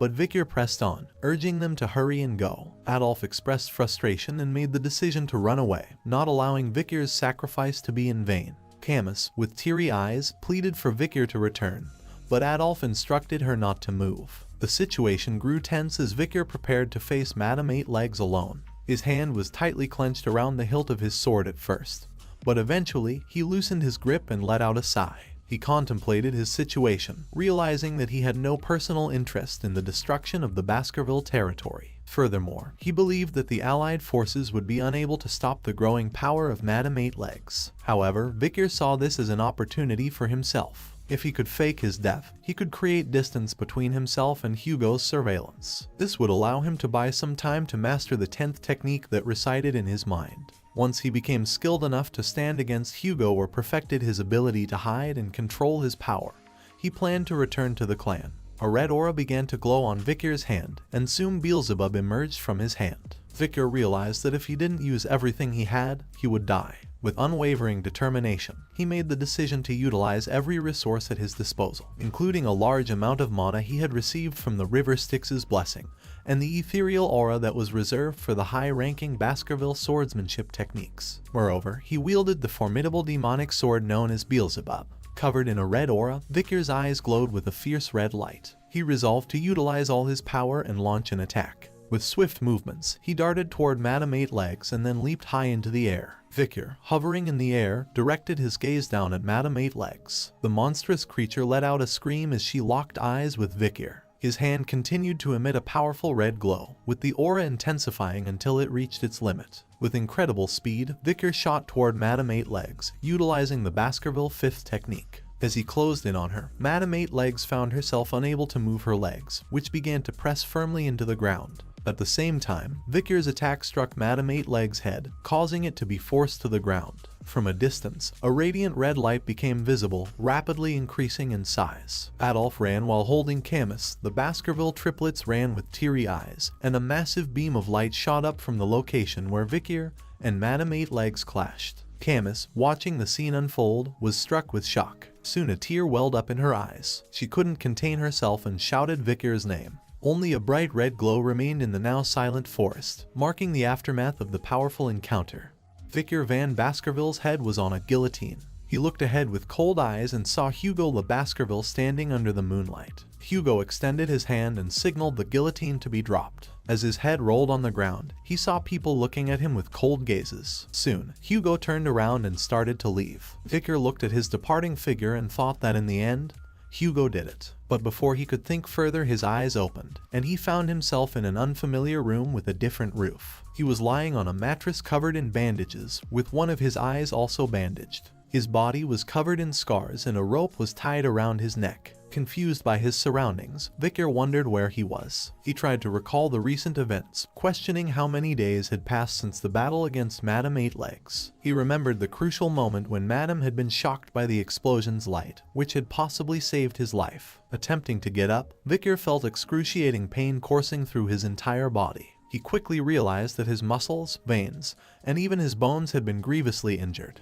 There wasn't a single spot on his body that wasn't affected by the damage. The extent of his injuries after taking a direct hit far surpassed anything he had ever imagined. He had severely underestimated the sheer force behind Madame's attack, to the point where he could feel its impact deep within his bones. He pondered the trap that had caused the neckache he was currently experiencing, realizing it had inadvertently saved him. Considering the situation, Vicar contemplated whether everything was progressing according to his plan. He acknowledged his successful escape from Hugo's watch and the presence of witnesses, including Adolf and Camus, so he didn't need to worry about his death being proven. Vicar exited the room and surveyed his surroundings, observing barbarians strolling around and children learning how to use bows. Recognizing the place as the Balak's camp, known as Bulak, Vicar wondered if he was being held captive there. Realizing that he was amidst a camp belonging to the natural enemies of the Baskerville clan, Vicar grew concerned. He acknowledged his inability to escape with his heavily injured body. As he contemplated his situation, a barbarian girl ordered some slaves to hurry up,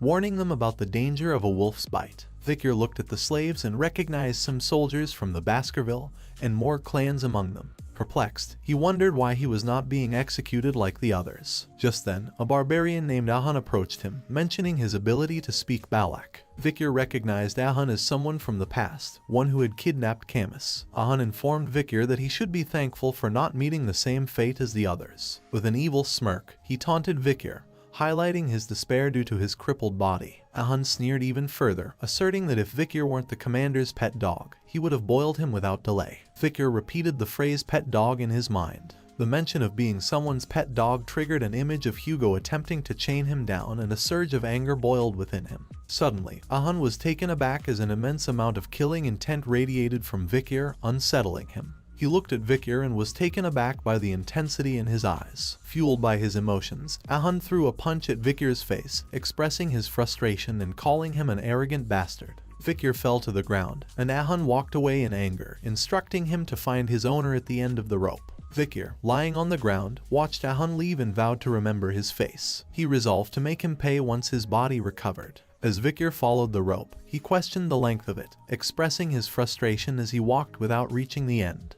He wondered if his owner awaited him at the rope's end. Suddenly, the rope tightened, and Vicar realized he had reached the end. Surprised, he looked ahead and saw Ian bathing in a small pond. Vicar stood at the edge of the pond, motionless and silent, as Ian held the other end of the rope. Ian smiled and told Vicar to lie down. Vicar, shocked by her words, didn't immediately understand their meaning. Suddenly, she pulled the rope, causing Vicar to fly forward, narrowly avoiding an arrow that would have struck him but instead hit a tree trunk. Ian then shouted at the children nearby, reprimanding them and instructing them to practice elsewhere. As Vicar lay on the ground, Ian turned her attention back to him. She expressed gratitude for his role in setting her free at the slave auction. Pointing her finger at him, she explained the principle of returning kindness twofold and revenge tenfold. Since he had saved her once, she had saved him twice. Vicar questioned her about saving him twice. Ian explained that she had gone back just in case after the huge explosion, and if she hadn't, he would have died.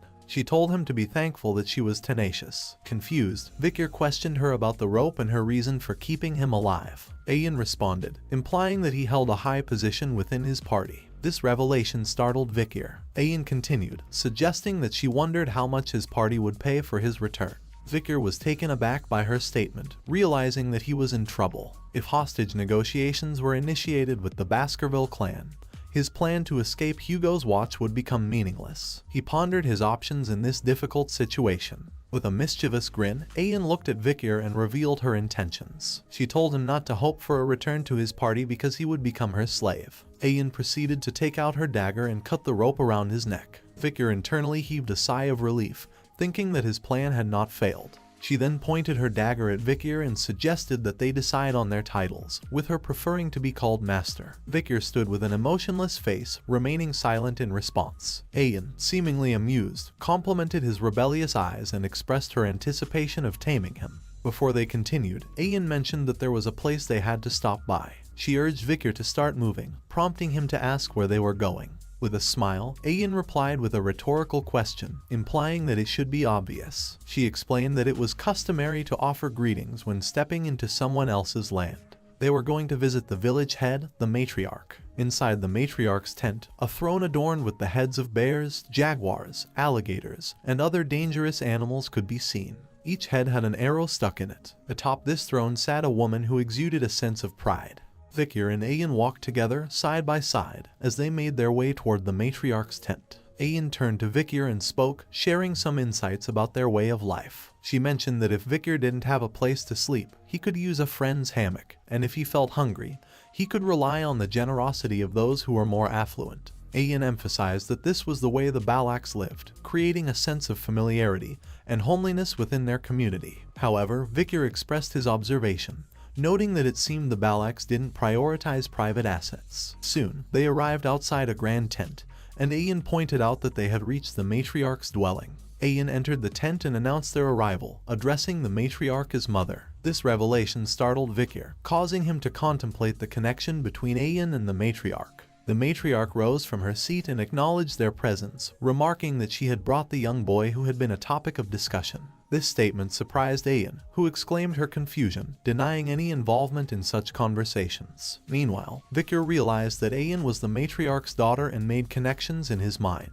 He looked directly at the matriarch and acknowledged her true identity as the Night Fox, the female Balak warrior who had left a scar on Hugo's nose bridge. He reflected on the challenges he had faced in the past, recalling how he couldn't traverse the landscape of the La Rouge et La Noire mountain due to her influence. Curiosity lingered as he pondered the outcome if his past self had engaged in a confrontation with her. Vikir assessed the situation, considering his chances of survival. Head-on combat and assassination were out of the question, both at 0% probability. The only viable option seemed to be escaping, offering a 20% possibility of survival. Vikir contemplated these odds, mindful of the danger he potentially faced in the matriarch's presence. The matriarch directed her gaze towards Vikir and remarked that she had seen his face before. Vikir's mind raced, wondering if the matriarch could somehow sense his connection to Hugo through instinct alone. However, Ayan interjected, explaining that most Imperial men tend to look similar. Curiosity piqued, the matriarch inquired about Ayan's intentions regarding Vikir, describing him as no different from a cripple. Ayan responded, stating that Vikir would be useful once he received proper treatment, as he was the one who had attacked Madame Eight Legs. The matriarch cautioned Ayan, suggesting that taking action without understanding one's place might have unforeseen consequences. She then shifted her focus to Vikir and expressed that his physical well-being was inconsequential, as long as his seed was fine. Before the matriarch could elaborate, Ayan interjected nervously, revealing her true intention. She stammered that she planned to use Vikir as a slave, deviating from her previous statements. Surprised by this sudden change, the matriarch questioned Ayan's inconsistent statements. Ayan hurriedly clarified, stating that she required a slave to assist her during hunts. The matriarch gently patted Ayan's head, acknowledging that it was the owner's prerogative to decide what they wished to do with their slave. Ayan, with a blush on her face, gazed at Vikir. Meanwhile, Vikir stood in the center of the tent, observing the beam that supported its structure, his thoughts momentarily shifting away from the unfolding conversation. After leaving the matriarch's tent, Vikir initiated a conversation with Ayan, expressing his curiosity. He asked for her name, to which Ayan reacted in shock, berating Vikir for daring to ask questions as a slave. Undeterred, Vikir clarified that he had no intention of addressing her as master, hence his request for her name. With a blush on her face, Ayan reluctantly revealed her name as Ayan.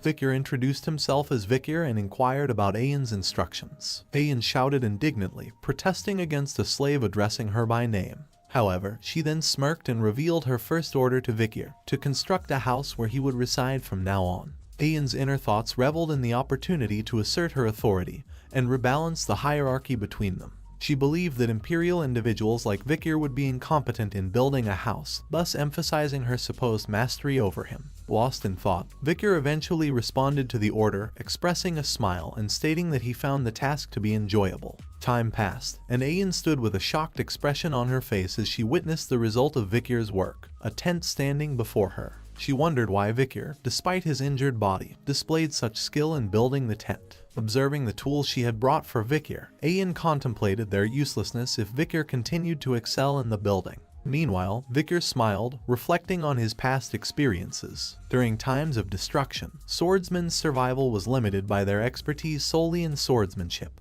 To thrive in extreme situations, one needed to acquire a diverse range of survival skills. Ayan noticed the presence of drains outside the tent and remarked on their perfection. Vikir then brought up the observation that the matriarch's tent appeared unstable. Ayan, shocked by this revelation, questioned Vikir about her mother's house. Vikir explained that in its current state, during rainy seasons, the ground around the central pillar of the tent would shake, potentially causing water leakage. He offered a solution, proposing to mix limey dirt and gravel from the opposite hill to create bricks. He would then reinforce them by spreading oil and burning it. Ayan, in agreement, instructed Vikir to proceed with the plan. Vikir collected soil and poured it into a container. After preparing the necessary materials, he used a cast to shape the bricks and dried them by heating them over a fire. Finally, Vikir and Ayan arrived at the matriarch's tent, where Ayan explained their intentions to her mother. After the tent was fixed, the matriarch looked on in shock, expressing her frustration at previous failed attempts to repair the roof. She realized that the problem lay with the pillar. With a smile, the matriarch commended Ayan, acknowledging that her daughter had found a truly useful male. She then issued an order to Vikir, instructing him to handle tedious matters like this around the barracks from now on. Sometime later, Vikir was washing clothes near a water source when Ayan called out to him. She initiated a conversation, questioning whether he found it exhausting to slave away,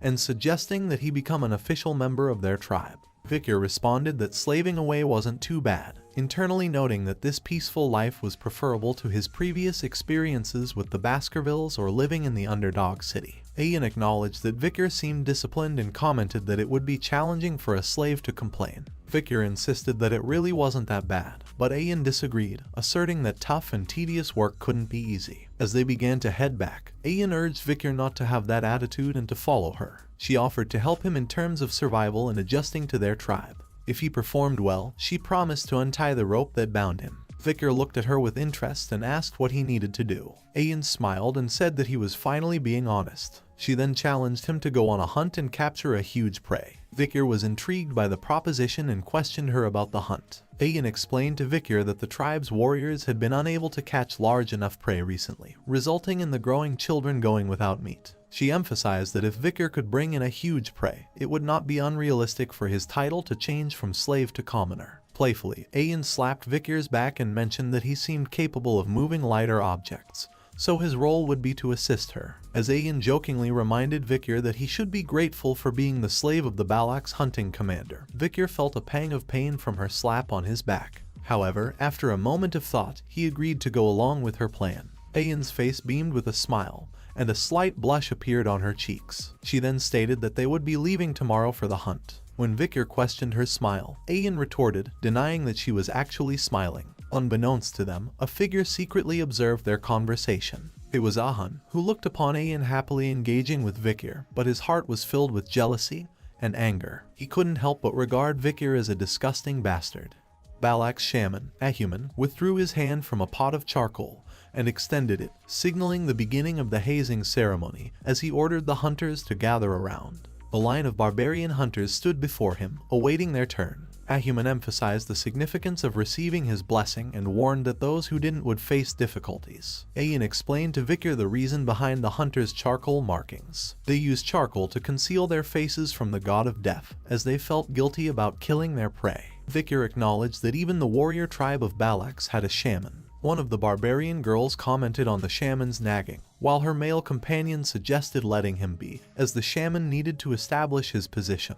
The girl expressed doubts about the effectiveness of the shaman's blessings because they had often failed in the past. She indicated that they only sought his blessings on specific occasions. Vikir wondered if her skepticism meant that the shaman's position held little meaning, realizing that this place wasn't much different from others. Sometime later, Ayan stood with her face adorned in comical charcoal markings. Vikir looked at her and jokingly remarked on her appearance. Ayan wiped the markings off her face and angrily retorted, stating that she didn't get along with the shaman. In her embarrassment, she offered Vikir a collar. Vikir held the collar in his hand, questioning if it was a dog collar. Ayan proceeded to put on a collar herself and explained that they wore them to protect their necks from being bitten by their prey. Vikir contemplated the situation and decided that since he was already there, it would be better to adapt to this place. As Ayan and Vikir rode a wolf, she reminded him to hold on to her waist, concerned about his safety. Vikir assured her that he would be fine, and they set off. Ayan glanced back at Vikir,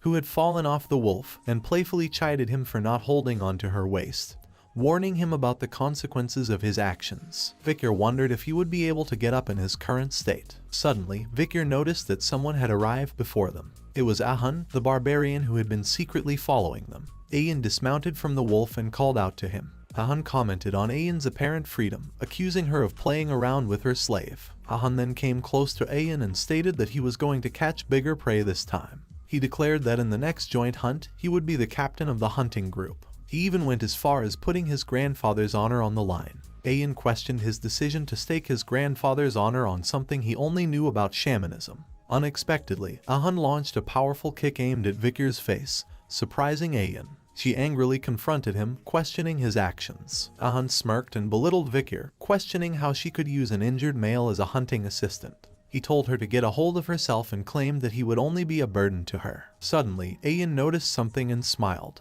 She told Ahun to check his waistband before saying those things. Confused, Ahun looked at his waistband and exclaimed in shock. Meanwhile, Vikir spat out some blood from his mouth. With Ahun's quiver and arrow in his grasp, Vikir smiled and remarked that Ahun should hold on to his weapons as he would with his lover. Ahun was shocked by the revelation that his weapons had been taken. He glared at Vikir in anger and Ayan burst into laughter upon hearing this. Suddenly, Ahun attacked Vikir with a punch, calling him an arrogant slave bastard. However, before the punch could reach Vikir, Ayan swiftly intervened, using her bow to block the attack, and shouted at Ahun, commanding him to stop. She questioned Ahun in a cold voice, asking him whose slave he thought he was punishing on his own accord. Ahun, filled with anger, exclaimed that Vikir was a slave and had insulted a Balak warrior. Ayan responded, stating that Ahun had been acting pathetic in front of Vikir. Ahun continued to argue, questioning why she was defending Vikir so passionately, and suggesting that she might have developed feelings for the slave. Ayan, frustrated, placed her hand on her head and conceded, acknowledging that Vikir was indeed a slave and should be punished if he had done something wrong. However, she emphasized that Ahun didn't have the right to punish him because Vikir was her slave. Vikir, who was still on the ground, looked at them with a questioning expression. Suddenly, Ayan unleashed a powerful punch aimed at Vikir's face. Ahun watched the scene in shock, his mouth agape as blood sprayed onto the lush green grass. Ayan gazed at Ahun with cold eyes and asked if he was happy now. With a mixture of coldness and anger, she warned Ahun that she knew he was upset because he had failed to capture a maiden for himself before. But if he ever harmed her slave again, she would beat him up. Ahun, taken aback, reluctantly agreed. Sometime later, Ayan and Vikir continued riding the wolf, but Ayan kept looking at Vikir with apologetic gazes. She asked if it hurt, but Vikir remained silent. She then inquired if he was angry, but Vikir remained silent once again. Ayan explained that her actions were necessary to stop Ahun's petty retaliations, as he was a stubborn and petty person. Seeing that Vikir was still silent, Ayan asked why he wasn't replying. Finally, Vikir responded, saying that it hurt. In response, Ayan jumped up in the air and landed back on the wolf's back, facing Vikir. She caught his face and anxiously asked if it hurt a lot, if it was bad, and if his life was in danger. Vikir replied that it hurt to talk and that he had experienced similar injuries before. But before Vikir could finish his sentence, Ayan's lips landed on his. After some time had passed, Ayan's face blushed red, and she placed her fingers on her lips. She suddenly turned forward in a hurry and said that she knew she was right, stating that Vikir showed promise for an imperial bastard.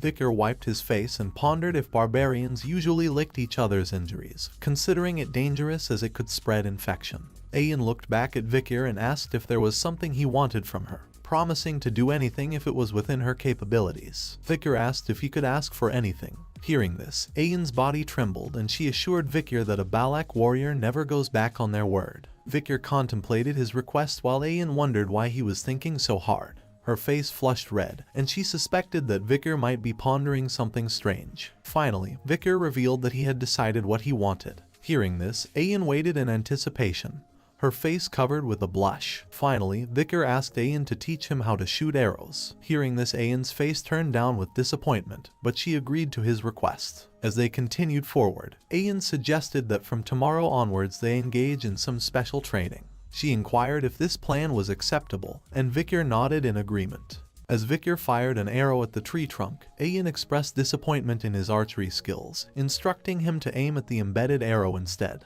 Vicar questioned whether it was appropriate for her to teach him in that position. Ayan smiled and reminded him that it was he who asked to be taught how to use the bow. She emphasized the importance of learning the bow well since Vicar's body wouldn't allow him to use a sword for a while. The goal was to capture a large prey to enhance his reputation. Ayan continued to put pressure on Vicar's back to correct his posture. In pain, Vicar realized that his bones were at their limit. Suddenly, Ayan's wolf appeared behind them, and Ayan was a bit shocked and applied some extra pressure on Vicar's back, resulting in a cracking sound.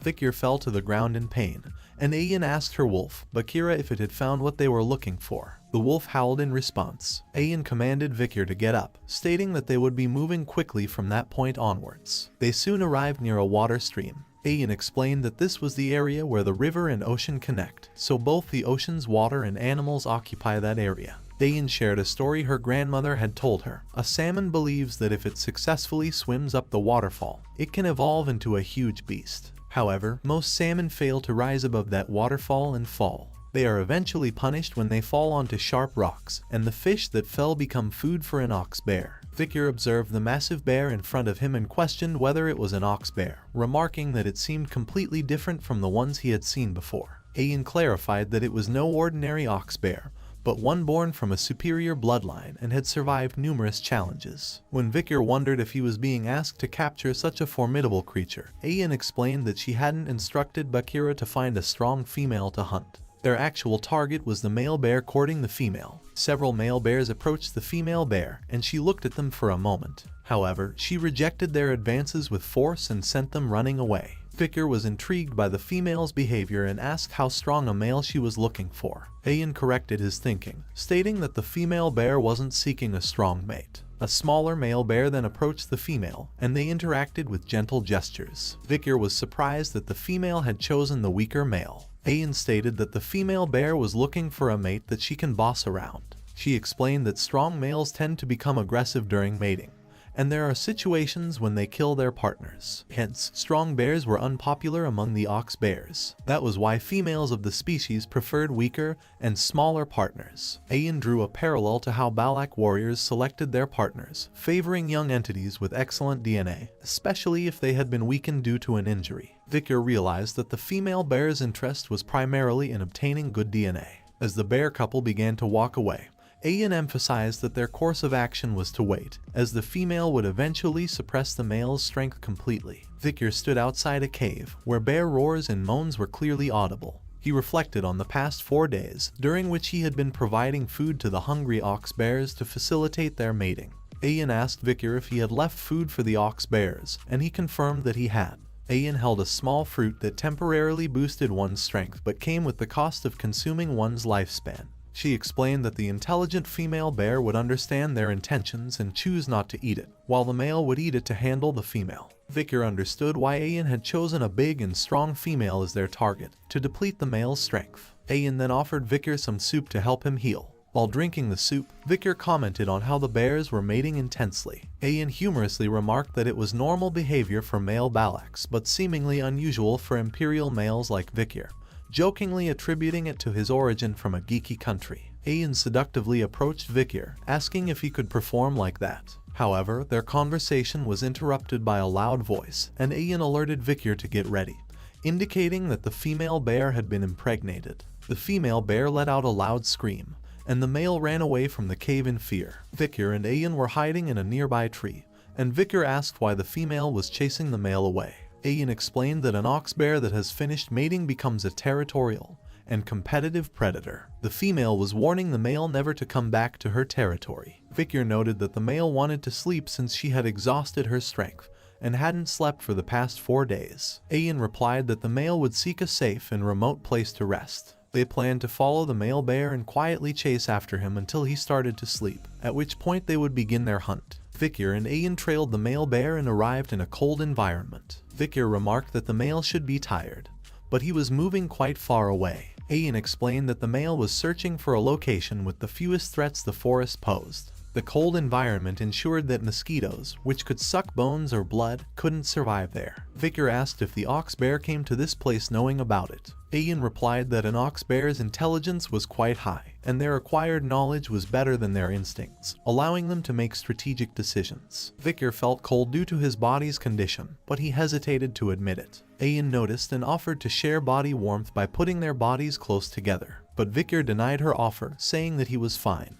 She warned him that if his body temperature decreases, his body will become stiff, and if his body becomes stiff, it will hinder their hunting efforts. Victor was surprised by her rational reasoning and wondered if she was capable of making such logical decisions. After a moment of thought, he decided to accept her offer. He suddenly hugged her from behind and Ian's face turned red, and she tried to justify it as concern for her slave's health, stating that it was a master's duty to look after her slave's well-being. Suddenly, Ian's wolf, Bakira, stopped and growled while looking ahead. Ian noticed that the ox bear's footsteps had disappeared. She wondered where it went, but before she could finish her sentence, the ox bear, which had been hiding nearby, let out a loud growl and attacked her. The barbarians were gathered together, their eyes filled with excitement as they beheld a massive boar before them. They marveled at the size of the beast, recognizing that its meat could feed the entire tribe abundantly. One of the female barbarians expressed her hunting achievement, stating that she had only managed to catch 3 rabbits,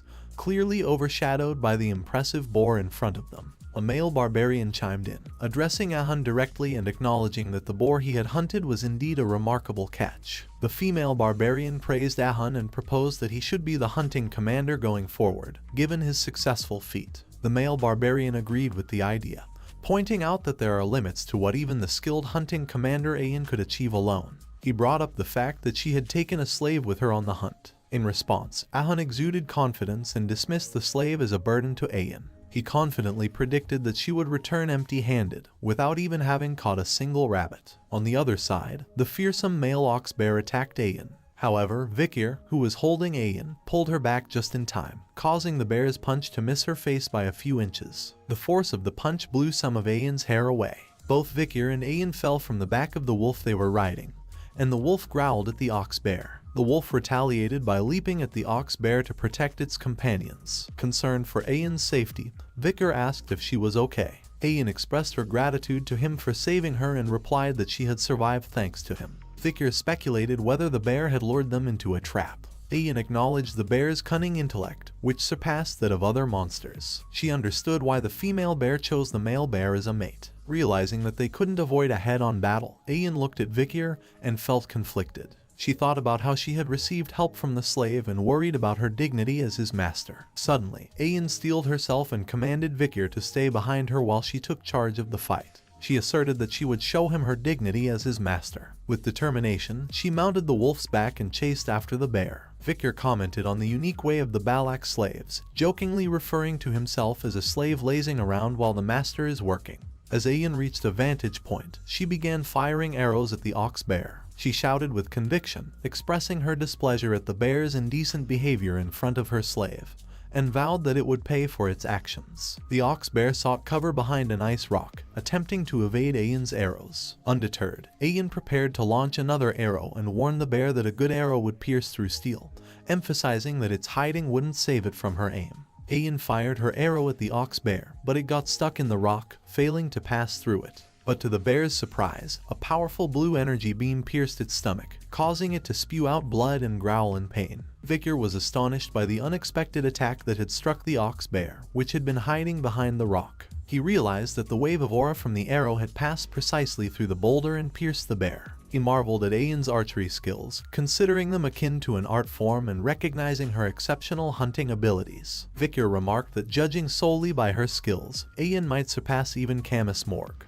The wounded ox bear emerged from its hiding place with bloodshot eyes and charged at Ian with rage. She responded by shooting an arrow at its eyes, but the bear continued its relentless charge. In response to the bear's persistence, Ayan confidently prepared another arrow, asserting that an arrow filled with her sincerity was powerful enough to break through a castle wall. She released the arrow, but to her surprise, the ox bear managed to dodge the attack, leaving Ayan shocked and bewildered. Before Ayan could fully comprehend the situation, the bear struck the wolf she was riding, sending her flying back and rolling on the ground. In the midst of the intense battle, Ayan recalled her mother's words. Her mother had mentioned that when a beast with dull senses nears death, it can sense the killing intent of a person. Ayan realized that she had underestimated the ox bear and had been careless in thinking she had cornered it perfectly. Despite her righteous intentions in shooting the last arrow, she now faced a dangerous and formidable adversary. The ox bear menacingly approached her, its mouth drooling. The bear opened its mouth wide, ready to bite. Overwhelmed with fear, Ayan closed her eyes and braced herself for the impending danger. However, just as the ox bear was about to attack, Ayan heard a familiar voice calling out to her, asking if she was done showing what a master's dignity is like. When she opened her eyes, she saw Vicar standing before her. Vicar stepped forward to confront the ox bear and confidently declared that it was now his turn to take action. He thrust his empty hand towards the beast, which began to glow red, and soon Beelzebub emerged from his hand. Vicar wielded the power of Cerberus flame, and the ox bear's head was engulfed in flames, causing it to slide back in pain. Ayan watched in awe as she wondered if that powerful attack was indeed fire, witnessing the bear's head being roasted alive. The ox bear let out a final growl before succumbing to its injuries, falling lifelessly on the ground. As the battle ended, the bandages around Vicar's body had burned away with the fire, and his previously injured eye had been healed. Ayan couldn't help but blush as she looked at Vicar, grateful for his timely intervention and amazed by his incredible abilities. However, her joy turned to concern when she saw Vicar's face and posture distort in pain.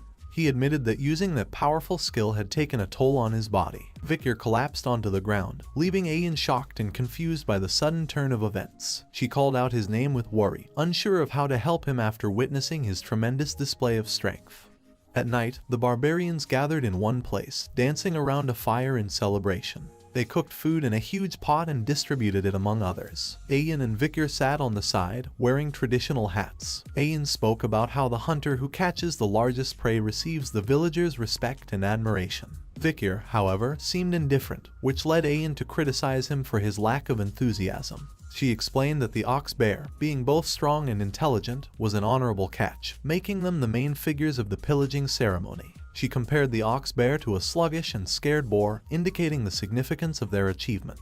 Ayan then questioned Ahan, who was standing beside Vicar, to support her point. Ahan in frustration handed a bowl to Vicar while referring to him as a slave. Vicar was confused about the small amount of meat in his bowl, and asked why he didn't receive more. Ahan replied that the amount of honor he gained was worth the meat he had received. Ayan clarified to Vicar that it was a tradition where the one who contributed the most to the hunt received the least amount of meat but gained a corresponding amount of honor. Ahan, in frustration, wished he could give Vicar more meat. Vicar pondered on the idea that becoming more honorable meant getting less meat, questioning whether the meat was better than such useless honor. Ayan chuckled, finding Ahan's sour expression amusing, clearly annoyed by his reaction. Vicar looked down at his hand and contemplated the 600 kilograms hammer that he had acquired from Beelzebub after catching the ox bear. He wondered if it was possible to increase his weight by 600 kilograms while holding his breath. He then drank the soup and realized that the skill was not all he had gained. After Beelzebub absorbed the ox bear, Vicar's body recovered significantly.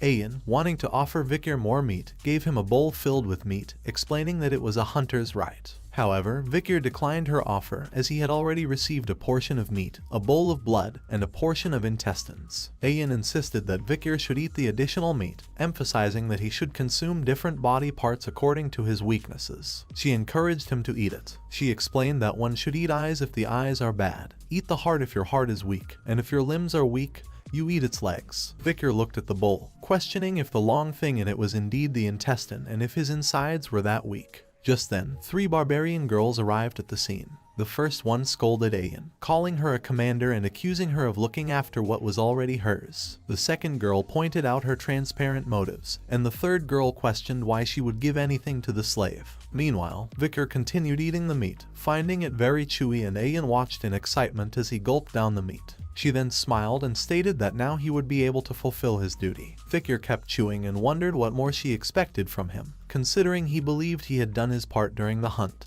As the new morning arrived, Vikir stood near a large tree trunk whose top was cut. He noticed the tree melting a little, confirming what Ayan said the previous night. Last night, while he was standing near the tree trunk, he noticed that it was covered with lots of meat. He questioned Ayan about placing good meat there, considering the village was going through a food shortage. Ayan explained that the meat was an offering to Madame Eight Legs, and they sought permission to live in that dense forest. Vikir realized the significance of Madame Eight Legs and how reckless his actions had been. He understood the Balak villagers' behavior towards her and found her to be an annoying monster. Vikir, strolling back to his hut, noticed a long line of girls waiting outside. He was puzzled, wondering if there was another ceremony or some special event. The girls talked amongst themselves, expressing their eagerness to meet Vikir. One girl mentioned that she had been in line since dawn, while another was glad to be at the front end. A third girl proudly stated that she stayed awake the entire night. 3 girls stood together, discussing the possibility of becoming a commoner based on the results of yesterday's pillage.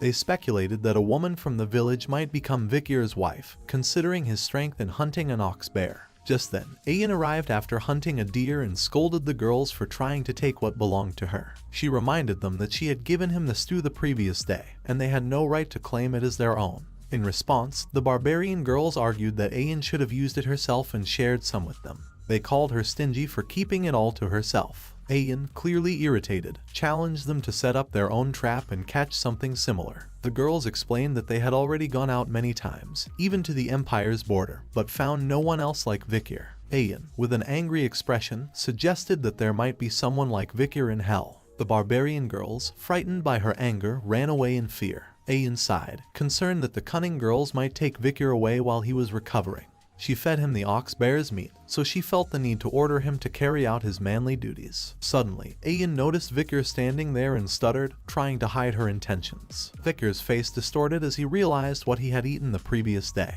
Ayan quickly changed the topic and mentioned that she had heard that last night, her mother had called for a meeting among the elders. She added that Vikir, as the honorable hunter of the pillage, would have the opportunity to request something from her mother during the meeting. She then advised him that when her mother called upon him, he should ask for the thing she was planning to suggest. Inside the matriarch's tent, the elders sat on one side while the young prodigies on the other. Vikir sat on his knees and bowed to the matriarch, greeting her respectfully. The matriarch acknowledged Vikir's accomplishment of catching an ox bear, expressing her gratitude for the good meat she had eaten. Vikir humbly replied that he only did what he had to do. The matriarch smiled and praised him, remarking on his quick recovery rate, which he credited to her care. Vikir observed the matriarch, the night fox, Aquila. He recognized that she was a genius archer who scared the people of the empire, despite leading the Balak tribe with less than 300 members. He saw her as dignified as Hugo, but she was also warm and soft. The matriarch expressed her desire to reward him for his contributions. She announced that due to his actions the previous day, she would change his status. Vikir was no longer considered a slave but a part of the Balak family. At that moment, an elder cleared his throat, and Vikir recalled that some elders were dissatisfied with his status change. Vikir observed the elder and recognized him as Ahuman, the Balak's shaman and Ahun's grandfather. The matriarch stood up and reaffirmed Vikir's new status as an official member of the Balaks. She invited him to share his desires, stating that even though she didn't give birth to him or raise him, she would consider his request as part of the family. She offered him the possibility of choosing a beautiful village maiden as his partner, and she would give her blessing. Alternatively, if he preferred not to have a partner, she was fine with him having a slave. Meanwhile, Ayan made hand signs, reminding Vikir of something she had previously told him. Vikir looked at her and closed his eyes. Vikir then stated that he had one request. The matriarch was intrigued and encouraged him to speak comfortably. Internally, the matriarch wondered why Ayan was signaling so urgently, questioning if she wanted him that badly. Vikir looked at the matriarch with confidence and expressed his desire to bathe in the hero's spring. The room fell silent as everyone present was shocked by his request. Only Ayan had a smile on her face. The matriarch gazed at Vikir with cold eyes, clearly taken aback by his request, and questioned whether he was aware of what he was asking for. Ahuman's voice thundered as he directed his words toward Vikir, his tone dripping with disdain and anger. He questioned Vikir's awareness of the person he was in the presence of and criticized his arrogance. Shifting his attention, Ahuman then turned towards Matriarch and emphasized that only esteemed high-ranked Balak warriors were permitted to access the revered hero's spring. He dismissed Vickers' plea, branding it as insignificant. Hound chimed in, echoing Ahuman's sentiment. He asserted that the hero's spring was exclusive to those who had proven their exceptional might and condemned Vickers for his audacious inquiry. Ayan intervened, speaking up for Vickers and highlighting his previous feat of capturing an ox bear during the pillaging ceremony. The act, according to her, was a testament to Vickers' strength. The matriarch's gaze fell upon Vickers, and she inquired about his understanding of the hero's spring. Fearless and composed, Vickers met her gaze and revealed his knowledge. He knew that Hero's Spring was a revered shrine where only the mightiest Balak warriors were submerged. The spring possessed healing properties, aiding both internal and external injuries through its waters. Vickers also recalled Ayan's insight that access to the spring was reserved for warriors who had made significant contributions. Contemplating Vickers' request, Matriarch grappled with the decision. The first elder expressed hesitation about sending an outsider, a recent commoner, to the shrine. However, the second elder interjected, suggesting that given Vickers' potential, a single visit to the hero's spring could serve as motivation. Debate ensued among the elders. The first elder emphasized the exclusivity of the hero's spring, questioning the idea of allowing anyone to enter. On the other hand, the second elder advocated for showing kindness to Vickers due to his battered state and newfound familial connection. Matriarch's internal struggle was evident as she weighed the options. She desired to grant Vickers' request but acknowledged the lack of a compelling reason. She lamented the opposition from the shaman and the guards, leaving her feeling constrained in her decision-making. As the tension grew, a sudden bell sound interrupted their deliberations, capturing everyone's attention. Vickers' voice cut through the uncertainty as he questioned the origin of the bell, pondering if it signaled the onset of war. Ayan clarified that the sound was an indication of a guest's arrival, ruling out the possibility of a confrontation with the Balaks in their own territory. Matriarch decided to adjourn the discussion, instructing everyone to return to their duties. Ahuman's demeanor shifted as he observed Matriarch's departure, his expression brimming with ire, accompanied by a disapproving sound. As the members of the Balak tribe stood together, Vickers asked Ayan if the group of people before them were the guests they were expecting. Ayan confirmed this, revealing that the newcomers were merchants who brought goods from beyond the forest. The Balak tribe eagerly anticipated their visits. However, Vickers' thoughts were elsewhere. He focused on a symbol on one of the merchants' flags, recognizing it as belonging to the bourgeois family,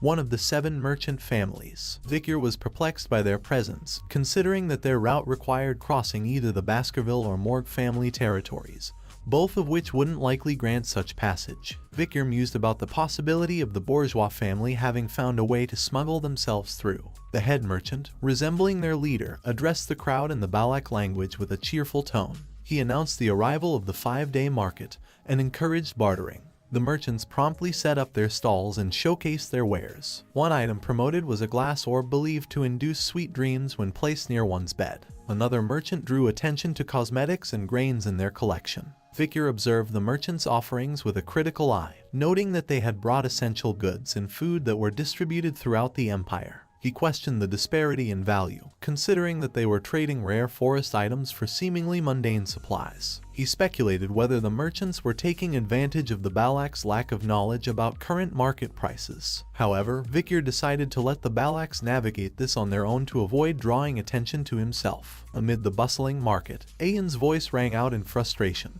denouncing the unfairness of the deals. She questioned whether it made sense for her to exchange a diamond for corn. Vickers found solace in her reaction, relieved to see someone expressing rational dissatisfaction. Ayan's anger grew as she shouted that she should at least receive 2 corns for this. Ayan smiled as she happily received 2 corns in exchange for a diamond. Vickers couldn't help but feel frustrated by her actions, considering her to be quite hopeless. Amidst the bartering, 3 Balak tribe members engaged in a verbal confrontation with the merchant leader. The first one argued for better terms for trading a pearl clam for radishes, asserting that 2 radishes were the rightful exchange. The second haggled over the quality of cabbage and eventually settled for 1 deer antler. The merchant leader, visibly irritated, relented under the pressure of the Balak warriors' persistence, giving in and offering extra items. This made the Balak members happy, but the merchant leader smirked inwardly, perceiving their celebration as ignorance of the item's true value. Just then, a small girl approached the merchant leader, politely asking for a glass orb. The merchant leader, with a self-assured demeanor, mentioned having many glass orbs and inquired about what the girl had to offer in return. The little girl's face lit up with joy as she proudly displayed a sun larva, referring to it as a rare, delicious, and nutritious treat. She presented it to the merchant leader as an offering. However, the merchant leader's expression twisted into one of disgust as he slapped the girl's hand away, rejecting her offering with revulsion. The sun larva fell to the ground, leaving the girl heartbroken. As the merchant leader began to walk away, he remarked that despite being perceived as a primitive barbarian, she was quite pretty. He considered her attractive enough to fetch a good price as a slave. The girl looked at the sun larva with teary eyes, and suddenly, a hand appeared on her head, trying to console her. Vicar looked at the merchant with anger and stated that this trade was invalid. The merchant leader questioned whether Vicar understood the imperial language and tried to brush off the incident by saying it was just a misunderstanding. However, Vicar cut him off, questioning if he was talking about the intention to sell a Balak child as a slave. Dismissing the merchant's attempts to explain, Vicar redirected the conversation and demanded the cancellation of all unfair trades of the day. The merchant leader was baffled, asking Vicar to define what he meant by unfair trades. Vicar boldly stated that the items were being marked at prices significantly divergent from their current market value. The merchant leader pondered the fact that Vicar was the only one who could speak the imperial language. Attempting to assert authority, the merchant leader claimed that the trades were sacred and sanctioned by the Balak shaman, who was seen as a proxy of the forest god. He belittled Vicar's interference due to his young age, implying that he shouldn't involve himself in matters beyond his understanding. Vicar's words were calculated and sharp as he broke down the actual market values of the items being traded. He revealed that the supposed corn was worth 100 gold each, while the received diamond had a value of around 2 million gold. He further explained the worth of an ox bear horn when crafted into a billiard ball, equivalent to 1 million gold, comparable to a goblin butt mushroom, a newly used medicinal item. The merchant leader was astonished by Vicar's precise knowledge of market prices. Vicar picked up a glass orb and explained that this glass orb can give you sweet dreams. If you place this next to you, you will certainly be engulfed and only dream sweet dreams. He then disclosed that the orb's surface contained hidden holes that dispensed drugs inducing sweet dreams, which, in reality, was a harmful, cheap substance banned in the Empire due to its adverse effects with prolonged use. He acknowledged the merchant's effective distribution of the drug. Crushing the glass orb in his hand, Vicar unveiled their scheme, leaving the merchant leader visibly rattled as their covert actions were exposed. Among the chaos, the merchant leader's friend whispered inquiries about the situation,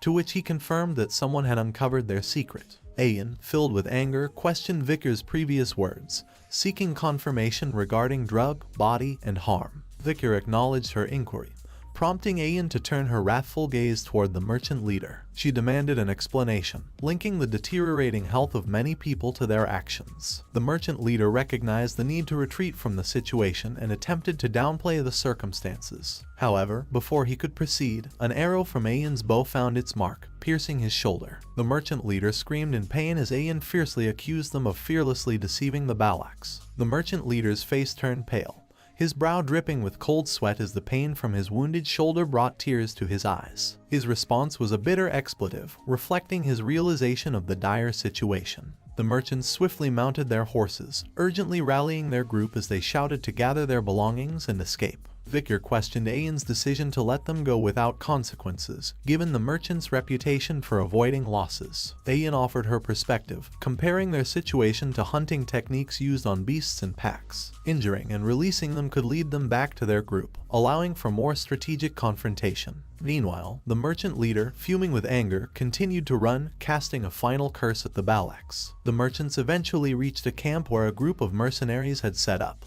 With frustration and desperation, the merchant leader ranted about the Balaks stealing their products and rallied the mercenaries for an impending battle. In the quiet of the night, a bird soared through the air, its keen eyes spotting a distant light cutting through the heart of the forest. Descending, the bird perched on someone's hand. Ayan's fierce gaze met the bird's arrival as it landed on her hand. She uttered a chilling declaration that resonated with the anger within her. They had provoked the Balaks, and in her eyes, there was only one way to deal with such a transgression: slaughtering their adversaries. A group of mercenaries moved silently through the dense forest toward their destination in the heart of the night. The leader of the mercenaries turned to the merchant leader accompanying them and addressed him, highlighting the unfortunate looting of his goods by the Balak group. He suggested that mere words wouldn't work with these barbaric raiders and that a more decisive approach, involving their annihilation or enslavement, was necessary. The merchant leader, however, countered that the challenge of defeating the Balax in combat was not to be underestimated.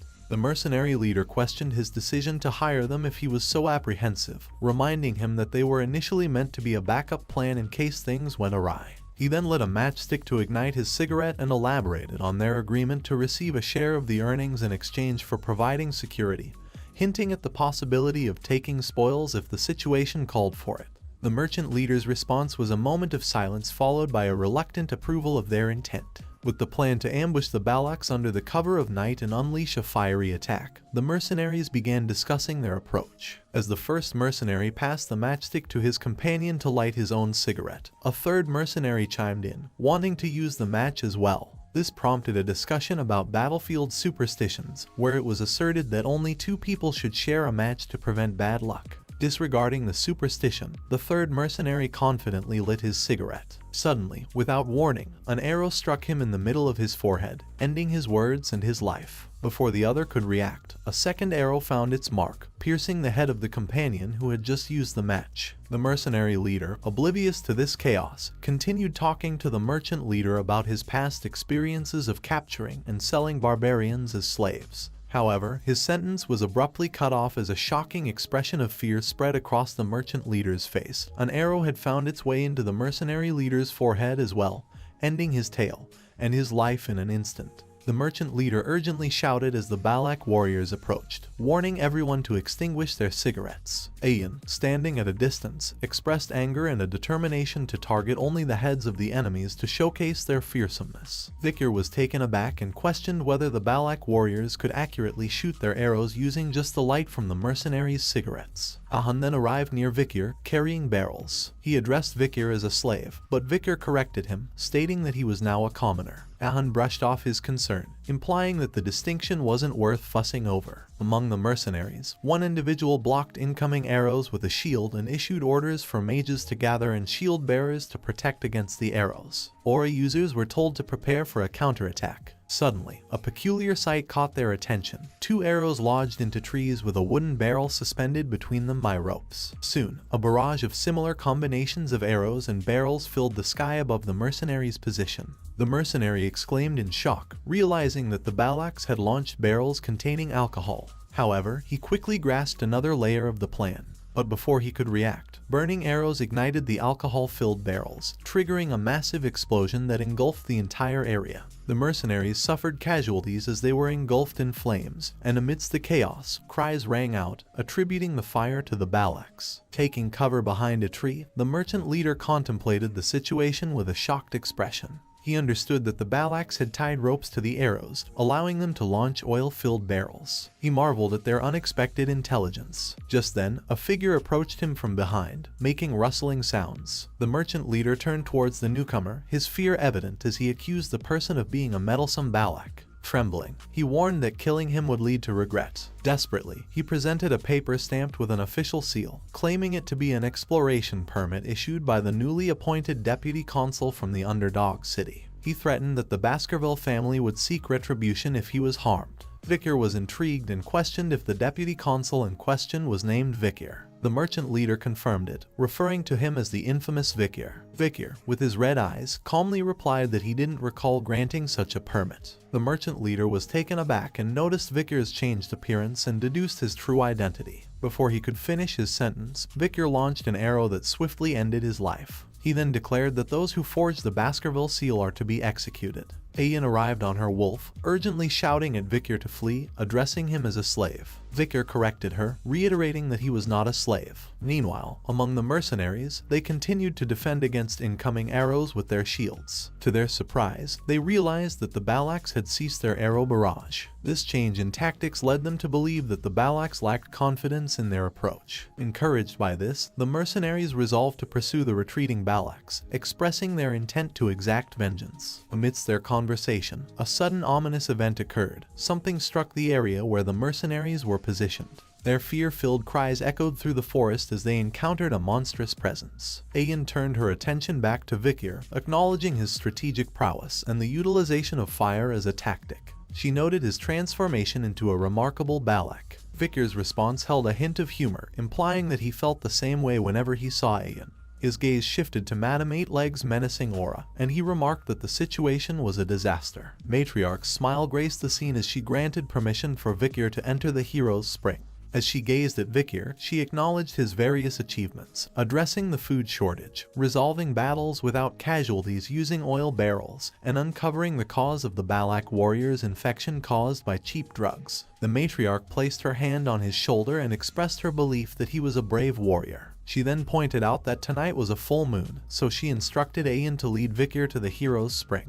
Ayan got up and responded, "Yes, mother." As they walked, Ayan playfully wrapped her arm around Vicar and commented on how Ahuman was remaining silent. She explained that Ahuman had previously attributed the warrior's ailments to a curse, and due to his actions, Ahuman's words no longer carried weight. Vicar remembered the words of the merchant leader who had spoken of the Balak shaman, the proxy of the forest god, permitting a sacred trade. Vicar gazed at Ahuman, contemplating the notion of a curse. Later that night, Vicar immersed himself in the spring, experiencing a profound sense of relaxation. He reflected on the purification of his mana, feeling his broken bones and muscles begin to heal. He recognized that the old shaman's concerns were not unfounded, given the spring's remarkable efficacy. He mused about the efficacy of the spring in comparison to the river Styx at Baskerville, acknowledging its advantage due to the absence of an age limit. Vicar gazed ahead, observing Ayan also in the hero's spring. He mentioned that the spring's efficacy might diminish if she joined him. He pointed out that the matriarch had specified that only he could enter. Ayan dismissed his concern, remarking that true Balaks didn't worry about minor details. She shifted the conversation to express gratitude to Sir Adonai for discovering the hot spring. Vicar inquired about Adonai, prompting Ayan to describe him as the sole individual capable of battling Madame Eightlegs. She emphasized that Adonai was the most formidable warrior in their legends and advised Vicar to respect him. Vicar acknowledged that if Adonai had truly confronted the monster head-on, he deserved respect. Ayan exclaimed that she was telling the truth. She then turned away and muttered her frustration about the difficulties of communicating with outsiders. She recalled her mother's words about Vicar, acknowledging his transition to a commoner, and his positive reputation within the village. Her mother had expressed that with Vicar's recovery using the hero's spring, he had the potential to become the man he was meant to be and wasn't a bad choice for a husband. Ayan blushed as she gazed at Vicar and firmly declared to herself, "Today, I'm going to make Vicar mine."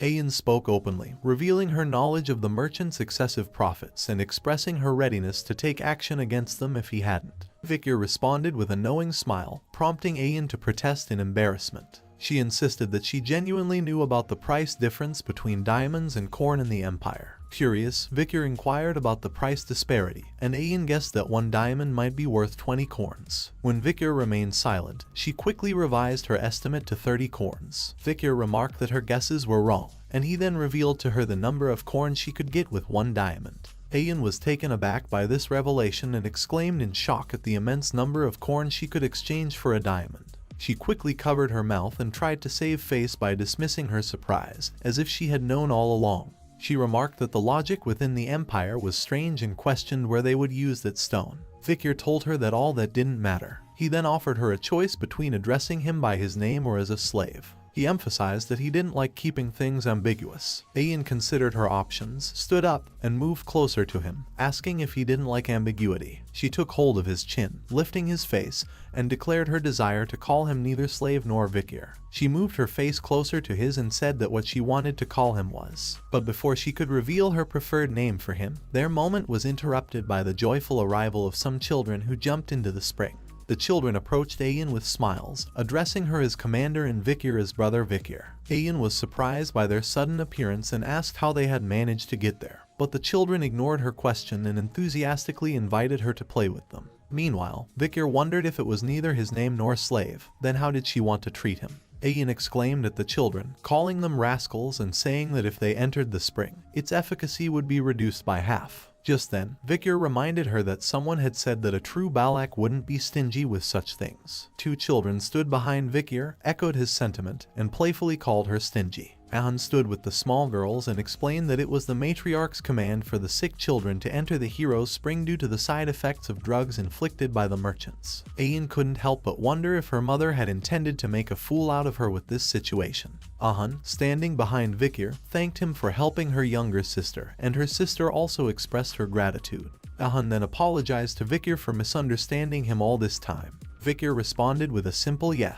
Hound shouted in frustration, stating that they were apologizing here, and questioned if that was all Vikir had to say. Vikir responded calmly, stating that Hound had too much anger in him. Ayan smiled as she looked at Vikir and thought that there was still a lot of time. She called out to Vikir with a warm smile covering her face and cheered for him on becoming an official Balak member. About 2 years later, a punch landed squarely on Ahun's face, causing him to fall to the ground with a painful sound. As Ahun lay on the ground, his attacker, none other than the 17-year-old Vikir van Baskerville, remarked that Ahun was more of a crybaby than he had anticipated.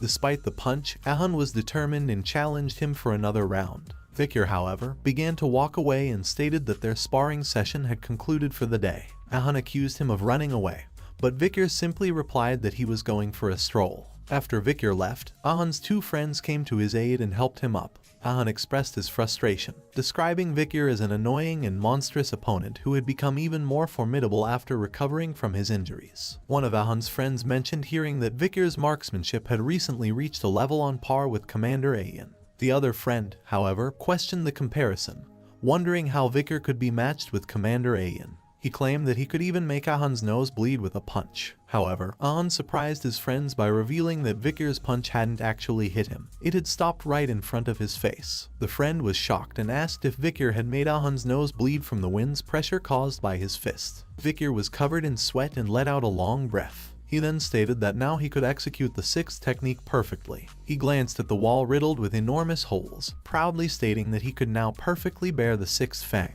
Achieving this level at the age of 17 marked impressive progress, although he acknowledged that there was still a long way to go before mastering the 10th technique. He also possessed 6 mana circles, and with that, he could be regarded as a high-rank graduator. He contemplated the blessings of the River Styx, his demonic sword Beelzebub, and the marksmanship and assassination techniques he had acquired from Balax. With these abilities, he could go up against even the highest-ranked graduator. Vikir remarked that it had already been 2 years since he had set foot in the deep forest. He questioned whether he would be bidding farewell to the Balax once his preparations were complete. Sometime later, Vikir and Ayan were navigating through the forest when Vikir noticed a trail on the ground and identified it as the tracks of the deep forest snake, Mashasu. He emphasized that it was a large and ancient one. Ayan acknowledged this information, and Vikir mentioned that if they were able to catch this snake, it would provide enough food for the village for at least 4 days. Curious, Vikir looked at Ayan, who appeared lost in thought, and asked if she was thinking about something else while they were hunting. Ayan's face flushed, and she hastily denied it. To change the topic, she mentioned that another hunting group had asked her to inquire about something. Vikir regarded her with suspicious eyes, sensing that she might be hiding something. She then revealed a knife and explained that the hunting group had obtained it from an imperialist who had trespassed into the deep forest. She asked him if he knew anything about the emblem on the dagger. Vikir confirmed his knowledge and stated that it was a famous emblem. He knew that the emblem belonged to an extremely famous clan, the Leviathan clan, an incredibly renowned clan that was part of the 7 imperial clans, along with the Baskerville clan. Ayan explained that they had initially suspected the dagger might have belonged to someone from the mercenary group they had massacred 2 years ago. Fortunately, this was not the case. However, something was troubling her. She described how in various locations around the headwaters, they had found traces of a red liquid poured from a glass bottle, left behind by unknown individuals who quickly retreated. The hunting group had managed to capture someone, but that person had ingested a hidden poison and died, leaving behind only the dagger with the Leviathan clan emblem.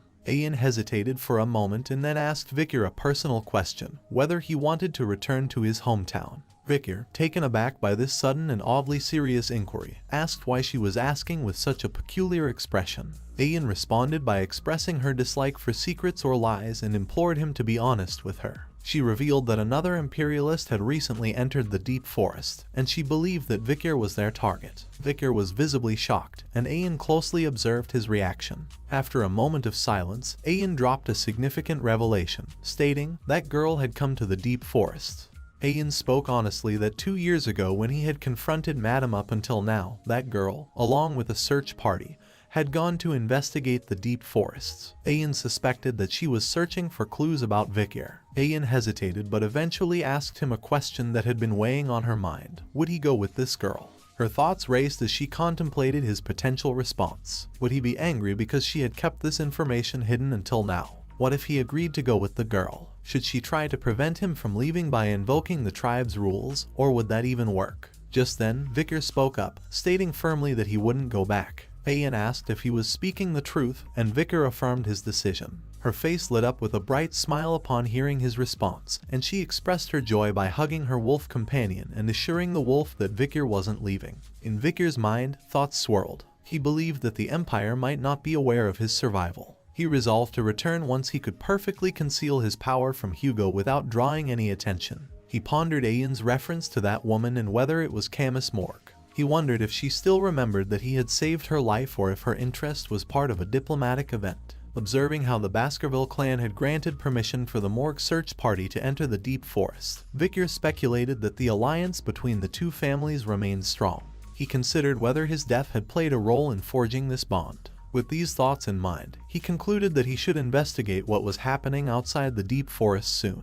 As Vicar and Ayan stood by the river, a sudden, unexpected event unfolded. A massive fish leaped out of the water, leaving both of them in awe and shock. The fish landed on the ground, writhing in pain and making agonizing sounds before ultimately succumbing to its injuries, lying lifeless. Ayan, looking at the fish, questioned if it was a lungfish. She speculated that its leap out of the river might be an indicator of the upcoming rainy season. Judging by its size, she deduced that this year's rainy season could potentially be a lengthy one. However, their attention was soon diverted as Vicar noticed an arrow protruding from inside the lungfish's body. Bewildered, he examined it closely and proceeded to slice open the fish's stomach. To their astonishment, they discovered a human skeleton inside the fish, clutching the very arrow that had struck it. Ayan observed the clothing on the skeleton and wondered if it belonged to a member of the Lakoko tribe. She surmised that, since there were signs of resistance where the arrow had pierced the fish, the person inside must have put up a struggle after being eaten by the lungfish. She remarked that the lungfish was a stupid beast that ate dead things, so she found this situation a little strange. Vicar speculated that perhaps this individual had been severely weakened, to the point where the lungfish mistook them for a corpse. Ayan pondered why such a feeble person would be out hunting in the first place. Vicar suggested that the situation within that person's tribe might be dire, driving them to take such risks. He hinted at something significant occurring deep in the forest and prompted the need for an investigation. As Vicar and Ayan ventured deeper into the forest, they were met with a shocking sight that left Ayan's face contorted in disbelief. Spread before them were numerous lifeless bodies strewn across the forest floor. Ayan, horrified by the grim scene, questioned in disbelief whether all the Lakoko warriors were dead. Vicar, on the other hand, examined one of the deceased bodies and began to piece together the disturbing puzzle. He noted signs of vomiting, diarrhea, and red spots on the corpses. His thoughts raced, and he considered the possibility that this might be related to a deadly disease. Ayan pointed out another strange observation. Despite the time being well past mealtime, there were no signs of fires burning in the Lakoko village. As they continued their exploration, night descended upon the forest. Upon entering the village, Vicar couldn't help but comment on the eerie stillness. There were no signs of life, and the neglected state of the village was evident from the overgrown weeds. Ayan wondered aloud if the Lakoko tribe had relocated, but her inquiry was met with a grim discovery. As she pulled back the curtain of a tent, a swarm of flies emerged, and inside, she found a lifeless body. She urgently called out to him, saying that there was a corpse in front of her. Vicar, too, made a grim discovery on his end, confirming that there was another corpse near him. His mind raced back to a time before his regression when a deadly epidemic known as the Red Death had ravaged the deep forests. This highly contagious disease had affected both barbarians and various species alike. The symptoms of the Red Death included red spots covering the body, accompanied by vomiting, diarrhea, and excruciating pain. Those infected often became crippled and suffered a slow, agonizing death. The infection had spread so rapidly that it even crossed the Empire's border, leaving devastation in its wake. Ayan, overcome with worry, urgently suggested that they needed to leave the place immediately, considering it a curse, a god's curse. Vicar, however, tried to reassure her, stating that it was actually an infectious disease, not a curse. Ayan, still alarmed, believed this made it even more serious. Vicar attempted to calm her, explaining that the disease wasn't extremely contagious. This revelation seemed to offer Ayan some relief as she asked if it truly wasn't a curse. Vicar told her that if she was that scared, she could go back first. Ayan questioned, what if he died because he got cursed? Vicar simply stated that if he were to die, then so be it. Ian was taken aback and exclaimed that he couldn't just decide to die on his own. Victor concluded that judging from the number of corpses, it appeared that the entire Lakoko tribe had not been wiped out. They must have relocated elsewhere, leaving behind the deceased and the sick. He planned to gather supplies from the Lakoko barracks and advised her to proceed and find a safe place to rest. Ian looked at him and felt that he really wasn't sensitive at all. However, just as she turned to leave, a sudden shock gripped her. She looked back in fear, and a piercing scream echoed through the forest, reaching Victor's ears and instantly drawing his attention. Ian lay on the ground, tears welling up in her eyes from sheer horror. When Victor asked what was wrong, she looked ahead in fear and stated that it was the curse. She pointed at a child standing nearby and claimed that the child was cursed, urging Victor to run away. Ian expressed her intention to follow him if he went ahead.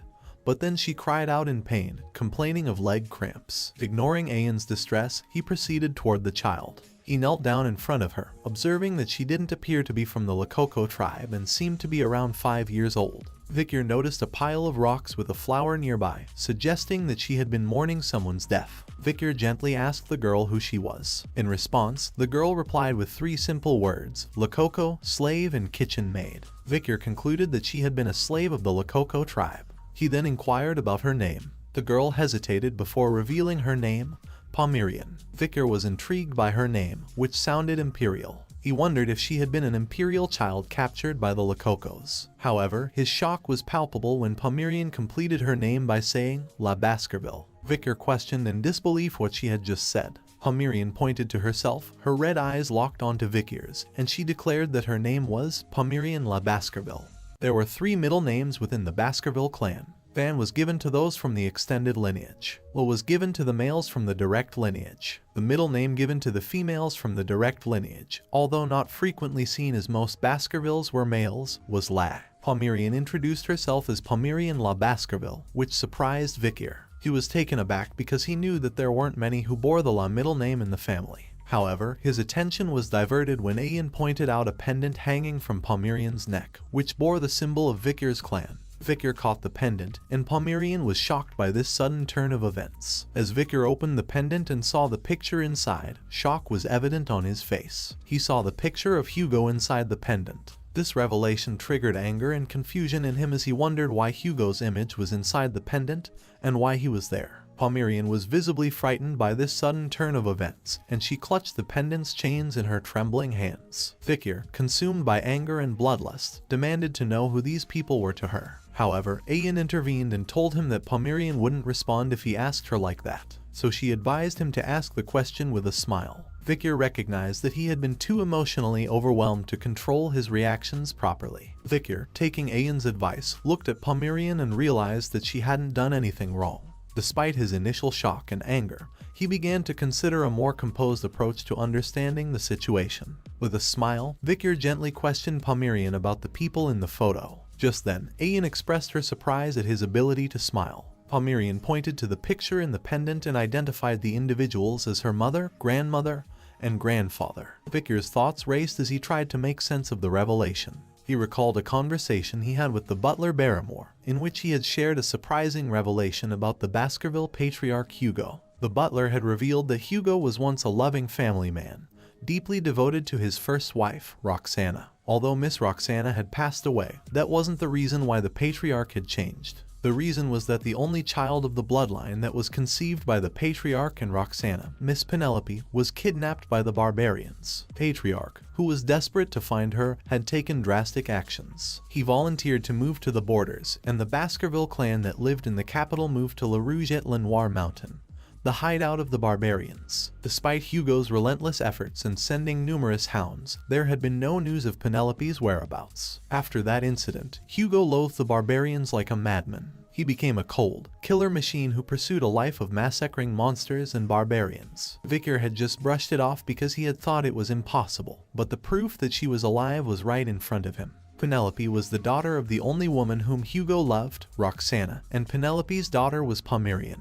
If his speculation were correct, then Pomerian was Hugo's direct granddaughter. Victor knew that Hugo was someone who loathed the barbarians and used his children as tools, so he couldn't help but wonder what kind of expression Hugo would make when he saw his granddaughter, who was half barbarian. Victor gently patted Pomerian's head and offered her his support. He could tell that she hadn't been treated well by the Lakoko tribe. With a reassuring smile, he invited her to come with him. Pomerian observed Victor for a moment and then pointed at him, noting that her mother's hair and eyes were the same as his. Victor acknowledged that all the Baskerville hounds tended to look alike. He also playfully referred to himself as her uncle. The word uncle seemed to resonate with Pomerian, and she looked at her mother's grave, recalling that she had told her that if she ever saw someone with red eyes, she must follow them. Pomerian grabbed Victor and expressed her desire to go with him. This was the moment when the two stragglers of the iron-blooded sword clan had crossed paths. The next day, Pomerian exited the tent and asked Victor where he was going.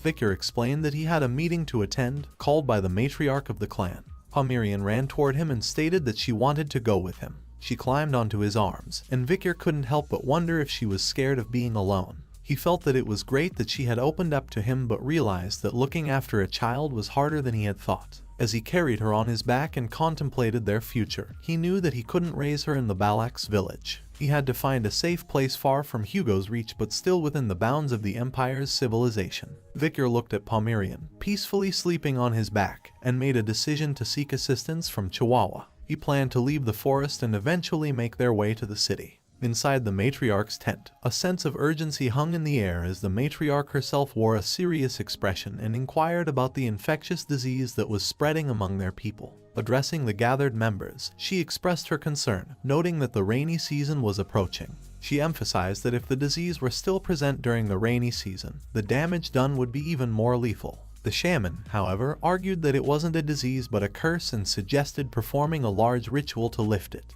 Ayan had a different perspective, firmly stating that it couldn't be a curse, and advocated for an immediate relocation of the village to escape the spreading affliction. The elders countered this idea, emphasizing the importance of their sacred land where the ashes of their ancestors rested. They insisted that abandoning their ancestral home was not an option, as it had been their place of residence for 2 centuries. Ayan's group passionately argued that prioritizing the graves of their ancestors over the safety of their future generations was untenable. They pointed out the grim reality that the disease could continue to spread, especially among the children. The shaman's group continued to insist on the curse theory, believing that the ancestors were angered due to the neglect of their graves. Ayan's group, on the other hand, contended that the illness might be caused by consuming strange mushrooms or a contagious bug. With emotions running high and the community divided, they turned to the matriarch for a decision. However, the matriarch herself was uncertain about how to proceed in this complex and potentially life-threatening situation. Victor sat quietly in the back of the meeting, his thoughts focused on the dire situation they faced with the Red Death. The Red Death was an infectious disease comparable to the historical Black Death that had once ravaged the Empire. He recalled the key figures who had helped the Empire combat the disease: Camus from the Morg clan,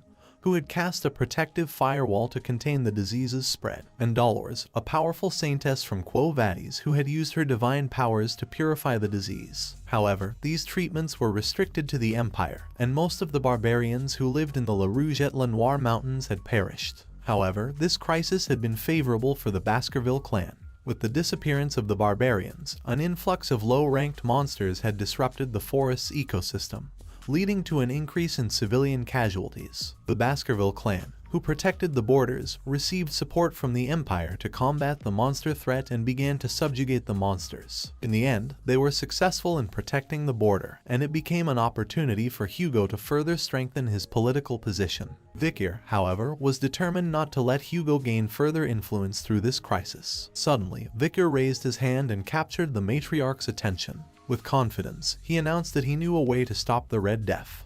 A goblin was tied upside down with ropes and submerged in a large water pot. After a few moments, the barbarians pulled the goblin out, and they observed red spots rapidly appearing on the goblin's body. Realizing that the goblin had contracted the dreaded Red Death, they promptly threw it into a fire to prevent the potential spread of the infection. Ayan turned to Victor and mentioned that all the goblins they had submerged in the infected water had indeed contracted the Red Death, confirming his previous warnings. She then inquired if the Red Death could truly be transmitted through water. Victor confirmed this, stating that the infected water was a significant source of the infection, but reassured that boiling the water should eliminate the problem. Ayan, looking at 3 tied goblins, sought clarification from him regarding the safety of boiled water. They decided to conduct an experiment by placing a goblin in boiling water. However, when the goblin was pulled out, it was lifeless. Ayan pointed to the deceased goblin, indicating the immediate fatality. Vikir advised her to try placing the goblin in cold water. Ayan recognized her mistake and acknowledged his suggestion. Soon they subsequently placed 2 goblins in water that had been cooled after boiling, and nothing harmful happened to them. The barbarians observed this outcome and concluded that they had found a way to combat the Red Death, believing that water was the answer. Another barbarian inquired if drinking boiled water could prevent infection. The matriarch approached Vikir and expressed her gratitude, acknowledging that she could see hope thanks to his efforts. Vikir, however, remained cautious, reminding everyone that the Red Death could not enter their eyes or any mucous membranes, but could be transmitted through the respiratory system. He urged them to exercise caution, especially when the fog was present at dawn. Ayan glanced at the shaman and sarcastically mentioned someone had once referred to Red Death as a curse. The shaman, visibly annoyed, responded, questioning the idea of avoiding water entirely, especially with the rainy season approaching. Vikir acknowledged that what he said was true. When the rain comes, there will be an overflow of water from the river, and the air will become humid. There will be limitations to the methods of how they boil water and wash up, as they go according to the preventative measures. So he proposed a drastic solution, relocating the village. This suggestion shocked the shaman, who reminded him that he had already told him that they couldn't leave the place where their ancestors lay. He questioned if Vikir was ignoring the word of the Council of Elders. However, Vikir confidently revealed that there was a method that would allow them to stay within Balak territory without the need to relocate. As the rainy season approached the La Rouge-et-la-Noire mountain, the river flooded, transforming the once flat lands into vast torrents of swampy terrain. Deep within the forest, the torrential rain was an unprecedented event, even for the elderly, and it resulted in the flooding of everything within the deep forests. Everything, that is, except for the Balak village. 2 barbarians exerted their full strength, pulling a rope tightly, while the one in front urged them to pull harder and tie it securely. These barbarians stood on opposite high grounds, working to construct a bridge between 2 platforms within the village. One side instructed the other to raise the fence and stabilize it to prevent it from collapsing. Soon, the bridge was completed, and it provided a means of moving between the many houses built on top of the huge trees. One of the barbarians marveled, noting that even with so much rain, the village hadn't flooded. Another barbarian credited Vikir for this accomplishment, stating that it was all thanks to him. They shouted in gratitude, thanking Vikir for his wisdom. Vikir, in his thoughts, acknowledged the fortune of having many tall trees within the Balak territory, enabling them to endure the rainy season. Pomerian crawled out of a hut and expressed her desire to be with him. However, Vikir suddenly noticed something approaching 2 barbarians who were waving at him. He shouted a warning, realizing the danger. Just then, a massive catfish leaped out of the water, attempting to devour the unsuspecting barbarians. They noticed the threat too late and let out fearful screams. However, an arrow struck the catfish, sending it flying back into the water. It was Ayan who had shot the arrow, and she sternly told the catfish to get lost, cursing it for its attempted attack. Vikir asked Ayan if the catfish was the Mashasu. She explained that this particular catfish had been known as the king of this area for dozens of years, and they called it Ka. Suddenly, the catfish collided with the platform where the barbarians were standing, causing them to start falling. Vikir, displaying determination, leaped toward the catfish and vowed to correct its habit of destroying their hard-built homes. His hand began to glow red, and soon Beelzebub emerged from his hand. Vikir launched an attack, employing the Baskerville 6 technique, 6 lurking ambushes. The attack hit the catfish, causing it to emit a painful scream. It quickly retreated back into the water and swam away. The 2 barbarians who had fallen managed to grab hold of a tree trunk and were safe. Other barbarians, witnessing Vikir's successful defense, praised him for chasing Ka away, acknowledging how many times he had come to their rescue. They hailed him as the hero of the Balaks. The shaman, however, clicked his tongue in annoyance upon seeing Vikir being praised. Ahun, who stood nearby, wore a troubled expression. On the other side, Ayan raised her thumb in approval and acknowledged that Vikir had passed. As night descended, inside Vikir's hut, Pomerian enjoyed the food that Vikir had prepared. However, she wasn't alone. Ayan also joined in, and both of them wore blissful expressions as they ate. Pomerian complimented her uncle on the delicious food, and Ayan agreed, praising Vikir's cooking skills. Vikir, somewhat surprised by Ayan's presence, remarked that he didn't recall inviting her to his house. Ayan explained that she couldn't resist the enticing aroma of the food. Vikir humorously responded that he hadn't prepared her share. Ayan cheekily retorted, stating that what belonged to the slave belonged to the master, playfully asserting her right to share his meal. Victor insisted that he was not a slave, but she countered, telling him not to pay attention to her. Pomeranian, who had been observing their banter, made an innocent remark, suggesting that Victor and Ayan seemed like a married couple. Ayan blushed and hugged Pomeranian, calling her cute, and Pomeranian reciprocated with a smile. Victor couldn't help but wonder when they had become so close. Just then, a wave of cold air reached him, prompting him to turn toward the door with a questioning look, and he noticed a figure standing there. Ayan, with a hint of anger, asked the newcomer about the reason for his visit, addressing him as Ahun. Ahun stood in the rain, tears filling his eyes. He explained that he had come here looking for Victor because he believed it might be possible, given his history of saving the village multiple times. Then, he made a heartfelt plea to Victor, asking him to save his little sister. At night, heavy rain poured down relentlessly, casting a solitary glow inside the tent. Within its confines, a young girl lay on a bed, her body marked with red bruises, her breathing labored. Victor, Ayan, and Ahun stood around her, deeply concerned for her well-being. Victor broke the silence and asked when it all began. Ahun explained that it had started yesterday when she ventured into the swamp while they were gathering wood for construction. Ayan chimed in, describing Ahul as a kind-hearted child who always helped others. She then asked him if he knew how to cure her. Just then, an unexpected guest entered the tent with a disapproving grunt. They turned around and saw that this guest was Ahuman, the shaman and Ahun's grandfather. He chastised Ahul for going around and not listening to his words. He then told Ahun that what goes around comes around, and this is what happens when he listens to the words of an imperial spy bastard. Ahun tried to defend her sister and Victor, but the shaman's anger flared, and he slapped Ahun, berating him for being useless and likening him to his parents. The shaman made it clear that he believed this affliction was a curse from a god and could only be resolved by carrying out an ancestral rite. He urged Ahun not to tarnish the Balak's reputation by succumbing to the imperialists. As he departed, he mentioned that since things had come to this, the matriarch would likely permit the ritual.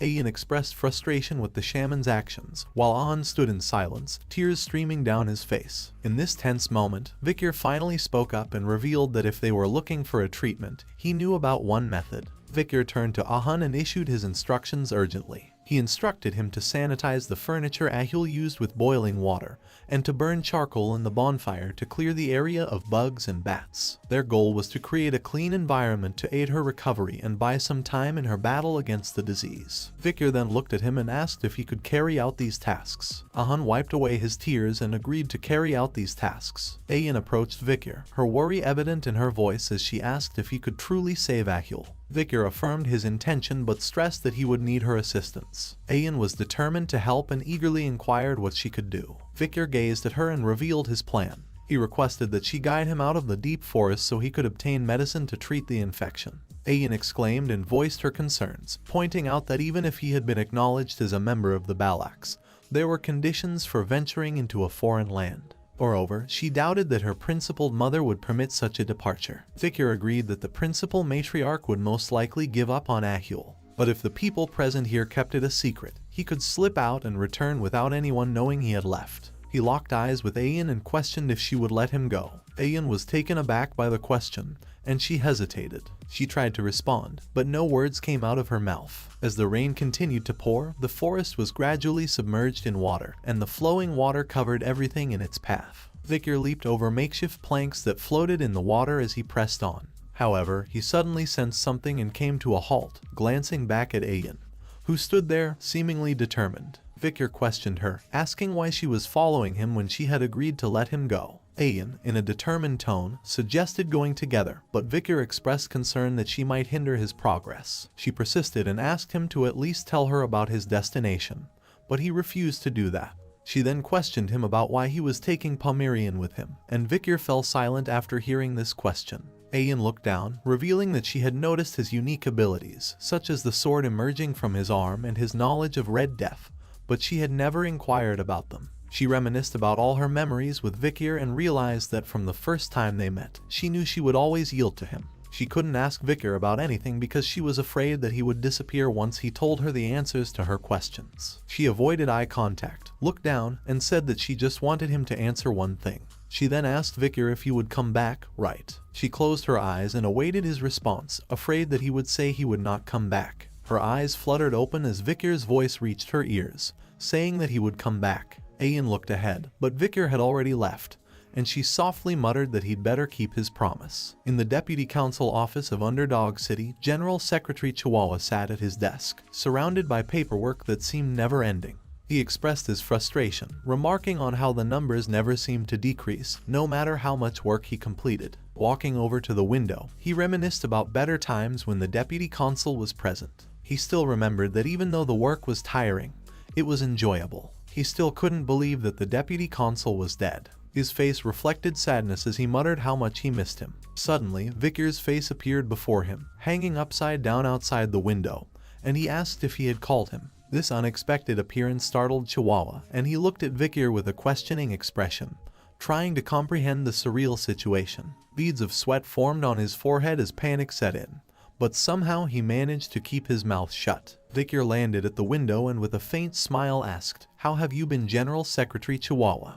As Victor calmly sipped his tea, Chihuahua began to question whether Victor had encountered a monstrous entity from the deep forest, had suffered a severe injury, and had been in the company of barbarians. Victor calmly affirmed the details. Chihuahua then changed the topic and, with a hint of disbelief, sought clarification. He wanted to know if Victor was, indeed, a living being and not a ghost. Victor chuckled at his lingering shock and questioned if that was the reason he had been shocked for so long. He then looked at him and said that he was still the same Secretary General. However, when Chihuahua gazed at Victor for a moment, his emotions overwhelmed him, and tears welled up in his eyes. He expressed his relief at Victor's survival. Then, he turned his attention to Pomeranian and questioned the identity of the child who bore a striking resemblance to Victor. He wondered aloud if she might be the offspring of Victor and a barbarian. Victor, recognizing the need for clarification, explained that their similar appearances were due to their shared bloodline but insisted it wasn't what Chihuahua was thinking. Chihuahua wiped away his tears and pondered the situation. He was now even more curious about the circumstances. Victor then entrusted Chihuahua with the care of Pomeranian during his absence, emphasizing the importance of providing her with a basic education. Chihuahua readily accepted the responsibility, noting that it had been a while since he had received an order from Victor, and he assured Victor that he would handle it. However, Victor expressed concern about Chihuahua handling the affairs of Underdog City alone, and suggested seeking assistance from Cindy Wendy San Mesimaginero if needed. Chihuahua recalled that Cindy Wendy was the criminal whom Victor had released 2 years ago during a plea deal, but he had no idea how to locate her, so he inquired of Victor about it. Victor questioned if he remembered the time when he was in the office and had given 10 billion to a girl. Chihuahua remembered that he had given it to a flower girl named Judy. Victor explained that since no one was supporting her, approaching her would be easy. Therefore, he believed that Cindy Wendy must have gone with Judy. He then told Chihuahua that if Cindy Wendy didn't cooperate, he should inform her that he was alive. He believed that she was indebted to him and would likely assist. Chihuahua smiled and assured him that he understood and would carry out the task. He then asked when Victor would be returning. Victor gave a faint smile and replied that he would come back once he had completed his mission. He then thought that he still had a promise to fulfill. Victor contemplated that treating Ahil's Red Death could be done quickly with a single drop of holy water from a certain clan. Meanwhile, Pomeranian woke up and began playing with Chihuahua's beard. Victor, standing near the window, determined his course of action. He had decided to go to the religious and holy Quo Vadis clan.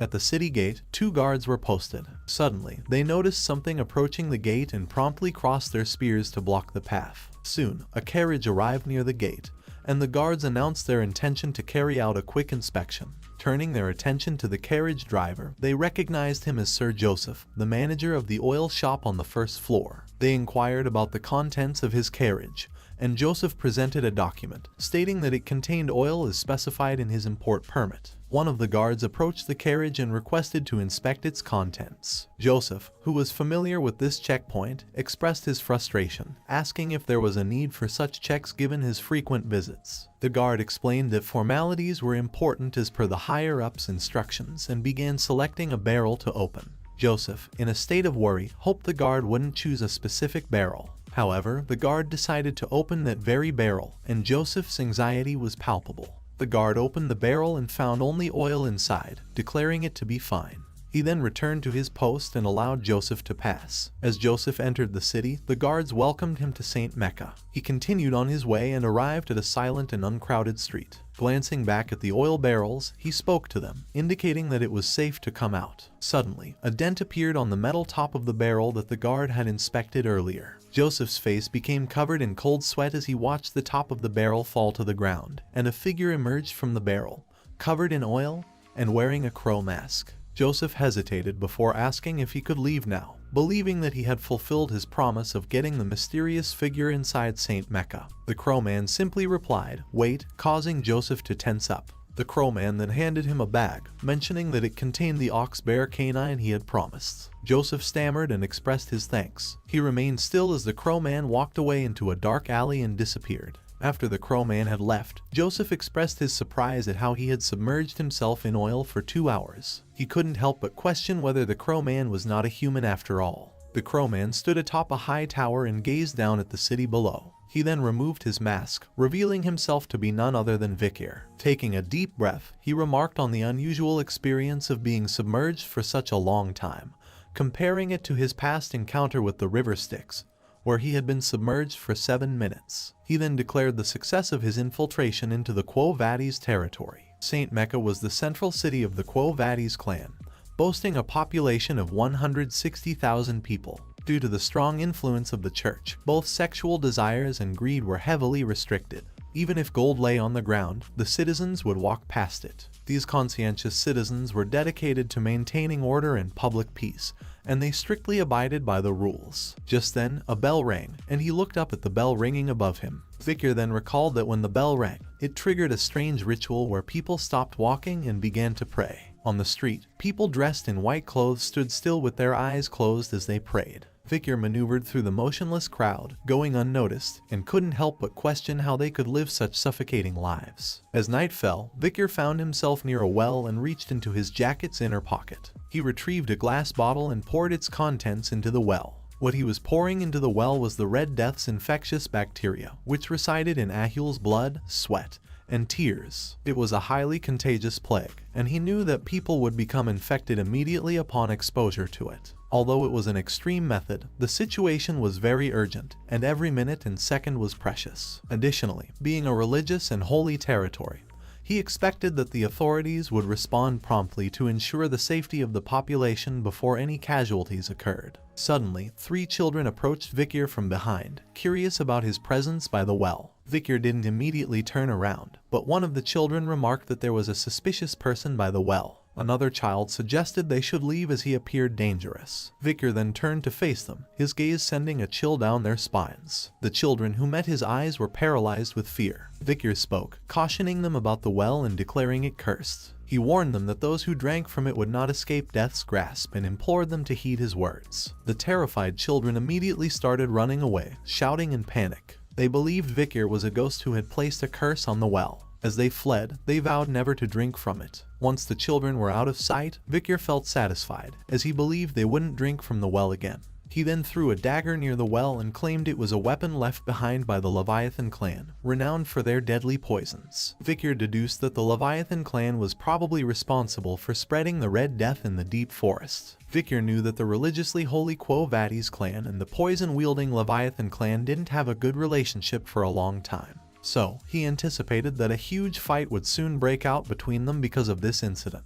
Vikir smirked and declared that his preparations were now complete. Vikir then remarked that it was almost time for the holy water to be poured, so he decided to pay Saintess Dollars a visit. Moonlight bathed the grand mansion, casting an ethereal glow on the scene. Outside, a large crowd had amassed, all yearning for a glimpse of the rumored Saintess residing within. The voices of the people melded together, expressing their desires to meet the Saintess and seek her miraculous healing. Their pleas echoed through the still night, reaching the mansion's door where the Saintess was rumored to be present.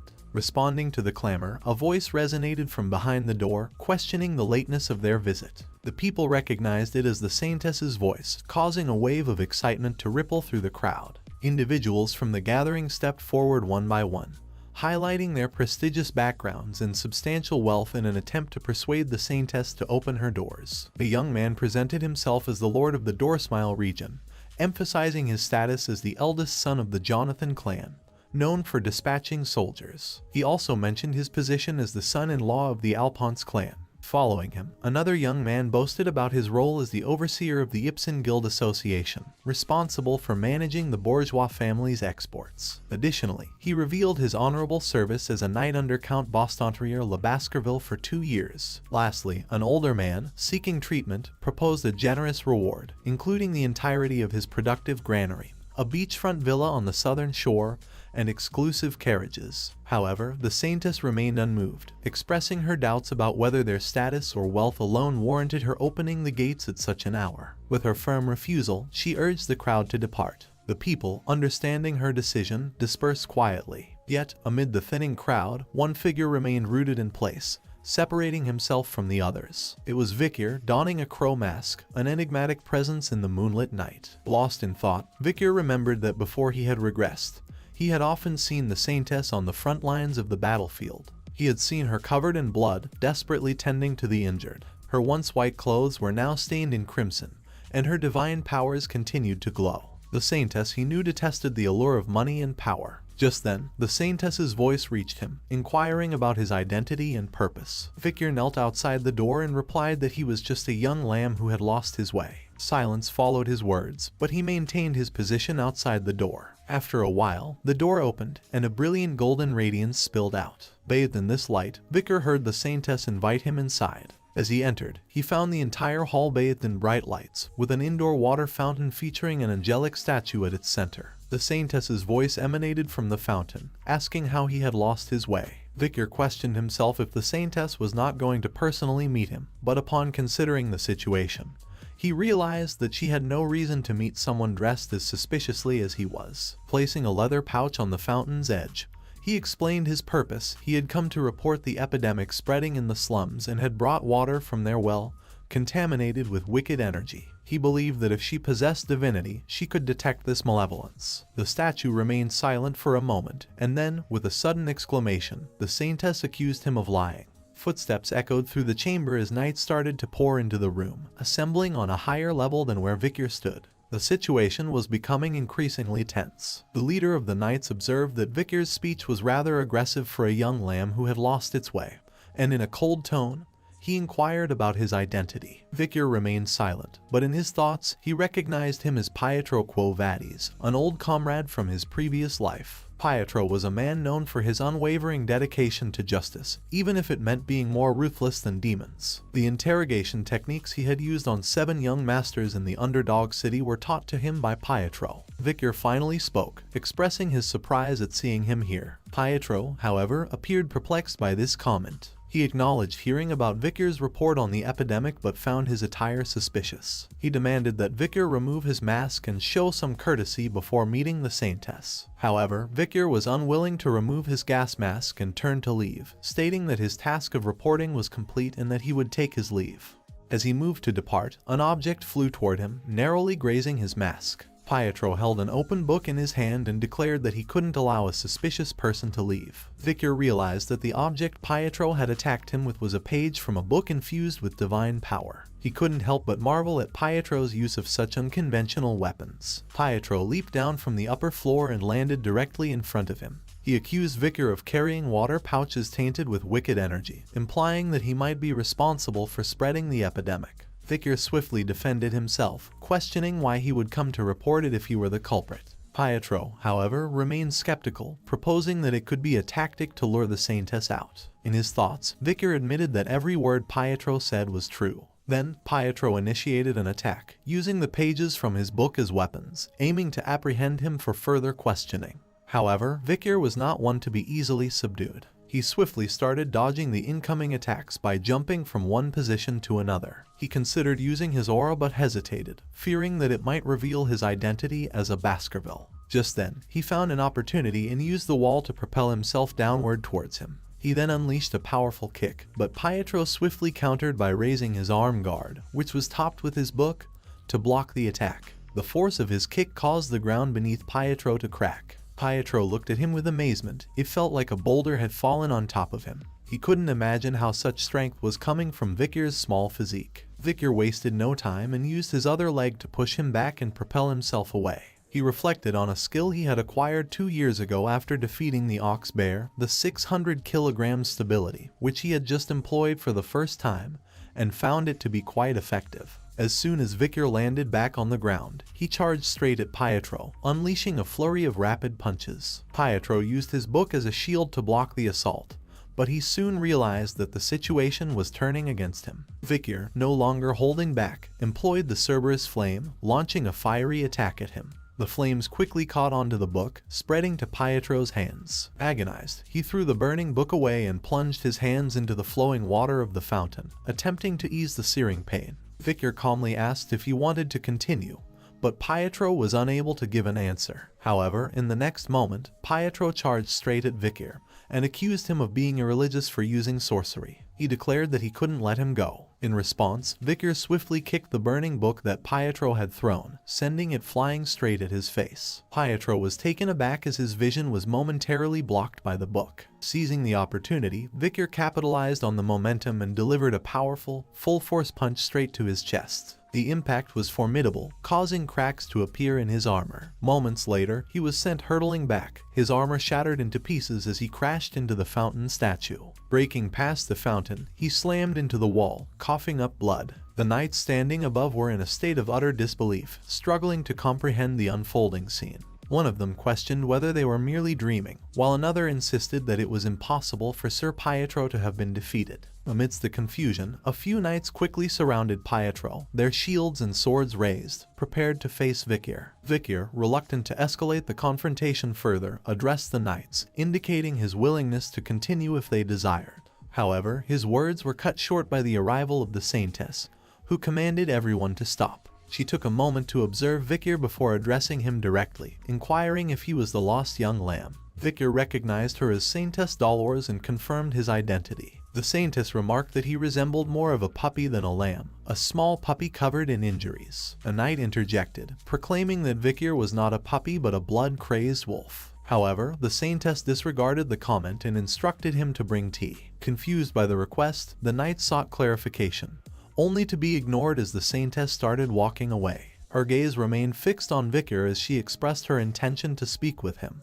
Victor and Saintess sat facing each other at a tea table. Pietro stood behind Saintess, his gaze fixed on him. Victor estimated her age to be around 16 and recalled her full name, Saintess Dolores Lunquo Vadis. Victor remembered that during the war against demons, she treated patients on the front lines and saved countless lives. She was a living example of benevolence. During the time of ruin, every martial master who encountered her, including himself, held her in high regard. The Saintess broke the silence and expressed her recent stress, catching Victor off guard. With a questioning gaze, he listened as she revealed that she had been enrolled in the Imperial Academy, Colosseo. Currently, it was the holidays, so she was taking a break from her studies and handling family affairs. Victor was taken aback, wondering why they were suddenly engaged in such mundane conversation. Saintess, looking out of the window, described the relentless demands on her time, with nobles and merchants seeking her services at all hours. She lamented that the cases she encountered were often related to the aftermath of narcotics or sexually transmitted infections, with no severe illnesses to speak of. Taking a sip of her tea, she mused about the irony of how people often failed to see the broader principles of justice,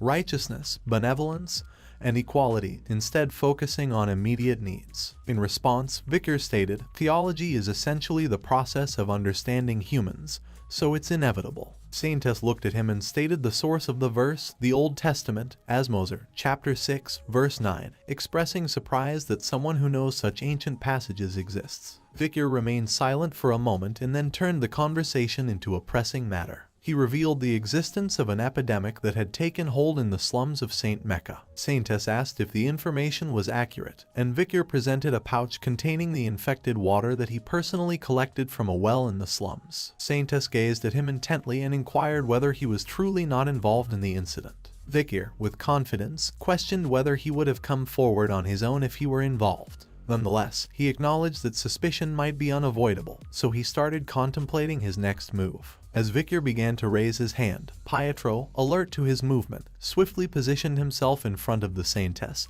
urgently instructing her to take cover. However, the situation took an unexpected turn. Victor extended his hand, which was enveloped in a radiant golden glow. He then declared that he disliked harming innocent people, especially since this place was his hometown. Saintess and Pietro were visibly astonished by this, and Saintess recognized that Vicar was using divine power. Saintess couldn't contain her astonishment and questioned if he was a believer of Lun. Vicar, maintaining his composure, asked if they were willing to listen to him now. He recounted witnessing suspicious individuals pouring liquid from a glass bottle into the slum's waters, unequivocally identifying them as the culprits behind the epidemic. Saintess, visibly taken aback by his revelations, queried about the motives of the perpetrators. Vicar posited that the criminals likely sought the downfall of the Quo Vadis family and the advantages that would come with it. Retrieving a map, he laid it out on the table, pointing to 2 locations as he explained his reasoning. He singled out the deadly and poisonous Leviathan clan and the conglomerate bourgeois family as the primary beneficiaries of the epidemic. Vicar explained how the Leviathan clan would use the epidemic as an opportunity to collect samples from numerous patients for research purposes. Moreover, once the divine Quo Vadis family falls, it would work in favor of the Leviathan family,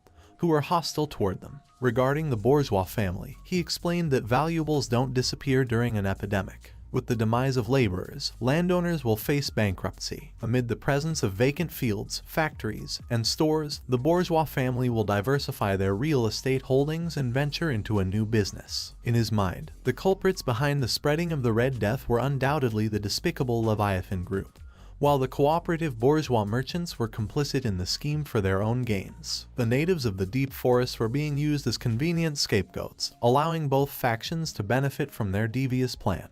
After outlining his hypothesis, he noticed the stunned expressions of Pietro and Saintess as they absorbed the gravity of the situation. Saintess's mind raced with the plausibility of his explanations. She couldn't help but wonder how someone who could predict future incidents so accurately could exist. Unable to contain her curiosity, she inquired, "Just who on earth are you?" Vicar responded cryptically, suggesting they could call him Night Bloodhound. Saintess found the name slightly ominous, and Pietro remarked that it was blasphemous to choose a name so fitting to his attire. She acknowledged that everything that Night Hound had said was quite possible. She made a decision and told Pietro that they needed to visit the slums to investigate the epidemic further and report the situation to her father. Pietro readily agreed to her plan. Vicar observed the Saintess's resolve and thought to himself that meeting her was fortunate, knowing that things would now progress swiftly. Meanwhile, Saintess looked at Vicar and wondered why the man who had defeated the unrivaled Sir Pietro and the holy knights looked so small and pitiful. She observed him and detected the semblance of a beast exuding from his soul, the scent of blood, oil,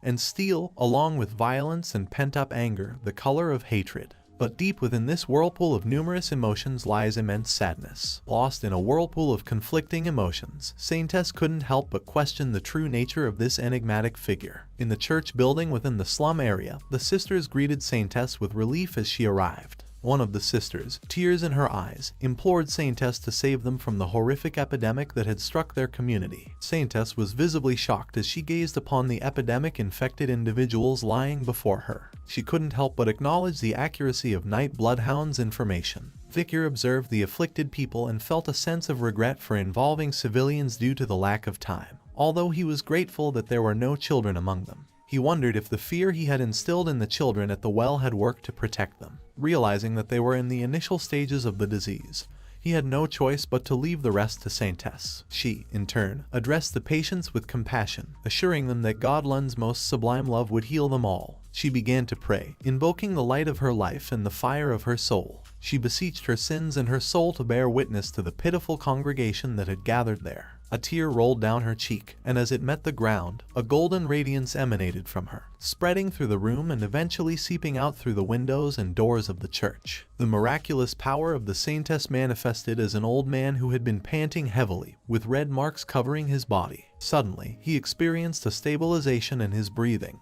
and the red marks began to disappear. The sisters were astonished and joyfully exclaimed that he had been healed. Multiple others were also experiencing the same miraculous recovery. They showered the Saintess with gratitude. Meanwhile, Vicar watched the Saintess with an intent gaze and recognized the incredible power she possessed. He realized the need to bring the miracle of holy water to the forest. Saintess Dollars perched upon a study table, the gentle glow of a lit candle casting an ethereal light around her. Her focused gaze was fixated on a map before her, her hand deftly marking certain areas with precise intention. Contemplation consumed her as she acknowledged that treating patients with divine power was only a temporary measure, and she couldn't prevent new cases from arising. She attributed the emergence of these new cases to an infected source hidden somewhere within the slums. A glass tube positioned on her table drew her attention next. After examining the bodily fluid extracted from an infected individual, she recognized that it had a very short incubation period and it took a very long time for the infected person to die. Its malignancy caused the infected person to endure prolonged pain. Dolores understood that to completely stop the infection, she needed to focus and purify the deepest well. She envisioned the possibility of generating a drop by concentrating her divine power. A sudden wave of realization interrupted her thoughts, prompting her to exhale deeply. She rose from her seat and affirmed that this wasn't the time for her to lose herself in contemplation. She reminded herself that she should go and treat one more person. However, the next moment Dolores was struck by a sharp headache, causing her to falter. Clutching the edge of the table, she steadied herself, averting an untimely fall. Concern crept into her mind as she pondered over the possibility of anemia, wondering if it was a consequence of exerting too much divine power. Despite the physical strain, she gathered her strength, preparing to depart from the room with unwavering determination. With a steadfast resolve, she affirmed her commitment to alleviate the agonizing pain experienced by her patients as swiftly as possible. As Saintess Dolores emerged from her room, she was met by a group of 3 men who had evidently been attempting to win her favor. One of them joyously exclaimed her arrival, addressing her as Saintess and expressing their readiness to accompany her. Intrigued, Dolores inquired about their presence. One of the men eagerly responded, asserting that they had come to offer their assistance to her. Their voices resonated with a genuine desire to support her. They continued, expressing their concern for her well-being, emphasizing their inability to leave such a noble lady alone in a low and dirty place. The men proudly announced their gesture of bringing 3 wagons filled with donations and emergency relief, all the while humorously suggesting that the recipients had won the jackpot that day. However, an underlying mockery seeped into their words, raising questions about whether their excessive aid might undermine the slum dwellers' self-sufficiency. Amid their well-intentioned facade, Saintess Dolores discerned their true motives. She walked serenely past them as the trio declared their intentions to follow her, stating that it was a gentleman's duty to protect a lady. The men pledged their allegiance to her, suggesting that their actions had conveyed their true intent. With a gentle smile, Saintess assured them that she entrusted the task to their capable hands. Seeing this, their faces flushed with excitement, and their hearts skipped a beat in her presence. However, as time passed, the 3 nobles displayed expressions of disgust, struggling to contain their urge to vomit. The pungent smell of the camp, where the priests were tending to those afflicted with the epidemic, had overwhelmed them.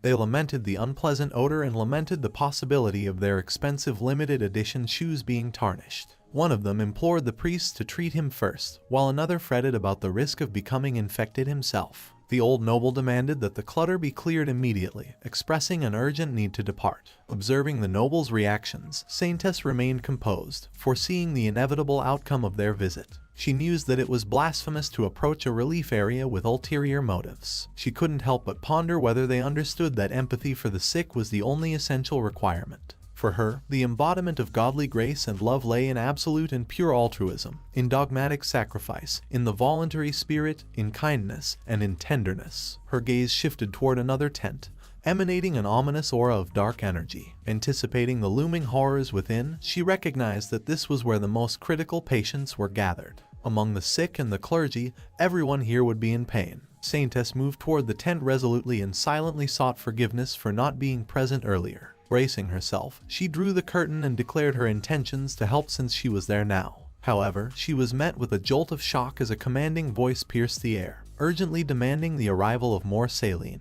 A priest stood in astonishment behind the doctor, witnessing the incredible scene unfolding before him. He found the doctor's method of treatment to be impossible, as according to his knowledge, only divine power should work on epidemic infections. He then marveled at the long hours the doctor had spent tending to these patients by himself. The doctor made a small incision in the infected area with his clinical knife, and then applied divine power by touching the wound with his 2 fingers. Miraculously, the wound immediately healed under his touch, and to the priest's amazement, the infection vanished as well. Contemplating the method employed by the doctor, the priest surmised that instead of merely blessing the skin, The doctor was enabling the direct flow of divine power into the infected area. This sparked a new possibility within the priest, making him realize that he, too, might be able to focus and utilize divine power in a similar manner. The saintess, closely observing the scene, recognized the doctor as the Night Hound, who was none other than Vicar in disguise. After curing the patient's infected area, Vicar administered some medicine to aid in the recovery. The saintess regarded him with awe, acknowledging his exceptional skill in both medicine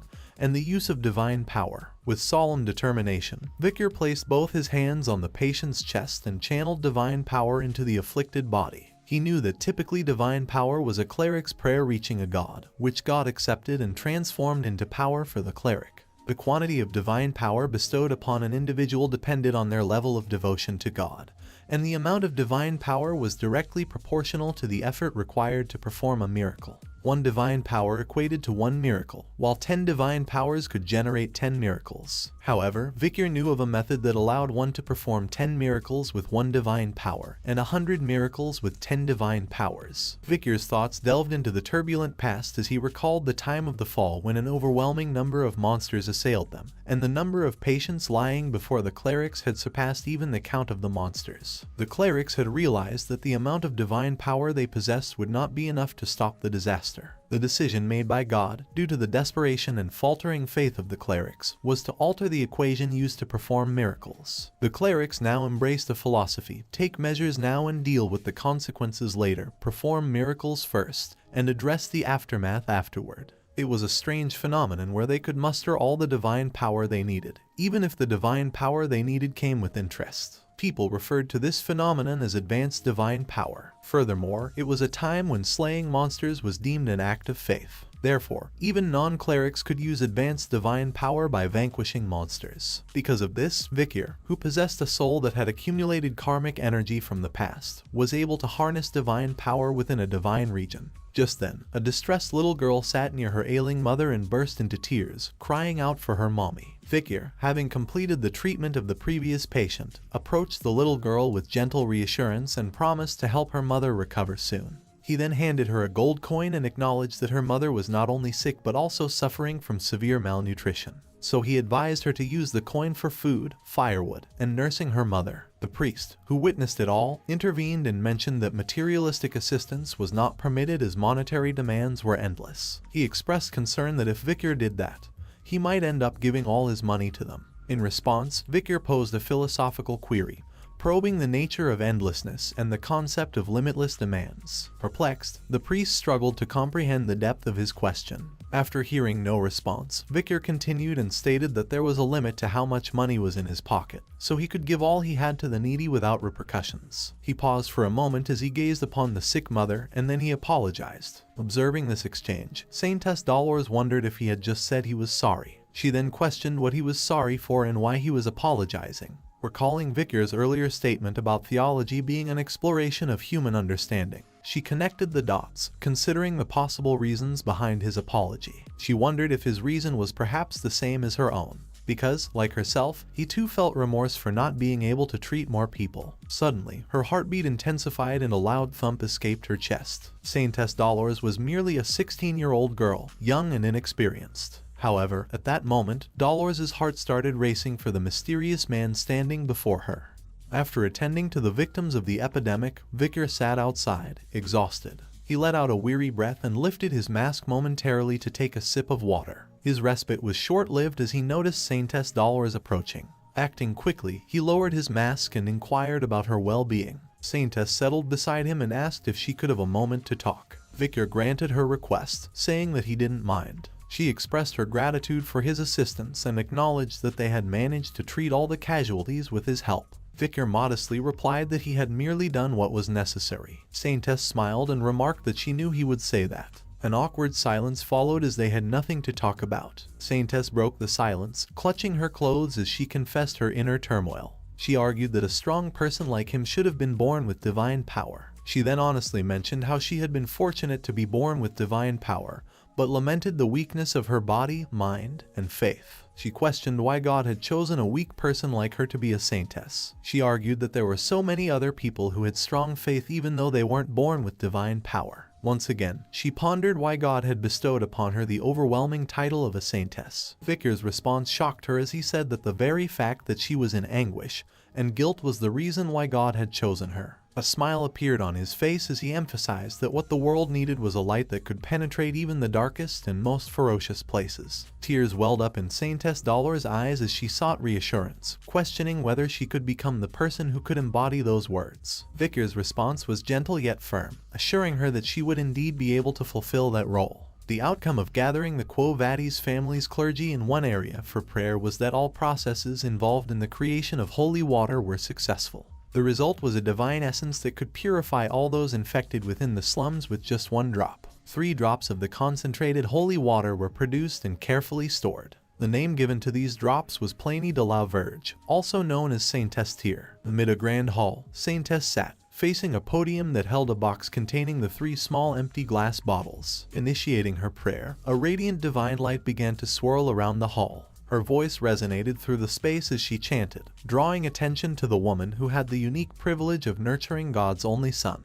She spoke of the sleepless nights filled with anguish and her heart's inability to keep pace with the profound sorrow she experienced. She proclaimed the day as the most painful and sorrowful for her. As Saintess concluded her prayer, the divine light descended upon the podium, enveloping it in an ethereal glow. Sometime later, holy knights appeared before her, carrying a box containing the 3 Saintess tears. The holy knight closed the box, expressing gratitude for her efforts, and assured her that they would store it securely in the basement's safe. Saintess Dolores entrusted them with the task, and as they departed, she found herself contemplating her next course of action. A priest stood solemnly before a statue of the goddess, engaged in prayer. Meanwhile, Saintess approached him from behind, addressing him respectfully as father and indicating her intention to report something about the Red Death. The priest called her his fairy and his daughter and told her to come closer. Saintess humbly acknowledged the order and walked towards him. The priest, Cardinal of the Lune Church, Humbert Lun Quo Vadis, placed his hand on her shoulder and with a warm smile commended her for the generous offering she had made this time, recognizing that it was expected of his daughter. Saintess humbly accepted his praise and acknowledged his generosity. Cardinal implored her to share the details, and Saintess began by outlining their plan to utilize their newly created Saintess Tyr to cleanse the water flowing beneath Saint Mecca. In response, Cardinal inquired if she had found the source of the infection. Saintess confirmed this and mentioned that it originated from an unregistered well in the slums. She further added that children had testified that a spirit had cursed the well. According to their investigation, the well was severely infected, and they had also found a glass bottle that the criminal used to store and spread the infection. She then presented suspicious objects that were discovered during their investigation. Cardinal looked at the dagger and an emblem placed on the cloth, questioning where they had found these items. Saintess explained that they had discovered them near the well. Cardinal's gaze turned icy as he recognized the emblems of both Leviathan and Bourgeois engraved on the objects. This confirmed their collaboration in creating an artificial virus. A surge of aura engulfed him as he expressed his disdain for those who dared to insult divinity. His words echoed with righteous fury as he declared a holy war against these despicable poison addicts and misers. Saintess maintained her composure despite Cardinal's intense anger, but her demeanor shifted drastically when he mentioned the Night Hound and deemed him suspicious. In a commanding tone, Cardinal demanded that the Night Hound be captured immediately and forced to confess to every detail of his involvement. However, Saintess abruptly interjected, raising her voice to state that the Night Hound was innocent. Taken aback by her outburst, Cardinal regarded her with a questioning look. Saintess fervently argued that the Night Hound had devoted his efforts to treating the infected, emphasizing that his actions had prevented any casualties. She was resolute in her belief that he couldn't possibly be evil. Cardinal then acknowledged that he knew what was going on, but Saintess wore a confused look on her face after hearing this. Cardinal raised his hand toward the sky and remarked that it was all Night Hound's fault for his daughter, who had never gone against him, to utter those words to him, so he decided to personally interrogate him. Suddenly, an overwhelming pressure surged around him that caused Saintess to cry out. Soon, a radiant beam of light shot skyward from his hand. The beam trailed up in the sky and then illuminated the entire city in a brilliant divine aura. Cardinal, with an air of finality, declared to Saintess that it was meaningless for her to oppose him, as he had already dispatched the paladins to pursue the Night Hound. In an inn where Vicar had been staying for the past few days, a group of holy knights had gathered outside his room. Communicating through sign language, they strategized their next course of action. With determined resolve, one of the knights forcefully kicked open the door, accusing the Night Hound of being a suspect in the outbreak of the Red Death. However, their words hung in the air, echoing in the empty room as they stood there in shock, realizing that their target was not even there in the first place. Meanwhile, at the location of Saintess Dolores and Cardinal, a priest hurriedly approached them. His voice was filled with urgency as he mentioned that something bad had happened. Cardinal remained calm and questioned him about what had gone wrong. The priest hesitated for a moment and then delivered the distressing news that one of the Saintess tears had disappeared from the basement safe. A bead of sweat trickled down Saintess's face as she pondered if this was the reason Night Hound had come here. Unbeknownst to them, Vicar stood atop one of the city wall watchtowers. He looked down at the Saintess tear in his hand with a smile. After sealing the pouch, he whispered his thanks for this gift. A few moments later, the figure of Vicar standing on the watchtower dissolved into the shadows. Ayan found herself at the precipice of a cliff, bow in hand, facing the menacing presence of a Cerberus. The creature, adorned with arrows, growled ominously. A barbarian, situated behind the Cerberus, shouted in an attempt to divert its attention. But the beast pressed forward toward Ayan, causing her to retreat instinctively. As she stepped backward, the ground beneath her betrayed her, giving way. Losing her balance, she tumbled backward from the edge of the cliff. Plunging downward, she broke through the tree branches in her descent. None proved sufficient to halt her fall, and with a final impact, she landed on the ground below. As Ayan regained consciousness, she heard some voices, but she couldn't decipher their meaning. She struggled to open her eyes, and when she managed to do so, her gaze was met with the sight of two men standing before her. One observed her condition, while the other wore a greedy smile. It became evident that this duo belonged to a merchant group transporting supplies. The discovery of Ayan, injured and prone on the ground, had seemingly interrupted their journey. At an indeterminate time later, Ayan, visibly nervous, gripped a sword tightly in her hand.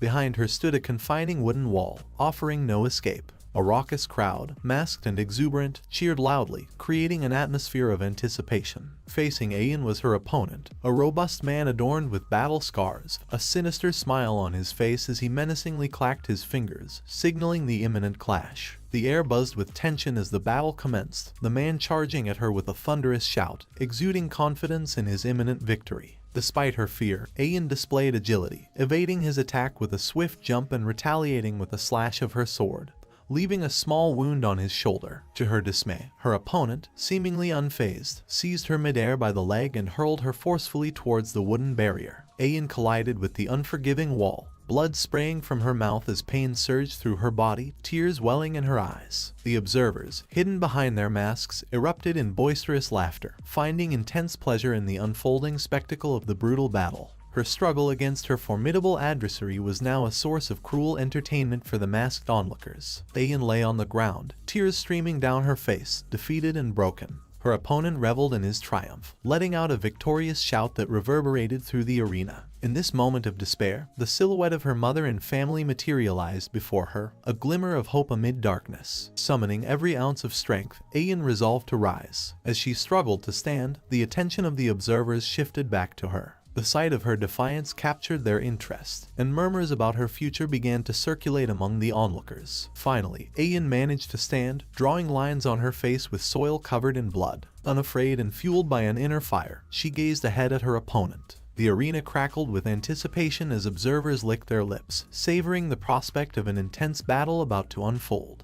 Now standing tall, Ayan prepared to face her adversary once more, unwavering in her determination to defy the odds. The air buzzed with tension as the stage was set for the next chapter in this brutal spectacle. Some years had passed, and Ayan found herself imprisoned behind steel bars, her eyes reflecting a profound sense of hopelessness. Even the images of her family, once a source of strength, had blurred into a distant memory. Overwhelmed, she closed her eyes, surrendering to the crushing weight of despair. Amid this bleakness, a sudden noise jolted her back to awareness. As her eyes opened, she discovered a glass tube with remnants of elixir lying before her. She recoiled in shock, fear gripping her as she noticed a figure standing before her. This figure was none other than Vicar. He opened her cage door and, in the rough language of the barbarians, instructed her to go. Reality shifted abruptly, and Ayan awoke from this distressing dream with tears covering her eyes. The matriarch looked at her daughter lying on her lap and inquired if she had experienced a nightmare. She then told Ayan that she kept looking for Vicar in her sleep.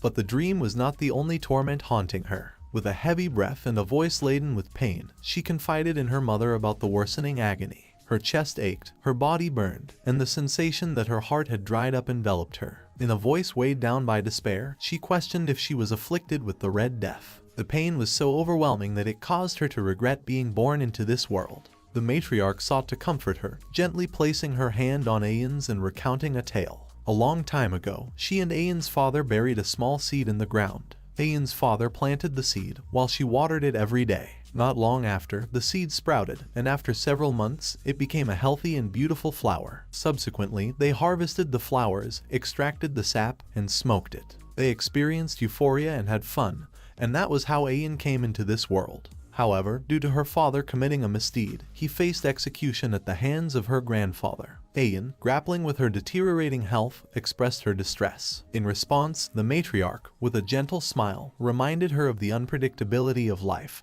and the need to endure its challenges. She reassured Ayan, urging her to wait for Vikir's return, convinced that he would find a solution to treat the infection. However, Ayan, in her despondency, rejected the comfort, stating her belief that Vikir wouldn't come back. Just then, a sudden shout from outside shattered the somber atmosphere. The exclamation revealed that Vikir had returned, bringing with him the much-needed medicine. The matriarch's face brightened with a smile as she reassured Ayan, pointing to the truth she had foreseen. However, when she looked down to share her joy with her daughter, she found that Ayan had already bolted outside. The matriarch appeared a bit annoyed and couldn't help but question whether Ayan truly had the Red Death. Meanwhile, fueled by a mixture of desperation and hope, Ayan ran at full speed, her thoughts racing back to the time when Vikir had helped her escape a life of slavery. The moment she witnessed Vikir standing boldly against Madame Eight Legs, she realized that facing one's fears head-on was a powerful force. It was Vikir's example that gave her the strength to stand back up, transcending the depths of her own fears and pain. Finally, Ayan arrived in the midst of the gathered barbarians. Her eyes soon fell on Vikir, who stood before her. Vikir expressed surprise upon seeing her, as he had heard from the warriors that she had contracted the Red Death. However, Ayan didn't respond with words. Instead, propelled by a rush of emotions, she leaped at him with full force, enveloping him in a tight hug. The impact sent Vikir flying backward, crashing to the ground, but she held on to him steadfastly. Vikir questioned her actions, stating that her fervent hug might have broken his back if he hadn't used mana. He then questioned how she could have such force when she had Red Death. Ayan simply stated that as soon as she heard he had returned, her body felt lighter. Confused but relieved, he inquired about her well-being, and Ayan reassured him that she was fine. Vikir then asked if she was just pretending to be fine, to which she nodded in agreement. Ayan then smiled with genuine happiness and welcomed him back. Vikir reciprocated her sentiment, saying, "I'm back." In the confines of a tent, Ahul lay sick on a bed, her condition evidently grave. By her side sat Vikir, and a group of barbarians stood in the background, concerned expressions etched on their faces. Vikir, determined to aid Ahul, retrieved a pouch and began to open it. A brilliant golden radiance emanated from the pouch as he held up the Saintess tear in his hand. The golden light cascaded onto Ahul, who was laboring under heavy breaths. To the surprise of everyone present, the red spots on her body started vanishing. The barbarians erupted in exclamations, marveling at the disappearance of Ahul's affliction. The potent light from Vikir's offering had seemingly eradicated the Red Death. Their awe was palpable as they acknowledged him as the bringer of the cure. Vikir inquired about the number of patients they had, and Ayan reported that, including Ahul, there were around 30. Vikir then asked about the situation of other tribes, and Ayan revealed that the situation was really bad. Many other tribes were on the brink of annihilation. Vikir estimated that there should be around 10,000 affected individuals, and he urged her to tell other tribes to gather the sick. Ayan, expressing concern and questioning if there were large quantities of the cure, Vikir assured her that there was an ample supply of the cure, and they could use this opportunity to showcase their capabilities to other tribes. Barbarians, overwhelmed by his deeds, exclaimed in admiration and hailed him as amazing. Vikir focused on practical matters and shifted his attention to another issue. He spoke of a swamp monster named Ka, disclosing that he had defeated it during his journey. Instructing the barbarians to retrieve the monster for sustenance, awe filled the air once again. The barbarians couldn't help but feel that Vikir was truly amazing, realizing they couldn't even compare to him. Vikir redirected attention to the immediate task at hand and urged the tribes to gather around the river catchment area, signaling the need for a swift response. After some time, the diverse barbarian tribes gathered near a river, with Vikir prominently positioned at the forefront. Holding the Saintess tear, Vikir poured it into the river, and from the point of contact, a radiant wave of golden light emanated. Soon, this golden light flowed throughout the entire river, casting a resplendent glow that bathed the surrounding forest. Addressing the tribe leaders, Vicar revealed that all they needed to do was drink the water. The infected individuals, afflicted by the Red Death, began to partake, assisted by others when necessary. Laughter and joy echoed through the air as some marveled at the lightness they felt, while others exclaimed that the Red Death had disappeared, celebrating their newfound lease on life. Turning to the matriarch, Vicar explained that the purification process was extending from the catchment area, assuring her that the bacteria would soon vanish. The matriarch, impressed by his deeds, suggested appointing him as the tribe's shaman. Vicar, however, began to decline the offer when suddenly, the ground shook as someone slammed their foot down, causing a crack to appear. All eyes turned toward the source, revealing one of the tribe leaders. With a thunderous voice, he posed a question to the people of the deep forest. What's the name of the hero who purified the forest? In response, the barbarians responded with a rhythmic chant, pounding their feet on the ground and proclaiming Vicar's name. A member of the Balak tribe inquired about the person who saved their family, and the resounding response was Vicar's name. The leader of the third tribe then questioned who brought a bright tomorrow for the deep forest, and once again, the resounding reply was the chanting of Vicar's name. The atmosphere resonated with the acknowledgement and gratitude of the tribes. A chorus of voices united in acclaim for the individual who had brought healing and hope to their home. In the mind of Vicar, the actions of the deadly Poison clan had inadvertently turned into an advantageous situation. The Baskerville clan, known for their dominance over the La Rouge et La Noire mountain, were pioneers and conquerors, but they harbored a deep-seated rivalry with the natives of the mountain. Vicar, contemplating this, couldn't help but smile sinisterly. Winning over the mountain natives, thanks to the situation created by the Poison clan, seemed like an opportunity to deal a significant blow to the entire Baskerville clan, especially Hugo. Just as he was plotting his next moves, the matriarch announced the commencement of a festival. However, Vicar interjected, signaling that there was one more critical task at hand. Both the matriarch and Ian regarded him with questioning looks. Vicar clarified his intention, emphasizing the need to identify and locate the individual responsible for spreading poison in the forest. Meanwhile, in a dark cave, another man reveled in his sinister thoughts. He felt that a lot of time had passed, so everyone should have been infected by now. He blamed the Imperial Brat for the current predicament, as he wouldn't have struck a deal with the Imperial Druggies if not for him. However, soon he smirked, confident that by infecting everyone and later providing the antidote, he would become the revered savior of the tribe.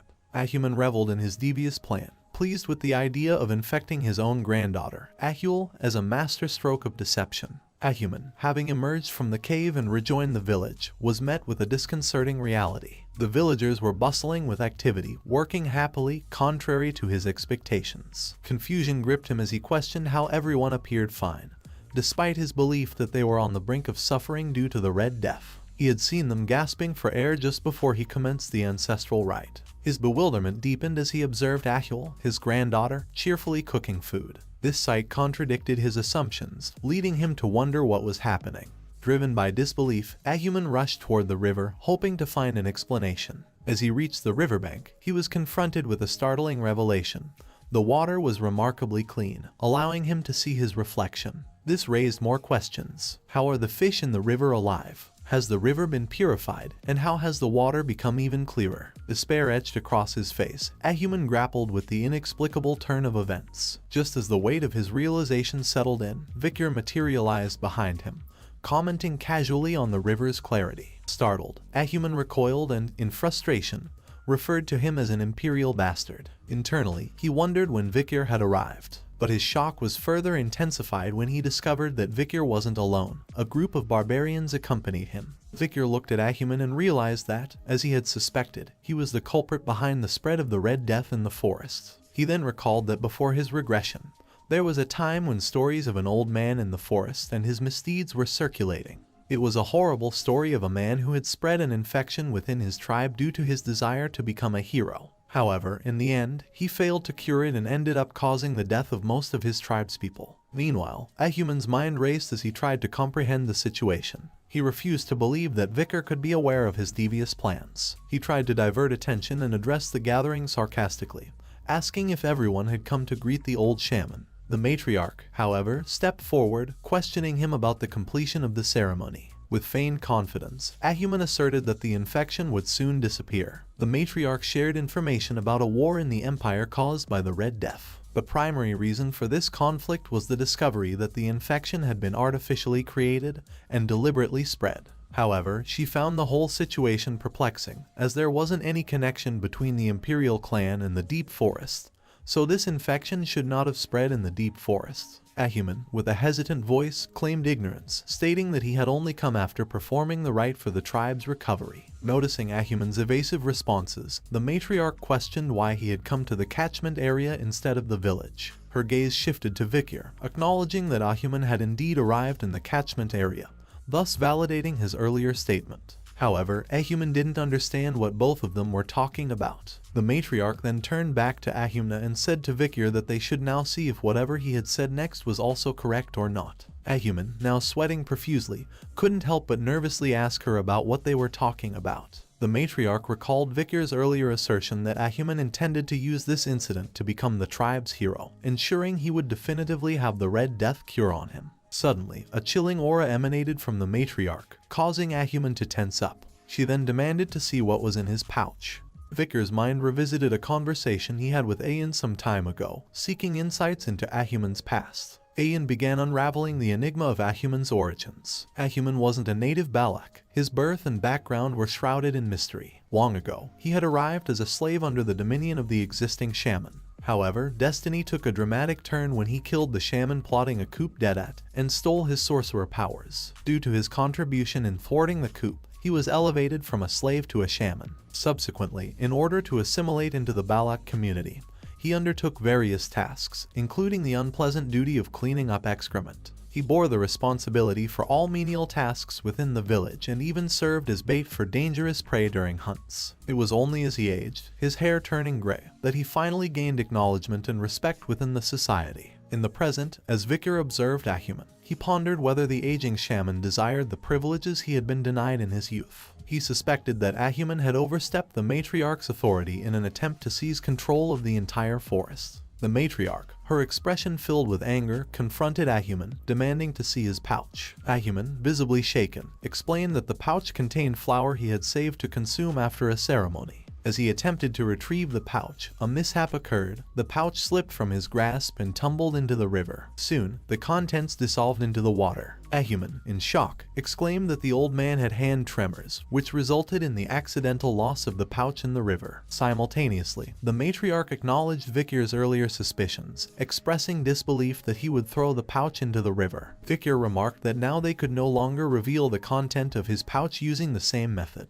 Ahuman, in a fit of anger, denied having an antidote and stated that accusing him implied he was the one who had spread poison throughout the forest. He pointed an accusatory finger at Vikir, urging the matriarch to punish him for framing the honorable shaman. The matriarch agreed with his statement that you cannot frame someone without evidence. Since he believed he was innocent, she promised to protect his honor and pride. Ahuman smirked, confident that without evidence, even the matriarch would not be able to punish him. He felt untouchable. However, his confidence waned when the matriarch ordered an Iliad. An Iliad was a Balak tradition that served as a resolution for conflicts when opinions couldn't align. The victor of the Iliad was deemed competent, and the loser faced the consequences of incompetence. Ahun addressed Ahuman as grandfather and remarked that he had always emphasized the importance of tradition. The Iliad was also a tradition of Balak's, so Ahun asked him to demonstrate how to protect their traditions. Ahuman cursed him internally, but he reluctantly agreed, scheduling the Iliad for 4 days from now,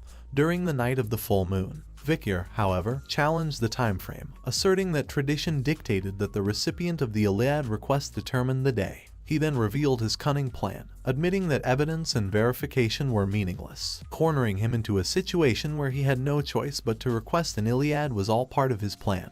Vikir smiled slyly and suggested initiating the Iliad immediately. Near the summit of the mountain, the Balak tribe gathered to witness the Iliad. The matriarch, presiding over the proceedings, declared the commencement of the Iliad within the warriors' circle, warning that those attempting to flee would face merciless execution by the warriors. Behind her was the warriors' mountain, housing the graves of ancestors, and since their ancestors were watching, any indecency would not be forgiven.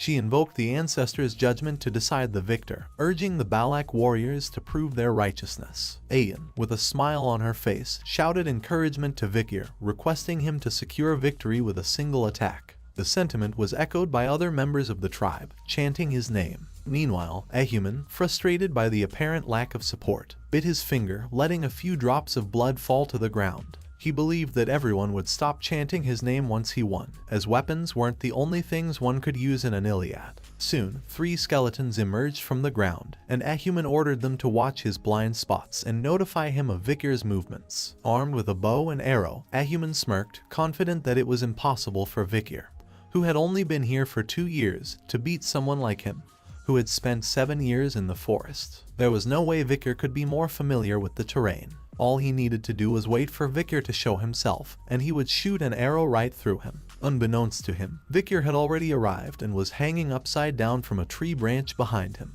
Vikir pondered the utility of the silent heal skill acquired from killing the master of the swamp. It was a Mushasu skill that allowed him to silently target his prey's openings. He appreciated its ability to eliminate distracting sounds, making it particularly useful for assassins. Observing Ahuman's use of necromancy, he speculated on the possibility of him originating from Lakoko, a tribe of shamans. However, such details held little consequence for his overall strategy. With calculated precision, Vikir descended from the tree amidst the skeletons. His hand moved at an astonishing speed, leaving red slashes in its wake as the skeletons crumbled to pieces. Unaware of this swift action, Ahuman maintained a smirk, believing that Vikir was paralyzed by fear. However, in an instant, Vikir materialized behind Ahuman, thrusting Beelzebub into his chest. Ahuman, bewildered and coughing, questioned the sudden turn of events. He hadn't even heard any footsteps on the fallen leaves. With a push, Vikir sent him sprawling to the ground, his eyes vacant. Retracting Beelzebub, Vikir stood victorious. Ayan rushed towards him, elated by the outcome. The surrounding barbarians, shocked by the swiftness of the confrontation, acknowledged the instant decision. One noted that the ancestors had deemed Ahuman's words unworthy of consideration. The Iliad had reached its swift and definitive conclusion, leaving the mountain's summit in a stunned silence, broken only by the rustling of leaves in the wind. Ahuman, writhing in pain on the ground, struggled with the burning sensation of his wound. Fearful of death, memories of enduring a shameful past to survive within the Balax flooded his thoughts. Unfairness overwhelmed him as he looked at Vikir, nursing a deep resentment for the things he believed were rightfully his. The Balak tribe, Lakoko, everyone who had scorned him seemed to bear the blame in his anguished perspective. Vikir, contemplating the ongoing suffering, turned to Ahun, suggesting that ending Ahuman's pain might be a merciful option. However, Ahun refused to deliver the mercy since he had almost lost Ahul because of the Red Death. Even though Ahuman was his grandfather, he could not forgive him and stated that a coward deserved to be in pain and wasn't worth pitying. Unbeknownst to everyone, Ahuman, at death's door, was drawing something on the ground with his own blood. As he neared completion, a purple aura emanated from the ancestor's grave, and the coffin's door creaked open. Simultaneously, the sky and ground were enveloped in a dark and eerie purple energy, catching the attention of everyone present.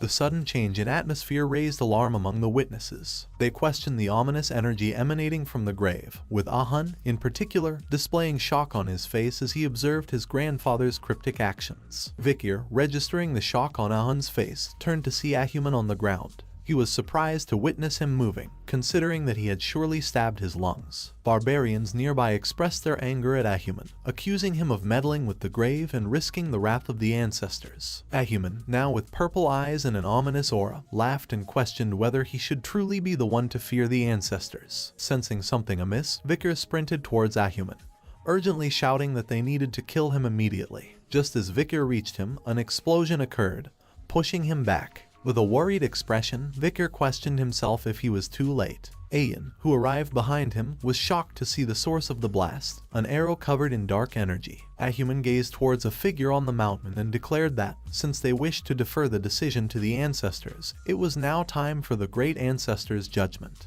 Atop the mountain stood an undead woman wielding a bow. The message unveiled her identity as the Death Knight, with a risk rating ranging from A to S. The Death Knight was an existence that had reached the peak of their lives, but had been corrupted and transformed. They use one's soul and physical body to gather dark mana within their muscles and veins until it overflows.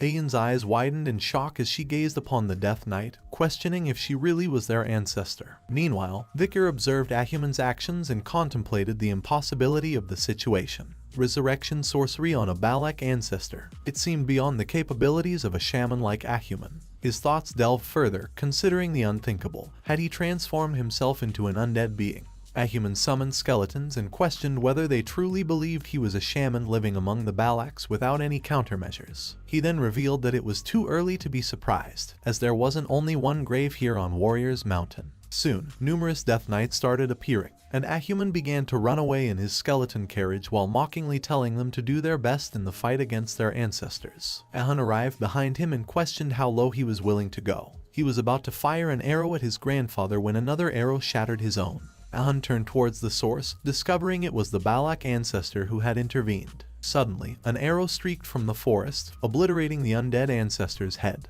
The matriarch, after defeating the undead, commanded everyone to prepare for battle. She enlightened the group that the figures in front of them were merely Ahuman's puppets, so she urged them to kill the undead ancestors without any hesitation and prioritize survival. The gruesome battle between the Balak tribe and their undead ancestors raged on, but the situation appeared dire for the Balaks. They suffered rapid casualties against their formidable ancestors, whose strength seemed insurmountable. Amidst the chaos, an undead let out a scream, only to have her head blasted off by a precise arrow. Two more undead met a similar fate, their heads lost to the deadly accuracy of arrows. Vikir observed the matriarch using one arrow per Death Knight. She skillfully dispatched Death Knights who were on par with a high-ranked graduator, showcasing the formidable strength of the Night Fox, Aquila. It dawned on him that the rumors about her protecting the forests from the Empire weren't unfounded. Turning to Ayan, Vikir expressed confidence that there wouldn't be any problem with the matriarch present. He urged Ayan to follow him.